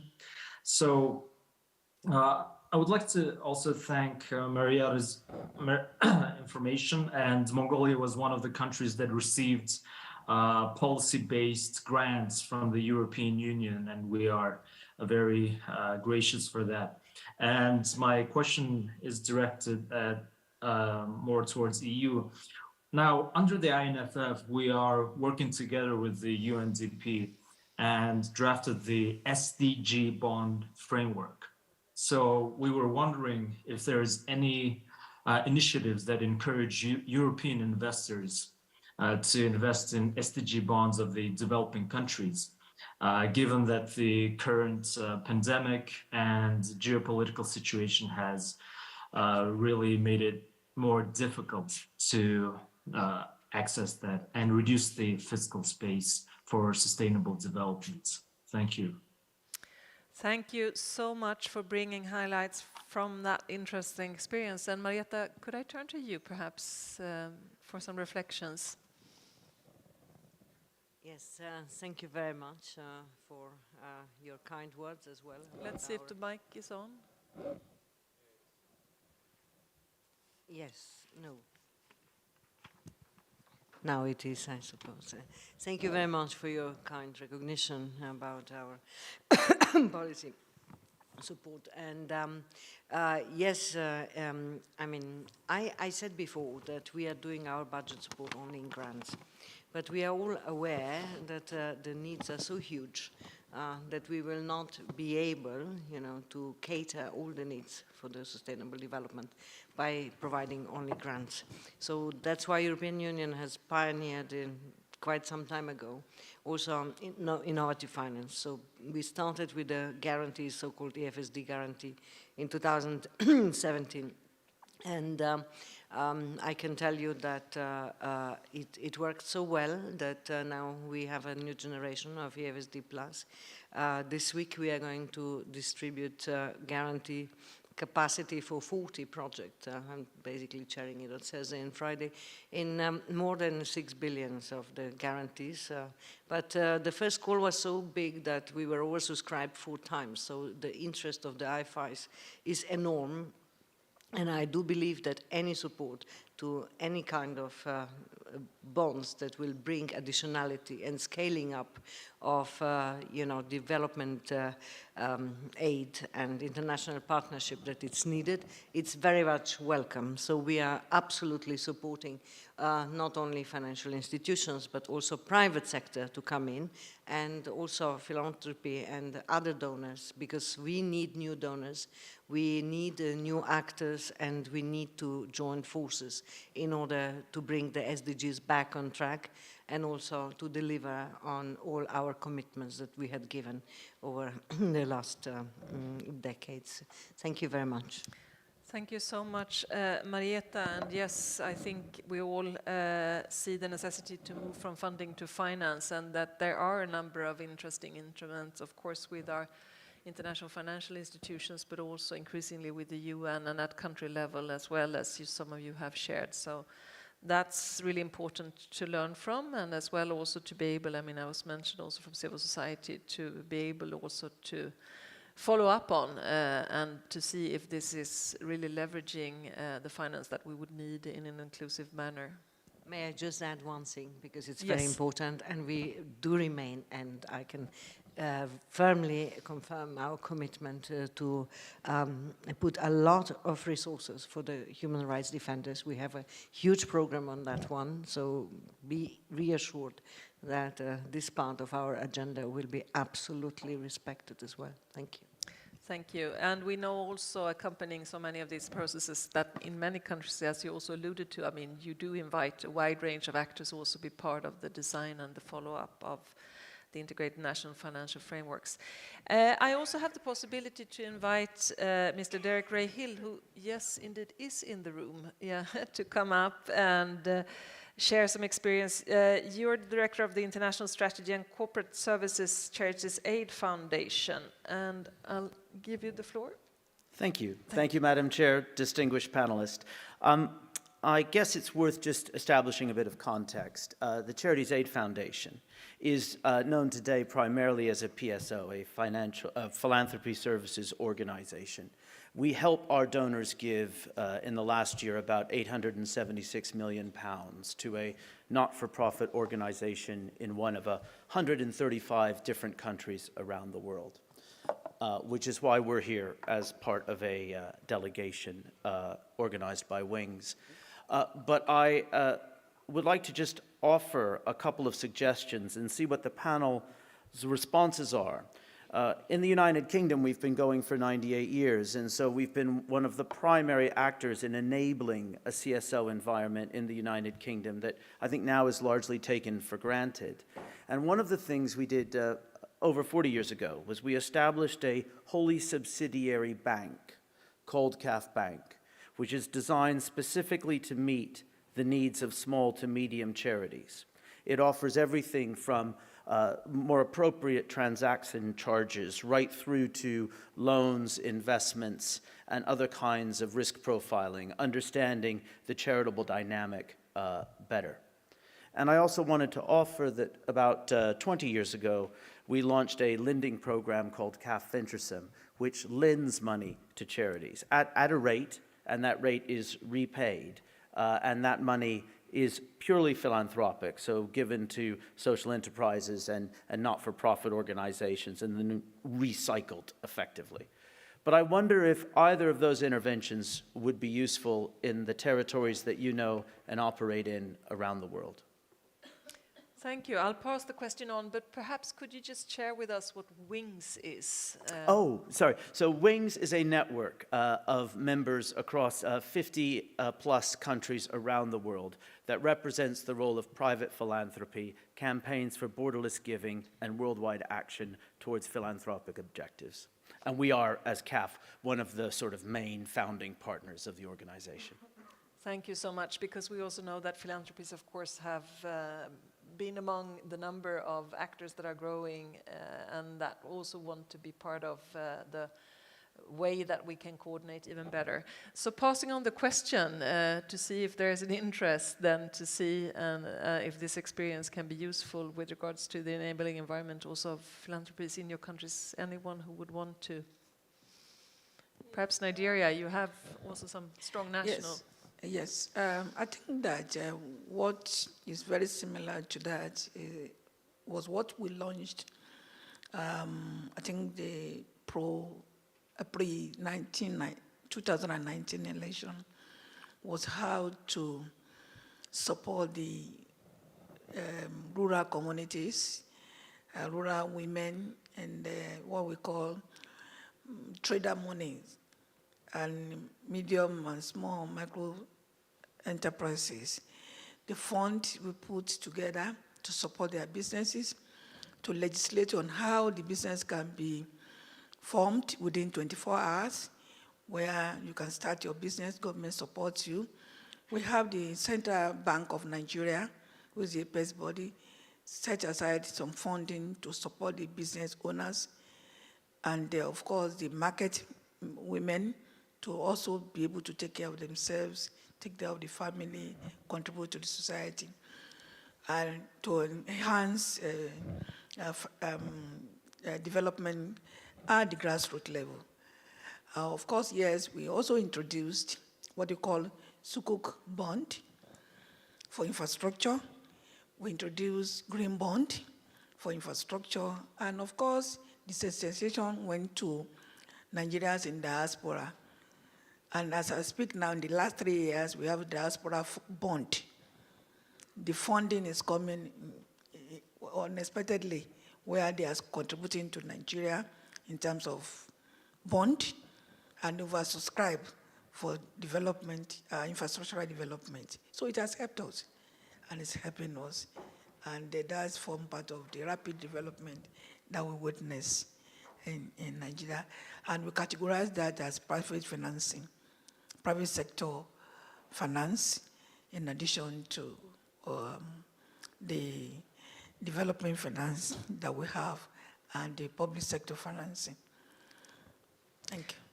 Thank you so much, and I think we would definitely be interested as well to be able perhaps to provide some links to see how we can also learn more from the experience that you have, but also the members in Wings. Thank you so much. Thank you. And there is also a follow-up question also from the audience that has to do with the engagement from the private sector, and you've all alluded to this, so let's see who would want to jump on the question. The question was actually directed towards you from the Nigerian experience, but I think we could ask some of you perhaps to comment on this, and that is, how could we now, with the new financing flows also from the private sector, really make sure that there is transparency and accountability accompanying also these financing flows? So not sure if you would want to comment from Timor-Leste or if you would want to start from Nigeria. Okay. Yeah. Looking at the goal 17 of the SDGs, during the MDG, sorry to go back to that, we have private partnership merged with the climate change. But this time around, we have a standalone goal, which is partnership for the goals. The thinking of those that conceptualized the SDGs was that the public sector, working with the private sector, will give us a lot of mileage and speed up the achievement of SDG. It will accelerate the achievement of SDGs, and where the private sector too can benefit from the development and where their businesses are. So based on that, we quickly seized the opportunity to get all the private sector working in Nigeria, communication, banking, name it, at the level of the CEO. We mobilized them, formed them as a private sector advisory for the SDGs. And so, for example, some of them that are into education, they invest in education, providing more schools, private schools, university, tertiaries, vocational institution, and all that, in addition to what the government has provided. And with regards to transparency so, and accountability, have you thought? Yeah, yes. So that's where the body is being shared by the president, and shows a lot of seriousness at that level. And so that sense of belonging, sense of inclusiveness, and sense of ownership of SDG. SDG belong to all of us, and they are very happy working with the public sector, the government, on that direction. I think that helps. The expertise, the funding, the support were given to public sector, and at this level of implementation of the report, they participated actively because they are part of the system when we first started the implementation of the SDGs, and they feel the sense of ownership and sense of belonging. Thank you so much. Perhaps some final reflections also from Timor-Leste and a small comment also from your side, and then I want to hand also back to Aki, who has accompanied us as well, from his introduction. But first, Timor-Leste. Yes, thank you for the opportunity. It's related to the private sector. I also like to share the experience from the Timor-Leste. As you know, it's the new country, but as well also we are very dependently heavily to the petroleum as unique resource to support our state budget. As well, the private sector also is very dependent to the public investments. This means for the state budgets. So the policies taken by the current government is firstly to engage the private sector. We call the unlock the participation of the private sector, starting to doing with the loans of the loan lending programs. In Portuguese, we call the credit swap or loan, soft loan for the private sector in Timor-Leste. With the program currently government have, the value chains programs, but most is the concentrate to the second major domestic revenue is the coffee. Coffee is one of the Timorese, the commodity will be support of our domestic revenue. On the other hand, is the government also investing through the public investments to invest more in the village level. We call the program is called the Program for the Village. It's supporting some of the budget support through AU. Currently, we benefit from the two countries, the direct budget support directly to the state budget from the AU as well from the Australian. My conclusion on the INFF, as I mentioned, that we are benefit on the process of the INFF, help us to develop the country-specific financing strategy for sustainable development. I do believe with the INFF, this will be like an entry point to mobilization the international financing to support, especially a country like Timor, least developed country, so we can grow together with another country. I thank you. Thank you. An entry point, but hopefully also a framework for accountability and transparency. So any comment from your side on that? I don't know if a framework, but very quickly, a quick reflection. I mean, when we are trying to monitor initiatives that are involving public and private resources, very often we are confronted with issues of confidentiality. Mm-hmm. And for us, what is key is from the moment that these operations involve taxpayers' money, those actors from the private sector need to be open to this public scrutiny. Otherwise, it cannot come from mixing private and public finance.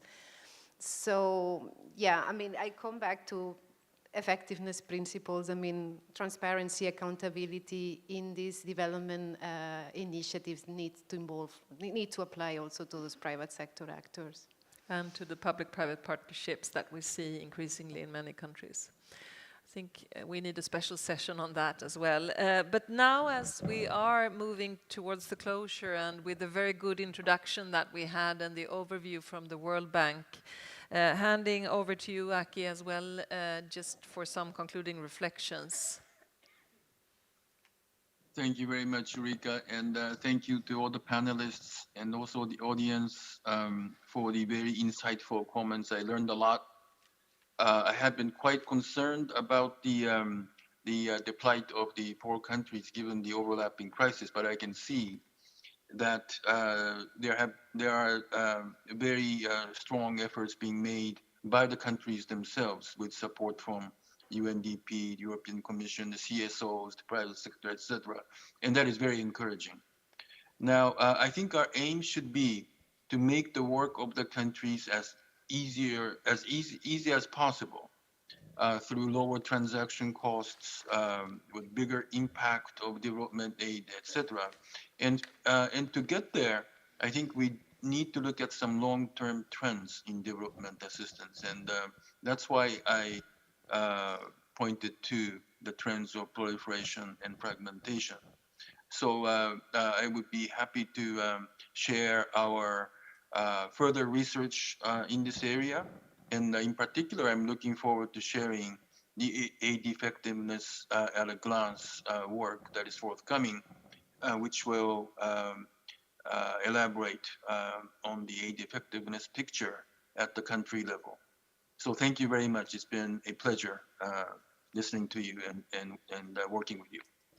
Thank you so much, and also thank you to the good partnership that we see between the World Bank and the UN at country level in support of these efforts, alongside with the EU and many more partners, and not least, of course, the countries themselves, but also civil society actors. I hope that you have found these examples inspiring. There are many more examples. I was alluding to that, 85 countries and counting. We will definitely make sure, and we've had the offer also from Nigeria. Also, I believe you have some with you as well, but to make sure that you can find the information online. And we are very much looking forward to see you as well in the ECOSOC Financing for Development Forum, because we do believe, and you saw the presentation in the very beginning, this is what we have been discussing these days, that there is a need to be more thought through with regards to planning and to make the principles a reality on the ground, not least because of the many challenges that people and planet are facing. And the coming years, we have reasons to actually believe that it can be somewhat an uphill battle. So the way we come together matters. How we do things matters. This is really what the global partnership is all about. And definitely rest assured that UNDP and the UN system will be of support in these efforts alongside with other partners. So thank you for being interested. But do continue to accompany this agenda, because I think we will learn a lot the coming years from the best practices that we see in the country with the support from many actors. Thank you so much.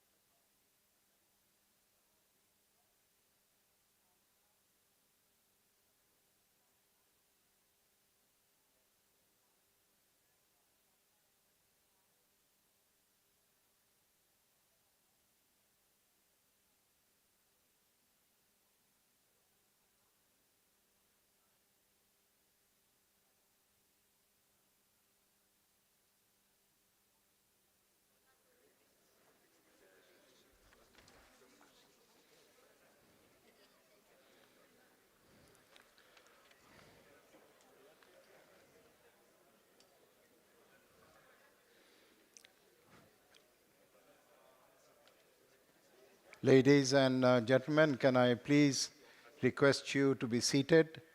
We will be starting session 6 very shortly. And the doors will also close in about a couple of minutes as we all settle down.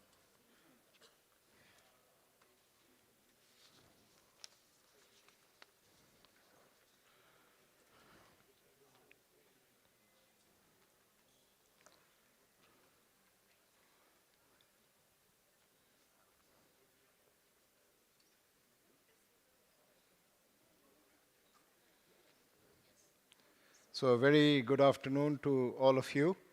I'm Sabir Chowdhury. I am the Managing Director of Karnafli Group in Bangladesh. I'm also a Member of Parliament and co-chair of the Business Leaders Caucus.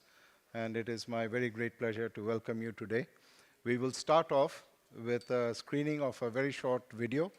You have all heard of Kampala principles, I'm sure.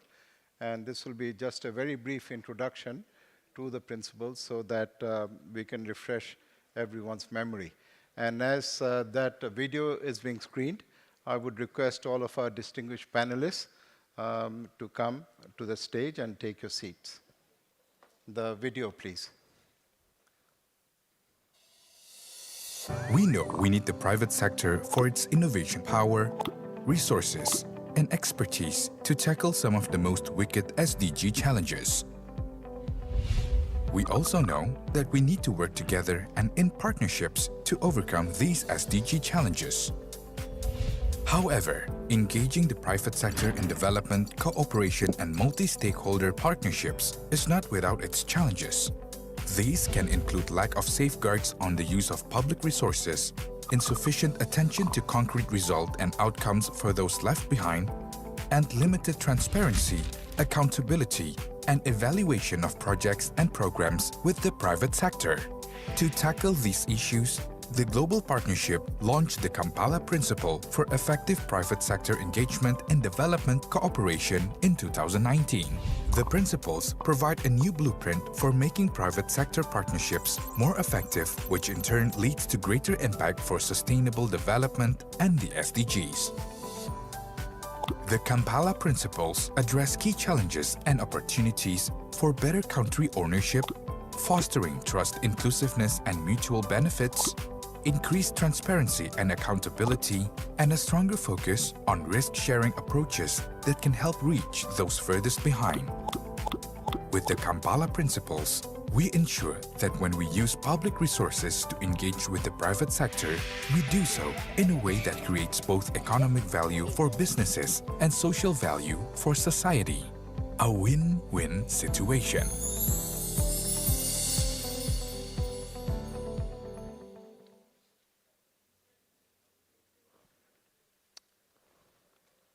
So we have just had a screening, a very short screening on the Kampala Principles.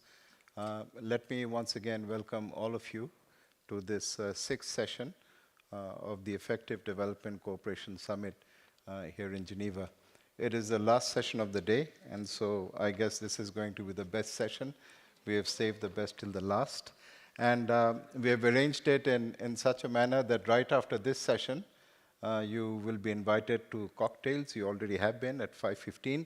And so that you know, we have also arranged with Argentina and Croatia to start the match at 8 o'clock. So you will be in time for that too today. So we have done pretty well, at least in terms of planning. This session is a plenary session. And we have, of course, a very rich pool of panelists. I will introduce them when it's their turn to speak. But basically, as we all know, and we have been hearing for the last 2 days, right from the opening, that this is a very different world that we live in today. It's being greatly impacted by what I refer to as the 3 Cs. The first C being conflict. And it's not just Russia and Ukraine. There are 58 live conflicts going on around the world as we speak. There is also, of course, the COVID crisis. And last but not least, there is climate change. So all of these have, in fact, defined and shaped a new normal. And how we respond to that normal, how we engage the private sector, how we reach out to them, how do we deliver better results so that the very inspirational slogan of the SDGs, that we leave no one behind, can actually be achieved in reality rather than just being a slogan. It is also in essence about strengthening partnerships and how do we create trust, how do we inspire leadership, and how do we accelerate the implementation of the Kampala principles, as you have just heard. This is, in fact, I'm not sure I've seen so many panelists in one session so far, so it's actually a long line to my left. And I think this really captures the diversity and the vitality of the private sector, because when we talk about it, it's not just large corporates, it's the trade unions, it's the civil society, it's a small and medium enterprises. So it is a whole spectrum. So we have all of them here today represented. So it's not just a multi-stakeholder dialogue, it is one with multiple constituencies, which I think goes towards making this a very rich and a very vibrant discussion. The topic, as you know, you have seen it all. It is engaging with the private sector where it matters. Very short, very succinct, but it's a very loaded topic. There are so many dimensions to be unraveling and unpacking as we go along. In terms of the format of the session, because it is quite an intensive session that we have, we'll start off with 2 keynotes. So there'll be 2 keynotes. Then we will have 3 dialogues or conversations.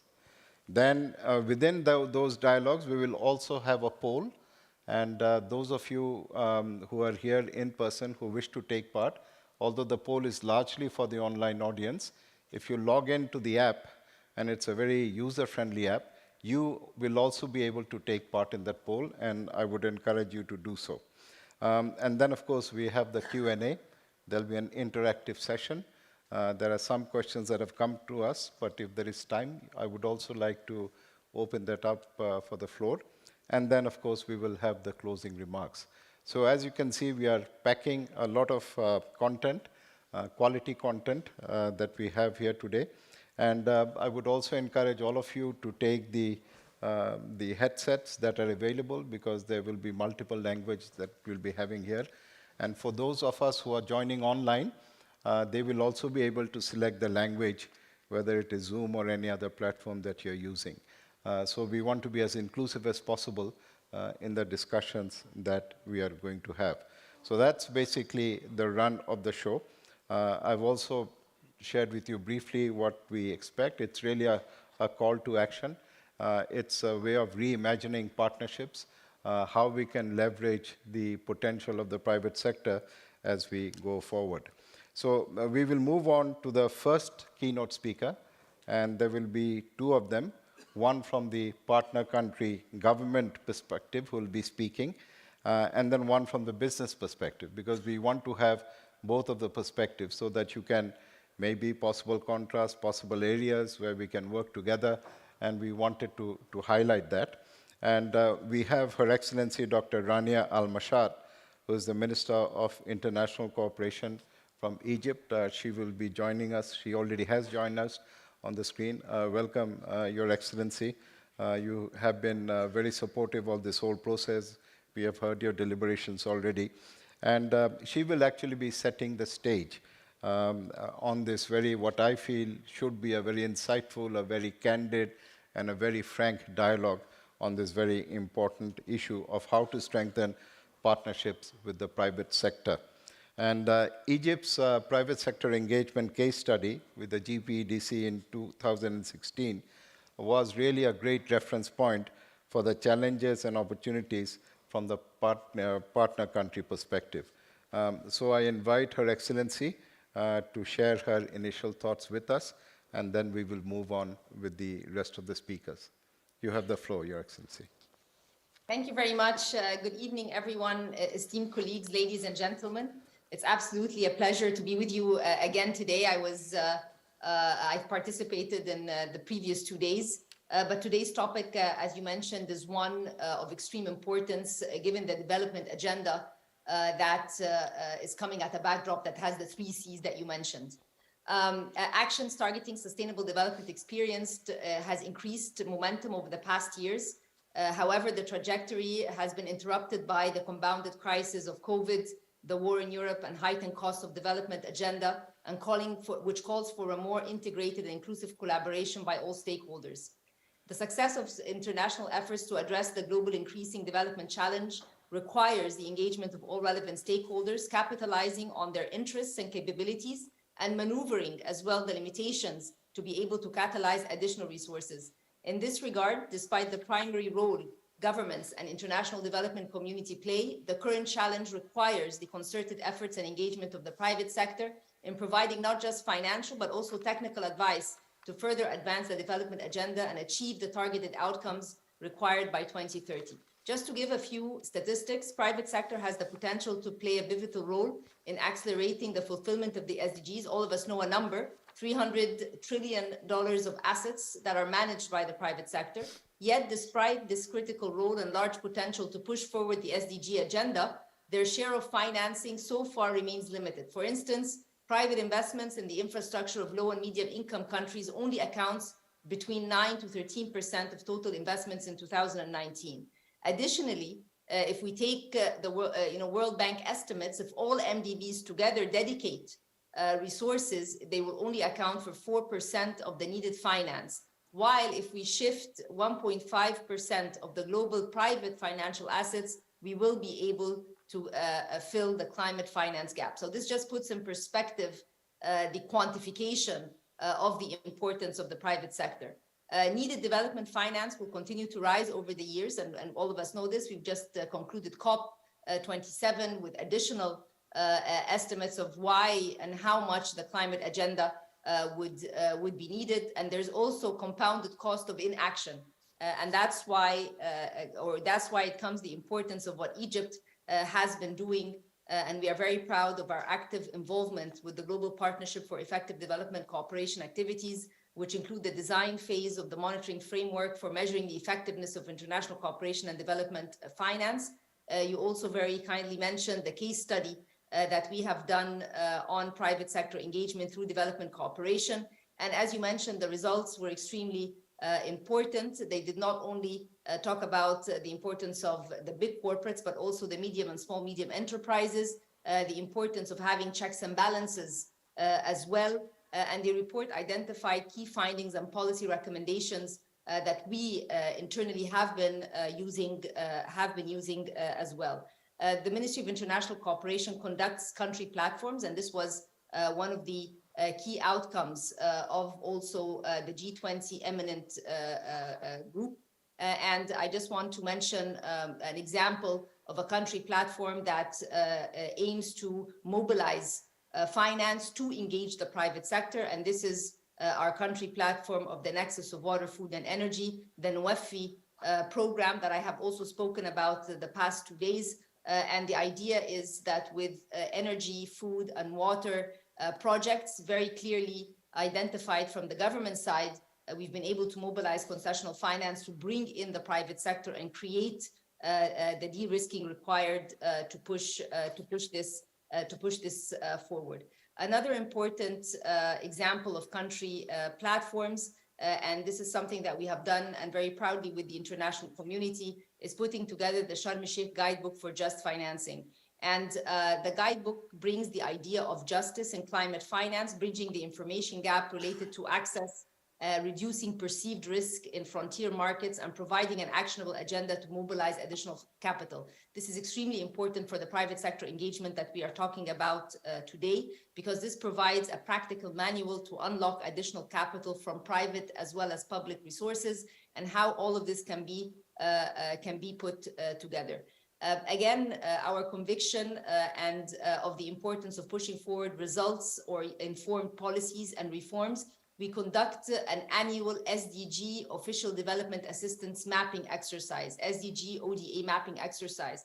And this is very, very important because it also provides information for the private sector, and it provides ideas of how to cooperate with development partners and the international community and the government to be able to fulfill the SDGs. So this is also in light of the principles of the GPDSC, where we have inclusiveness, we have country ownership, but also transparency and accountability on the different SDGs. Also promoting private sector engagement and development and mobilizing financial assets. Governments need to use innovative financing instruments to de-risk private sector investments. And this is something else that also comes out very vividly, an action plan in the guidebook to take a look at that, including also guaranteeing risk-adjusted returns on private investments, which are directed to high development impact sectors. So these are very practical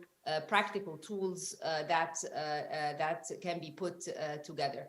Egypt is very much committed to moving from pledges to implementation, which was the slogan during COP27, and being the president of COP for the next 12 months, we will start pushing these practical ideas and practical agenda, which require the involvement of all stakeholders, with private sector and philanthropy particularly being very key.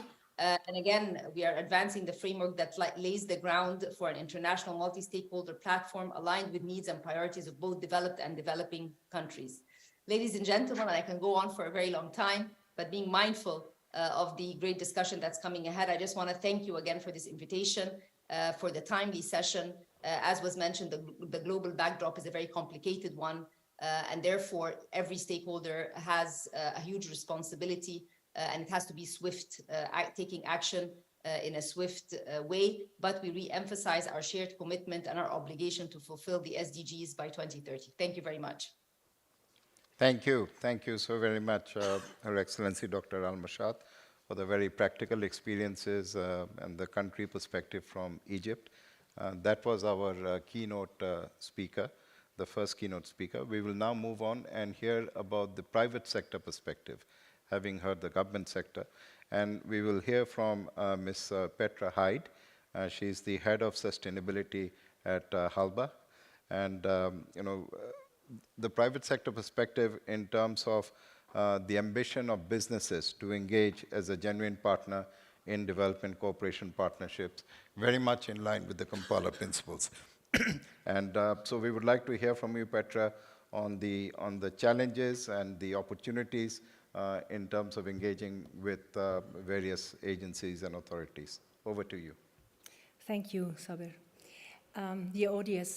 The audience, I'm honored and I'm feeling very grateful to have the opportunity to give you some insights about how cooperation between a Swiss chocolate and snack manufacturer, B2B, quite a medium-sized one, can have successful cooperation with the public sector.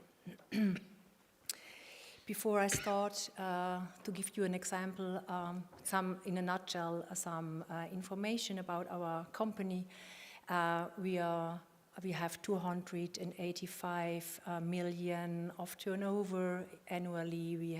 We have 380 employees, and chocolate is our main business. We consider us as a pioneer in sustainability, and we can say that at the moment 88% of our chocolate products are already having a sustainable label. As you already know, there are some challenges around the world. They have been already mentioned. We are considered for our business loss of biodiversity, water scarcity, climate change, and food insecurity as one amongst, or some amongst a lot, as very serious. And we, as a private sector company, want to impactfully make a contribution to overcome these challenges by assuming our responsibility and doing business as sustainable as possible. How we want to do that? As you might know, as a chocolate manufacturer, cocoa is one of the main ingredients of our product, and so cocoa beans are grown, as you might know, mainly with smallholder farmers or in the southern hemisphere. We are counting that until 6 million farmers are producing 4-5 million tons of cocoa beans annually. So there's a big potential for improvement. And normally cocoa is growing in a highly diversified agroforestry system in the forests. But what happens is that cocoa is more and more, so the shade tree we're cutting down is more and more growing in monoculture. And by doing that, there is a heavy depletion on soil fertility, decrease of yield, and increase of pests and diseases. And because of these consequences, because of that, as a consequence, there is poverty, child labor, deforestation, amongst other problems we are facing. So what like a quite small company can do against that? And here comes also our engagement with the public sector. We are running a so-called agroforestry, dynamic agroforestry project in all our country where we source our cocoa beans. Here, this is an example of Ecuador, where we, since 2016, are running an agroforestry project with a cooperative, a smallholder producer cooperative of about 1,000 farmers, where we show our farmers, these farmers, how to transform their non-productive or low-productive cocoa plantations into a highly diversified, multiple production system. So we are doing quite intensive trainings. We are on the ground. We give them seeds and seedlings. So agroforestry means that not only cocoa is grown in these parcels, but also annual food crops like maize, cassava, beans, pumpkin, whatever farmers need, but also fruit trees like mangoes, bananas, avocados, but also timber trees. So with this variation of and diversity of these crop systems, farmer can reduce their risk. They are less dependent, and they are more, yes, they are more, they have more income. And we are doing this. We cannot, as a private sector company, we cannot do this by our own. We have to engage public sector. So we are doing it in Ecuador with GIZ, with the German corporate agency, and through this Develop project, and which is quite successful. Just some more pictures how we are doing it. So we go intensively with the farmers into their plots. Partly we cut down everything, we do not burn nothing, and then we put all the seeds and seedlings, and after a few months, farmers can benefit already of a very highly diversified plantations. And when it comes to alignment on the Kampala principle and even of the SDGs objectives, we can say that yes, we are complying, we are doing quite an impact, and we are with this project quite successful. I thank you very much for this night, having the opportunity to present it to you, and yes, thanks a lot. Bye. Thank you. Thank you so very much, Petra, sharing the Halba experience in engaging with development projects around the world. So I think those two keynotes set us up very nicely for the 3 dialogues and conversations that we are going to have. And it's my pleasure to introduce the 2 panelists that we will have for the first dialogue, which is titled Challenges and Pathways to Accelerate the Transformative Power of Private Sector Enterprises. So we all know about the power, we all know about the potential of the private sector. So how do we unleash that? How do we tap into it? How do we engage with it? You know, that's really what we are going to be talking about. And of course, the lessons learned from the multilateral development banks. This is a topic which has come up again and again, especially when it comes to de-risking investment for the private sector, whether that risk be financial, whether it be political, whether it be economic, because that sometimes is a barrier. So we look at how the multilateral development banks have also responded to the challenge, what their thoughts are, how they're looking at the future. So this will form a part of the dialogue. And of course, the ever-increasing SDG financing gap. It was $2.5 trillion when the SDGs were launched in 2015. Various estimates since then suggest that it has now exceeded 4.5 trillion. And we know the priorities of various governments, especially in developing countries, to invest in public health and respond to the COVID crisis. So this is going to be, I think, a very interesting dialogue that we will have, looking at the last mile development and the importance of strengthening linkages between the micro level, which is the projects, the case studies, the toolkits, and of course the macro level of enabling strategies and policies, which is where the development financing institutions at the country level come in. So we have two questions, and first I will introduce the two panelists that we have. First we have Victor Ogalo. He's the Deputy CEO of KEPSA from Kenya. Victor, you are joining us virtually. Can you hear us? Are we audible? Okay.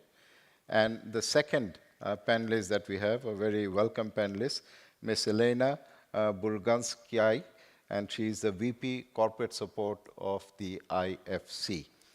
So I will have two questions to pose. The first question, and Victor, you can answer first, and then we'll go to Elena. For the second question, Elena, I'll come to you first, and then Victor can go second. And please also feel free to respond to anything that you have heard from Victor's response, and Victor likewise from Elena's response. So the first question is, it's about risk sharing. In deepening partnerships with the private sector through development cooperation, what role does risk sharing among key partners play? And how does this impact the ability to scale up private sector engagement? Victor, over to you. You have 2 minutes. Thank you. Thank you very much. Joining from Nairobi, Kenya. And to the great panelists, that's my fellow panelists there. I think I have a very short time, and let me try and maximize it. One is we are nearing the end of SDGs. It's in some 8 short years. And so we are in that last decade where we need to accelerate efforts. And usually from the developing world, there is the perception that much is owed to us in terms of responsibility, but I think that particular perspective has been changing over the years from when we had the MDGs, and right now we see a lot more of impact being realized when we come in together and coming from a private sector umbrella body. Our advocacy agenda normally is based on risk sharing, is based on building together. So we have what you call public-private dialogues. These are not just advocacy platforms, but these are platforms where we come in together and say who will do what. So our agenda does not just face development, does not face government alone, but if we have a list of 100 issues, we say we will do 60. Do we need partnerships to do the rest 40? So that's actually how we do our partnerships with development partners and government. And in that way, we share risk in terms of, first, we must have a common agenda that we are looking at. And we believe that doing it and then asking for support is way more encouraging than just listing your challenges and waiting to be fully supported without you having to take a role. So we have several examples of our own private sector interventions, and where we think we need support, we seek for support with various development partners. And that way we've been able to achieve a lot. We call it a 3-legged stool in terms of development delivery. What will you do as a private sector? We list those ones. Where do you need support from government? we list those ones. Where do you need support from development partners? So that the three coming together form a partnership and we all share in the same outcome. So that's how we approach development in the country. And we do a lot of projects on our own to sort of deliver on micro scales. And then we can ask for upscaling once results can be demonstrated. Thank you so much. Thank you, Victor. Elena, if we can go over to you for your perspectives. Thanks very much. Can you hear me? No, I think you need to. Can you hear me now? Yes. Okay, that's good. Yes. All right. Well, let me first, and Victor disappeared from the screen, but hopefully he's still there and can hear me. I wanted to first recognize the great work, Victor, that you and the team are doing in Kenya, and also our long-standing partnership that IFC has with the Kenya Private Sector Alliance. And Victor mentioned the public-private dialogue. And this is a very good example, actually, of the type of work that the Alliance is doing together with partners to improve the conditions to attract more private sector in the country. And the type of the policy and regulatory reforms that we together are focused on are really prerequisites for successful public-private partnerships in all forms. And when done right, when you think about, you asked Sabra in the beginning about the risk allocation, the key element of a successful public-private partnership is appropriate risk allocation among parties. And so this type of work is actually absolutely critical, both for the public sector and for the private sector, to understand where the risks are, who is best placed to manage them, and how we do it while making sure that we maximize resources and allocate them in the way that maximizes development outcomes and addresses the most pressing challenges and needs in the country. Now, the other tool that I would like to mention on risk sharing is concessional blended finance. And yesterday at the opening session, it was mentioned that I think only 2% of the total donor funds are going to blended finance at the moment. And this is a key constraint that we see certainly from our side. You take example of climate.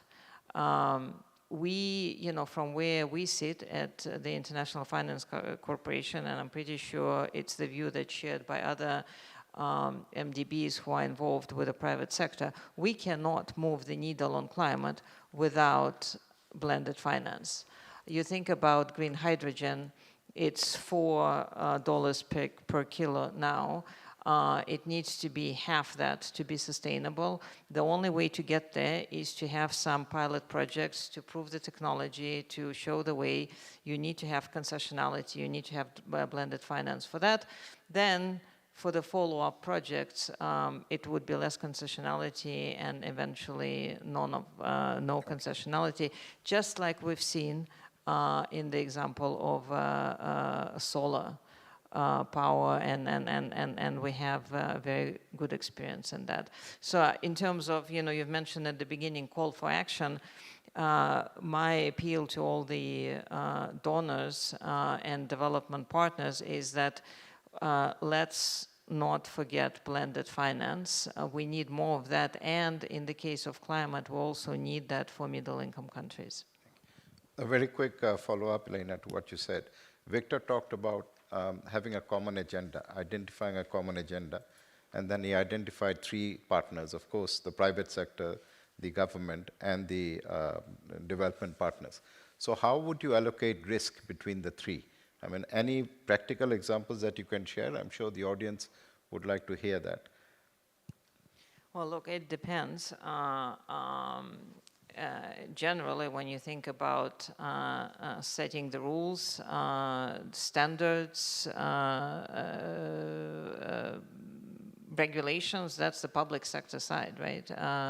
when it comes to delivery innovation, that's the private sector side, and the MDBs, depending on the situation, right? But in terms of global experience, knowledge, sometimes new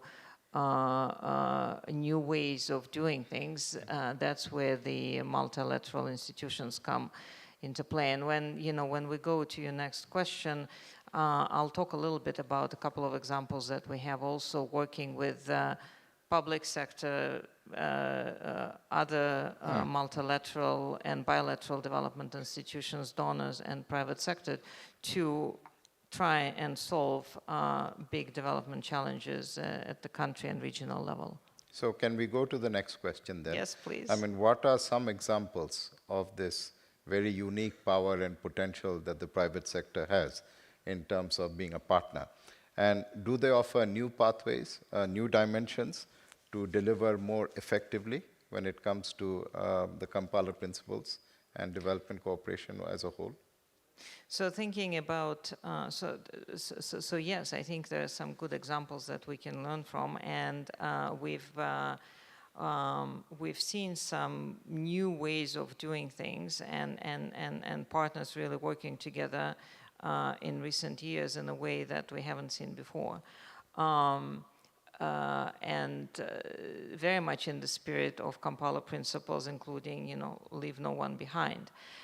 So one example that I wanted to talk about is vaccines in Africa, right? When the pandemic hit, it really put the spotlight on the fact that in the African continent, 99% of vaccines are imported, right? There's only 1% of vaccines that are produced in Africa.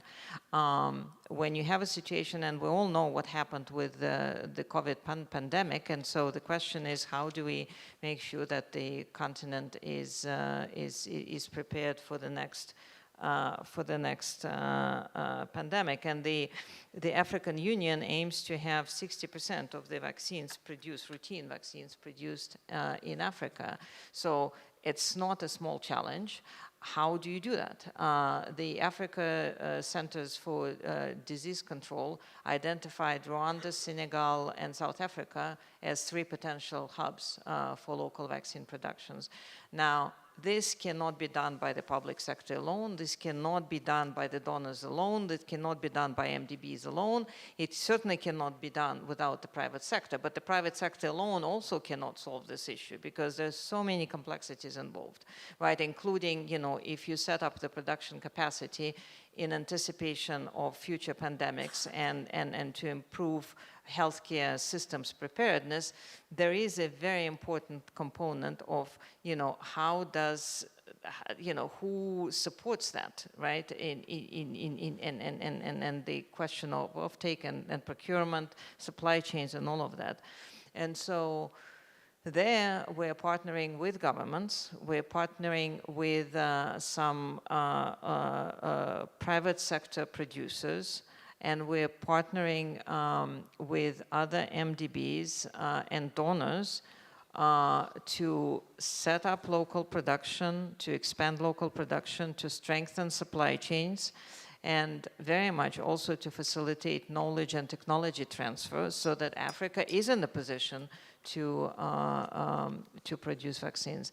And then another example, just very quickly to mention, completely different, work with refugees and forcible displaced contexts. And this is not necessarily, when you think about IFC and our traditional work, it's not necessarily kind of the most natural space. And we've done some really, really interesting work in Kenya, in Kakuma refugee host area, with multiple partners. And building on that, now just a few days back, launched a joint initiative with UNHCR to focus on developing private sector solutions for refugee and forcible displaced context. Okay. Thank you. So that's another example where it's perhaps not a typical approach, but something that, talk about transformative power of the private sector. I think that really has a huge potential. Thank you, Elena, for those excellent examples. Victor, do you want to have a very quick intervention on the role that risk sharing among key partners will play? Very briefly, please. Yes, thank you again. I'll pick up from where Elena's stopped, just by way of giving examples. Right now in Kenya, I think you introduced 3 Cs, but in Kenya we have additional other challenges we're dealing with. We have the worst drought in the country in 40 years. And droughts are not necessarily things that surprise us. I think there's a cycle that's predictable. We normally expect between 4 to 5 years we must have drought, but the extent we have right now was last experienced 40 years ago. So we find ourselves in this situation, and as private sector, we have come together to mobilize resources from amongst ourselves, from development partners, but particularly more from the business community to respond and provide relief. People normally think provision of relief is something that belongs to government only, and as we can sit back, because these are populations that the business community are looking forward to serve. So these are customers that are in dire need of relief. So we, through the umbrella of KEPSA, we have an initiative called Tuungane Pamoja. Tuungane Pamoja in English is let us unite together. And so within less than a month, through that initiative, we were able to get donations from the private sector worth 344 million Kenya shillings, billion rather. That would be equivalent to $30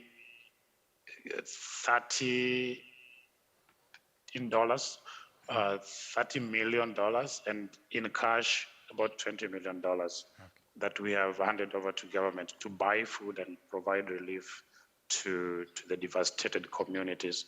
Those are one of the examples. The other one is during COVID. Very briefly, please, Victor. We are running short on time. Very briefly. Thank you so much. When we had restrictions, the one initiative that we came up with that really helped pregnant mothers when there were restrictions, there were no vehicles, we had what we call Wheels for Life, where expectant mothers would call a particular number if they needed help wherever they were, and then they would be reached out to be taken to the hospital. And this really, really helped so many mothers that otherwise would have, their lives were at risk. So the Wheels for Life was an initiative that we also, as a business community, when we were reaching out to people who were really vulnerable at that time, we've also provided interest-free loans during that particular period of pandemic to SMEs, interest-free loans for at least 6 months, ranging from $1,000 to $10,000. That would be refundable within 6 months. We were not requiring any collateral, and that helped to bring to keep a number of SMEs afloat and to keep the jobs. Thank you. That otherwise, yeah. Thank you so much. Thank you. Thank you so much, Victor. We'll now move on to the second dialogue conversation, which is perspectives on partnering with the private sector to leave no one behind. We will also be having the virtual poll that I referred to earlier. And in this segment of the conversation, we will focus essentially on past experience. While we talk about the potential of the private sector, it is a reality that it has faced challenges. There have been many roadblocks, there have been many obstacles, so we'll try and talk about that. There is the issue of alignment of interest, procedures of systems, protocols amongst development partners, civil society, and the private sector. So this is a focus that we have. So how can this private sector engagement flourish in very challenging context and circumstances in countries and regions, and which actually act as bottlenecks in our aspiration to leave no one behind. So I will be requesting 3 of our panelists to say a few words on them. But first, let me also remind you about the poll that we talked about. So it is a live poll question for the virtual audience and anyone here who is logged into the app. And the question is, what are the key challenges that hinder private sector engagement in the most difficult contexts and regions? So the key challenges that hinder private sector engagement in the most difficult contexts and regions. So that is the poll. It's being conducted online, but please log on to your app and try and give your answers to that. So we will move on. I have the pleasure to introduce the 3 panelists for this dialogue, the second. First is Yara Tsetse. He's the founder and CEO of Shire-Shone PLC. We also have Ms. Beverly Longhead. She is the CPDE co-chair. And we also have Mr. Eric Manzi Mwazi, Deputy General Secretary, International Trade Union Congress. So first, we will have Yara give us a 5-minute overview on this matter, and then we will have 2 specific questions for the panelists. Yara, you have the floor, please.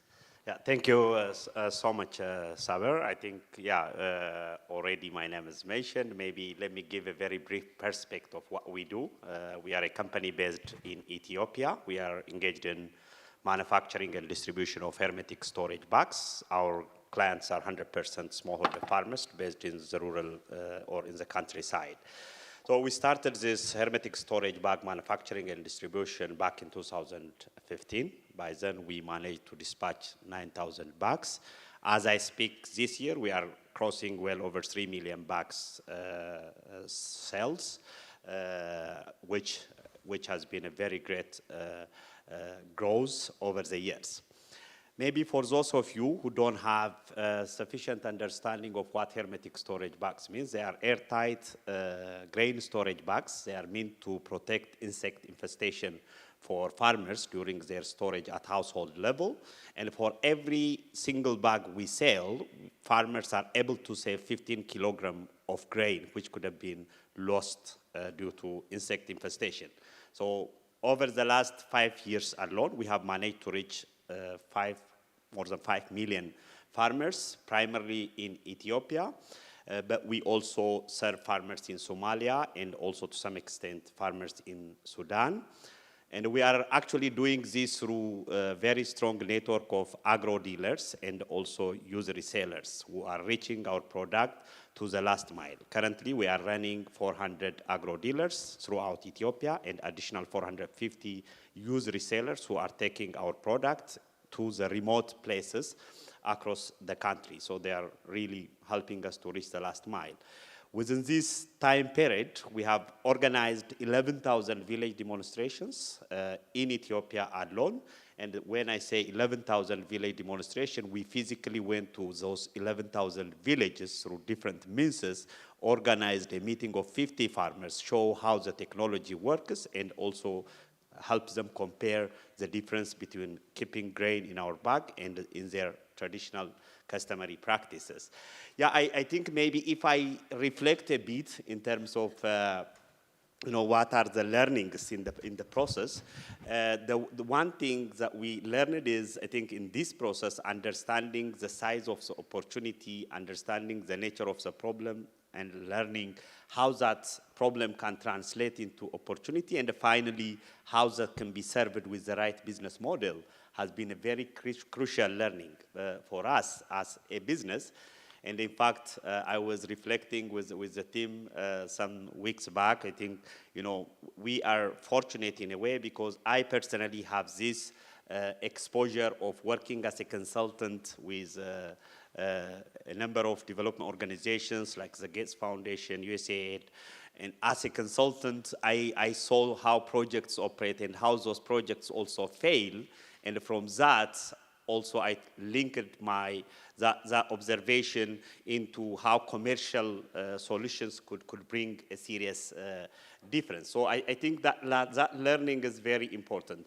Next to that, I think partnerships are really essential. Once you know, like you have a solution, you have the right business model, you still need partners to work with you, because as a small and a medium enterprise, first, you don't have the resource. Second, you don't have the network to reach out to those remote places. And what really worked for us quite well is we managed to really mobilize and leverage those partnerships from development sector as well as from the government sector to ensure that these products are channeled and reached to the farmers. Of course, partnership, when I say often, like, partnership is a complex issue by itself for small and medium enterprise. Speaking the language of those NGOs and also tolerating the bureaucracy and the slow process of the government is very difficult and also cumbersome for a small enterprise in the context of Africa. So by the time the government responds to your question, the opportunities are gone. By the time you learn the complex jargons of NGOs like theory of change, result framework, and all those things, I think you have lost your business focus. So I think this is really crucial from the perspective of the private sector. Last but not least, it's also leading the process. Often I see a tendency of development organization trying to work with the private sector rather than trying to work through the private sector. So these are really very important. The private sector, once having the right commitment and understanding the commercial viability and the right business model to serve communities in the last or in the rural context, I think they should lead the initiative. I'm almost done, Saber. So I think in the process, it's really important that whatever programs intervention, commercial solutions should be led by the private sector itself. Thank you so much. Thank you very much. And you know, what you say is also something that we've been hearing here in various sessions. It's not enough for funds to be available, you must be able to access it. And this is where processes, systems, protocols are so very important. Thank you for sharing that. Now I go to our two panelists, first to Beverly and then to Eric. And the question I have for you is that we know from the evidence that partnering with the private sector can be particularly challenging, especially in hard-to-reach communities. You know, we have this idea of leaving no one behind. So we have to focus on hard-to-reach communities. So in your experience, what are the key impediments for private sector engagement in these contexts? So Beverly, if you could start off, and then we'll move to Eric. Okay. Thank you, Saber, for that question.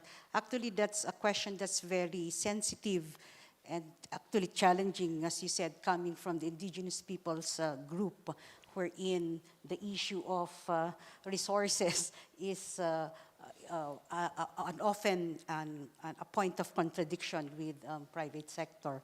I think in terms of challenges, I would probably say one, the mere fact of alignment of interests is in itself a challenge, because you will have later on to judge from whose perspective are we doing development cooperation.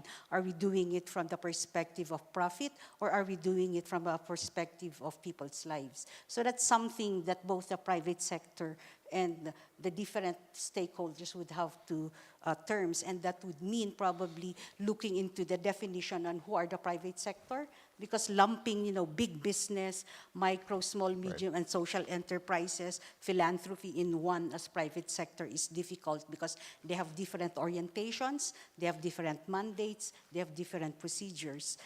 Two, I would agree with what you mentioned, that there's also a need to look into government regulatory and oversight mechanisms, and that is something that's also weak, especially in the global south. No?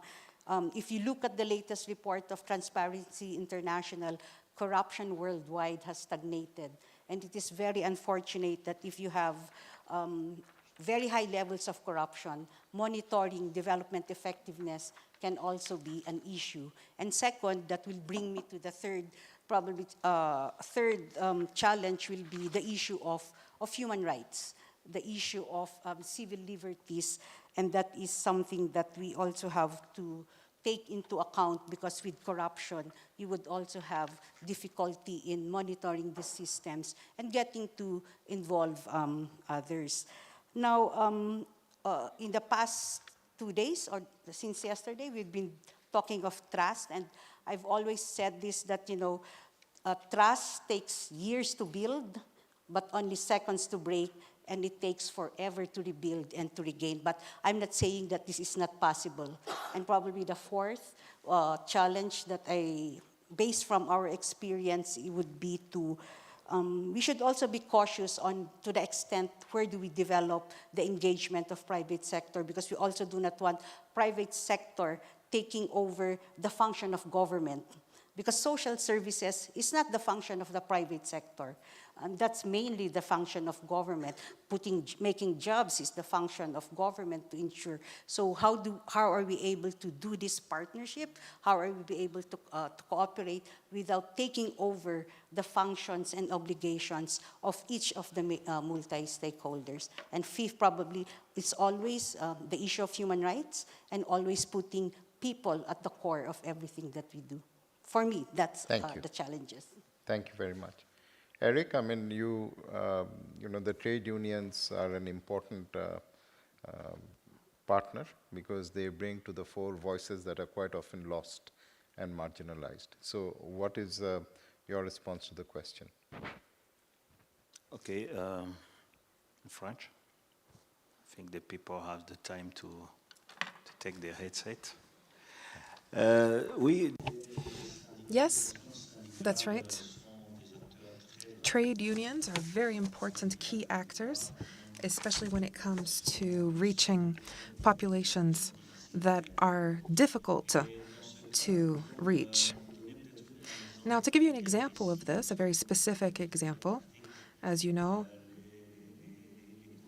in Africa, there is a huge amount of informal economic activities. And I would say that they represent about 80% of the workforce in Africa. So this is a sector, this informal economic work within the private sector. They act within a context of a lack of rights. There's a lack of rights in the informal sector. In most legislations, the informal economy is not governed by labor legislation. That is why we would like to say that trade unions are actors that do not want to leave anybody behind. And so therefore we would like to be there to uphold and guarantee labor rights and human rights. Now, to give you an example that illustrates this, I could tell you about the example of my country, Rwanda, and in many different countries in Eastern Africa or even in Western Africa, where you have the taxi motorcycles that are the biggest service providers for transport in the country. Now, these motorcyclists were workers that for a very long time were exploited by people that were owners of the motorcycles. When trade unions decided to start to try to unionize certain workers, they were trying to guarantee certain labor rights in terms of, for example, the hours at work, safety of these people in the workplace, and they started unionization activities. And this allowed them to make sure that they had certain labor rights and also have a transition in the workplace. So these are now economic actors that are working in the private sector and that are the owners themselves of the motorcycles. And today, they are unionized through different social corporations, and we can see that their income has increased. So there is a way through partnership and through the work that trade unions do, to be able to help the private sector to work all the while upholding people's labor rights and human rights. Thank you. Thank you very much, Eric. And I'll come back to you again now for the second question, which is how to achieve alignment between development and business outcomes. Development on the one side, business outcome on the other. But before that, let me share with you the results of the poll that we have had. And if you remember, just refresh your memories, question was, what are the key challenges that hinder private sector engagement in the most difficult context and regions? So there were a number of questions or possible answers, and the audience was invited to pick from that. So top answer was knowledge on accessing key partners. Knowledge on accessing key partners. So this was 45%. So almost 50% of those who took part in the poll identified this. Then number 2 was a tie, 18%, for commercial and impact alignment, which relates to some of the discussions that we have been having. And the other is insufficient financing volumes. That's also 18%. So we have 2 that have tied for second, but the first one, overwhelmingly, is knowledge on accessing key partners. So Eric, to that question about alignment between development and business outcomes, and after that, I'll go to you, Beverly, if you also want to comment on the polls, a very quick comment as well as the question. Eric, please.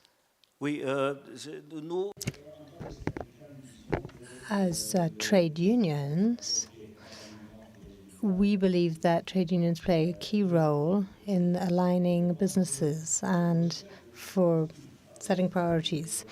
So the search for profit must be compatible with the law, the rights to contribute to development. So as legitimate representatives of workers, we guarantee that these rights are upheld at work. The tools we have, a social dialogue, collective bargaining, these are tools that must be used within a framework of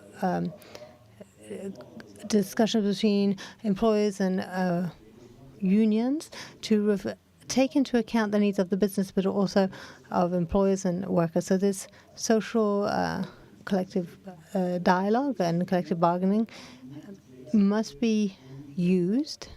We ensure that in our social cooperation for development that collective bargaining is used with a view to guaranteeing that the private sector is aligned with the population's needs with a view to sustainable development.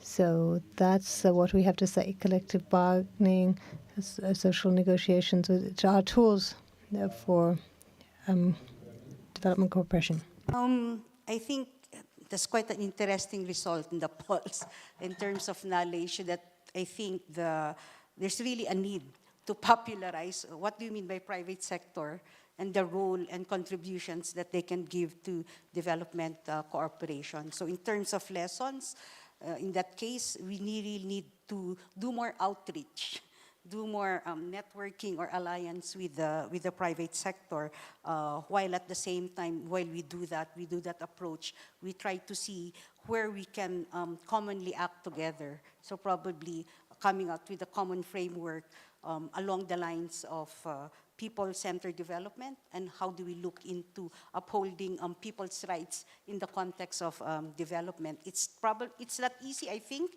I know it's not easy because most of the time we try to negotiate, but I think if we bring people to the table together, we'll be able to look into that.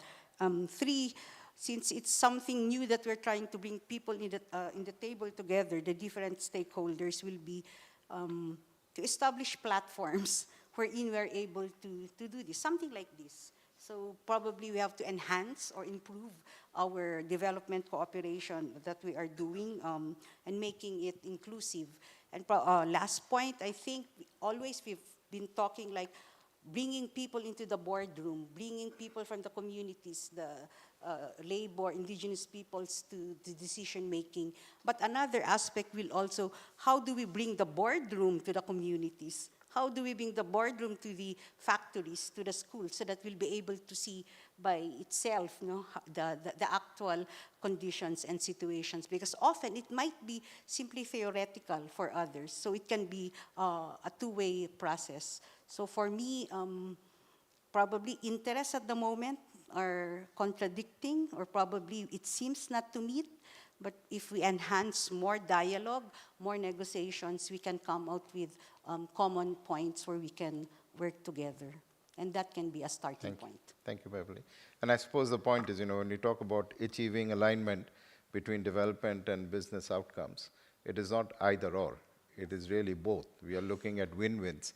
It's how do you fine-tune and calibrate it in such a way that the balance is optimum, the mix is right. I think that's fair, because it can't be one or the other. It has to be both. That's why we are talking about partnerships and development cooperation. So, ladies and gentlemen, what we will do now is to move to the third dialogue or the conversation. We have looked at the past, we have looked at the present, we have looked at the challenges, and now we want to look forward. And in my opening remarks, I talked about the new normal, which is currently prevailing. So that requires us to reimagine partnerships, to look at things in a different light. So we'll be looking forward in this, the last of the conversations, and it's titled A Strategic Mindset Shift to Accelerate the Role of Private Sector Engagement in Achieving the SDGs. So what can be done differently? What are the changes that we are looking for? How can we elevate the importance of the private sector when it comes to achieving the Sustainable Development Goals, leveraging on the Kampala principles, and of course, leaving no one behind. So I think this is really what this session is going to be. We have two excellent panelists, and I must say thanks to all of you. I think we have had very rich inputs and contributions. The two panelists that we have for this third conversation, to my immediate left, we have Jeru Bilimoria. She is from Catalyst 2030. I've already heard her in various sessions asking the right questions, if not always giving the right answers, but she's been asking the right questions. So we have Jeru with us. We also have Adriana Mira de Pereira. She is from El Salvador. She is also here with us. So the first question is going to be, what is the biggest leap that business and development communities need to strengthen trust and work together more effectively? We talked about mutual trust, we talked about accountability. So again, it's not the what, it's the how that we are focusing on. We know we need to have more trust, but how do we actually achieve it? So, Jeru, over to you. Thanks. You need the mic, yeah. Yeah, so basically you talked about trust, and we've talked about financing. We've said that we can't achieve the SDGs. To achieve them, we need 4.3 trillion. And whatever, there are larger amounts floating. My answer to the how is get the money, trust each other, and then you can achieve the action. So one way to do it is there's voluntary action, and the other way to do it is policy. So I'll first focus on policy. I think in policy, what we have found works is if there is some sort of resolution. So what could be done is getting governments thinking out of the box to say between 2 to 5% has to be put forward by all corporates for ESG. Add that up, you'll get the 4.3 trillion. That would be enough to be able to achieve the SDGs and to reach the last mile. To do that, we can create the structures which are necessary to work, like Beverly and others have said, collaboratively to be able to make that happen. How do you make it happen? Taking the first step, the Catalyst Network has already come up using Kampala principles with a Catalyst Business Commitment. We are going to be launching the Catalyst Business Commitment in Davos with one of the large global companies, SAP. And with that, what we've done is we've said, okay, you can start very low with your basics of what you have and then move right forward towards having a scorecard where you can reach platinum. And we have toolkits, we have everything which can make that happen. So very simply, if we start both with voluntary, and then from the other section, advocating for policy. Together, we can leverage the financing and the collaborative will to make the change we wish to see happen. So that's it. In the minute you told me. Thank you. Thank you. Within 2 minutes, spot on. And that, of course, increases trust on the panelists as we go forward. Okay, over to you, Adriana. The same question, mindset change. How do we make this leap? Thank you. I will switch to Spanish so I can express myself better. So thank you so much for using the headphones. Yo estoy totalmente... I entirely agree with what Giroux just said. And what strikes me is what we were talking about earlier on about the very nature of the private sector and the nature of the public or government sector. So could think we can say that generally the objective of businesses is to generate a return. In El Salvador, in Latin America, businesses generally have a view to expand. When they expand to Europe or other continents like Asia, always want to develop their corporation and their social corporate responsibility, taking the responsibilities that they have towards governments and civil society. So I think it's very important to give them strategic projects based on transparency for technology, knowledge, digital innovation. In El Salvador, we're working on our 2020-2030 digital agenda, which has various aspects, so reorganizing certain processes and ensuring interconnectivity, the Internet of Things. So I believe that we can discuss about employability and entrepreneurship with businesses based on technologies and communications. And I think that what is important is that we can exchange with businesses to try to make the population more tech-savvy because the know-how in technology is increasing and this improves employment. So there are many programs that are focused on the United Nations programs to train those participating, but there's no specific alliance of the private sector. So the government of El Salvador is pushing for a new Plan 2020, young people for competencies, and this together with the private sector. Thank you. Of course, is the Vice Minister of Foreign Affairs for El Salvador. Let me stay with you, Adriana, and ask you the question about, the GPDC has produced toolkits.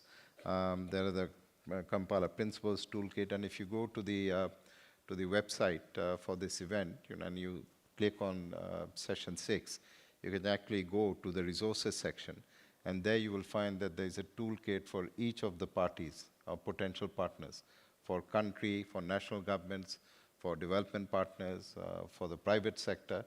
So I would encourage all of you to look at that, because that really, I think, is a great resource that we should be using. So in terms of the toolkit, what is the most important action to apply the principles at the country level? So if you can share examples from El Salvador, please. Sí, gracias. Bueno, yo creo que de los principios. Yes, so I think that the Kampala Principles for us mean effective tools to ensure the connection between all the stakeholders of the governments and between private businesses.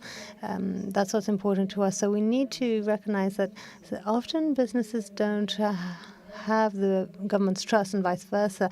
The businesses don't trust government enough. And so I believe that the United Nations system's role in this regard is to be an actor that can link up governments and businesses. This could be very useful, and we could also design specific projects to involve and link up governments and private businesses. I mentioned yesterday also at one of the sessions that it's very important for multilateral organizations and the UN to support us in cooperation, as they're already doing, bearing in mind our current existing government plans, because often we are trying to integrate cooperation into our work as greatly needed, but we need to understand the needs in the field. So it's very important to ensure there's a nexus between the United Nations system and, as we mentioned earlier on, to have sources of funds for specific projects as South-South or triangular cooperation to lead to effective cooperation from the beginning of projects between businesses and the government. Thank you very much. Hiru, specifically, how do we change behaviors and mindsets? You know, this is always a challenge. We saw during COVID how trying to message, how trying to get people to take up the COVID protocols was so very difficult. So how can we challenge existing mindsets? How can we change behaviors to facilitate the trust that we are talking about? To me, I think we need to start with ourselves. So I think the first thing we need to do is get businesses to start taking responsibility for themselves, which is why we launched the commitment, so that we are able to do it. But we also know that if there is not a competitive advantage, it's not going to happen. That is why I say we really need to shift policies, because policies will help change mindsets and will help change behaviors also. So I think one thing is, if at a global level we are able to do policy change, we say that this is what we want, then we will be able to do it. At a personal level, I think we, at least at Catalyst, are working with several global corporations who are interested in being the change, genuinely, from their own accord. So then those can become the role models. So instead, I was speaking to Antonio earlier, and I said, you know, they have many companies in UN Global Compact. So let's see how we can work together to get those companies. So once you get the ball rolling, it becomes easier and easier. So maybe in El Salvador, when they introduce a law saying 2%, you know, I'm not asking you to, but if they do, once it's happened at a global level, then the corporates will automatically come, and then others who have been front-running will have the comparative advantage. But bottom line, each and every one of us in this room need to look at ourselves and say, what can we do differently? How can we shift things differently? And what are the pushes we can make? So I think it starts with ourselves. Thank you. I'm going to go off script and just ask Elena and Yared, who are here. You know, when we talk about strengthening trust, we are implicitly saying there is deficit of trust. I'm not using the term mistrust or distrust, but the trust is not at the level it should be. Why is that? Why isn't trust where it should be? Because we would all assume that this is something that happens naturally. It's all for a good cause. We all signed up for the Sustainable Development Goals. The political will, I presume, was there because heads of government signed it. So I know it's putting you on the spot a little, but where do you think the trust should be there but isn't? Yeah, no. Yeah, we can hear you. So, well, I think I agree with you. In fact, the level of trust is not there to the level it is needed.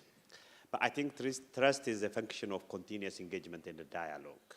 What I see is, do we have a serious, candid dialogue among the private, between the public and the private sector? Not really at higher level, not only at higher level like this, but at local level, at grassroots level, at country level. I think that's really a critical issue. And what I see is nowadays there are a lot of initiatives on public-private partnership, dialogue, and all those forums. But I think they are not structurally designed. So that there is a need to give it more sense of continuity with a more crafted agenda on building towards a shared vision and a shared position. I think if that is done, I believe this level of trust can be developed. Thank you. Elena, you had a couple of minutes to think about it, so. I don't have much to add. I think continuous engagement and dialogue is absolutely critical. And I think the reason or the purpose of the continuous engagement and dialogue is to actually understand each other. And sometimes it's a question of language. Sometimes it's a question of definitions, you know, you know, and sometimes it's a question of expectations on all sides, right? There are certain things that, you know, are very important and that, you know, certain actors cannot deliver in the way that other actors are expecting them to deliver, right? And understanding the limitations, the constraints, and what are the legitimate concerns on all sides and how we collectively can address them, I think that goes a long way. And we see the examples, you know, when it works well, you have the most complex projects sometimes, which affect local communities, which affect the nature, which affect all kinds of things. And if they're done properly, and there is appropriate engagement early on with affected communities, with civil society, you have very different outcomes compared to sometimes simpler projects where this is completely neglected, right? So that's just one practical example of, you know, of how one can achieve trust. If you do that, then you build trust and the next project becomes easier. Thank you. So I suppose the message there is, you know, it's great that we are having this summit, but this is at a high level. You know, we call these high-level segments. But really what we need to do is take this dialogue, take this discussion to the grassroots level. And, you know, so it's a bottom-up process as well. And then I think that also makes sure that, I mean, when we talk about a country, it's not homogeneous. If you break that country down, you've got so many other segments, so many other potential partners. So how can we have almost a whole of government, whole of society approach when it comes to development cooperation? Great. We now move on to the final session. This is the interactive session. And we also have Q&A, of course, as part of this. This will be in person as well as in virtual format. We already have a few questions, but I would like to go through these very quickly. So whoever is going to be asking the questions, no statements, please, just the question itself. And then after we have heard two questions, we'll come to the panelists. Whoever wishes to take the questions, you are welcome to, unless they have a particular person in mind. And then if there is time, I would again like to open the floor for that. So the first intervention from the in-person audience that I have is from Wisborne Malaya, the Secretary General, Zimbabwe Chamber of Informal Economy Associations. Wisborne, glad that you could make it. Just the question, please. Thank you, Chair. My question is under the motto from the informal economy, nothing for us without us. How best can this global platform incorporate effective development for the informal economy activities without victimizing or ignoring the way these activities contribute to their different economies? This is, I think you heard from the trade unionists where he shared about the vulnerabilities and the statistics. I will just quickly refer to the statistics from ILO, which speaks of more than 2 billion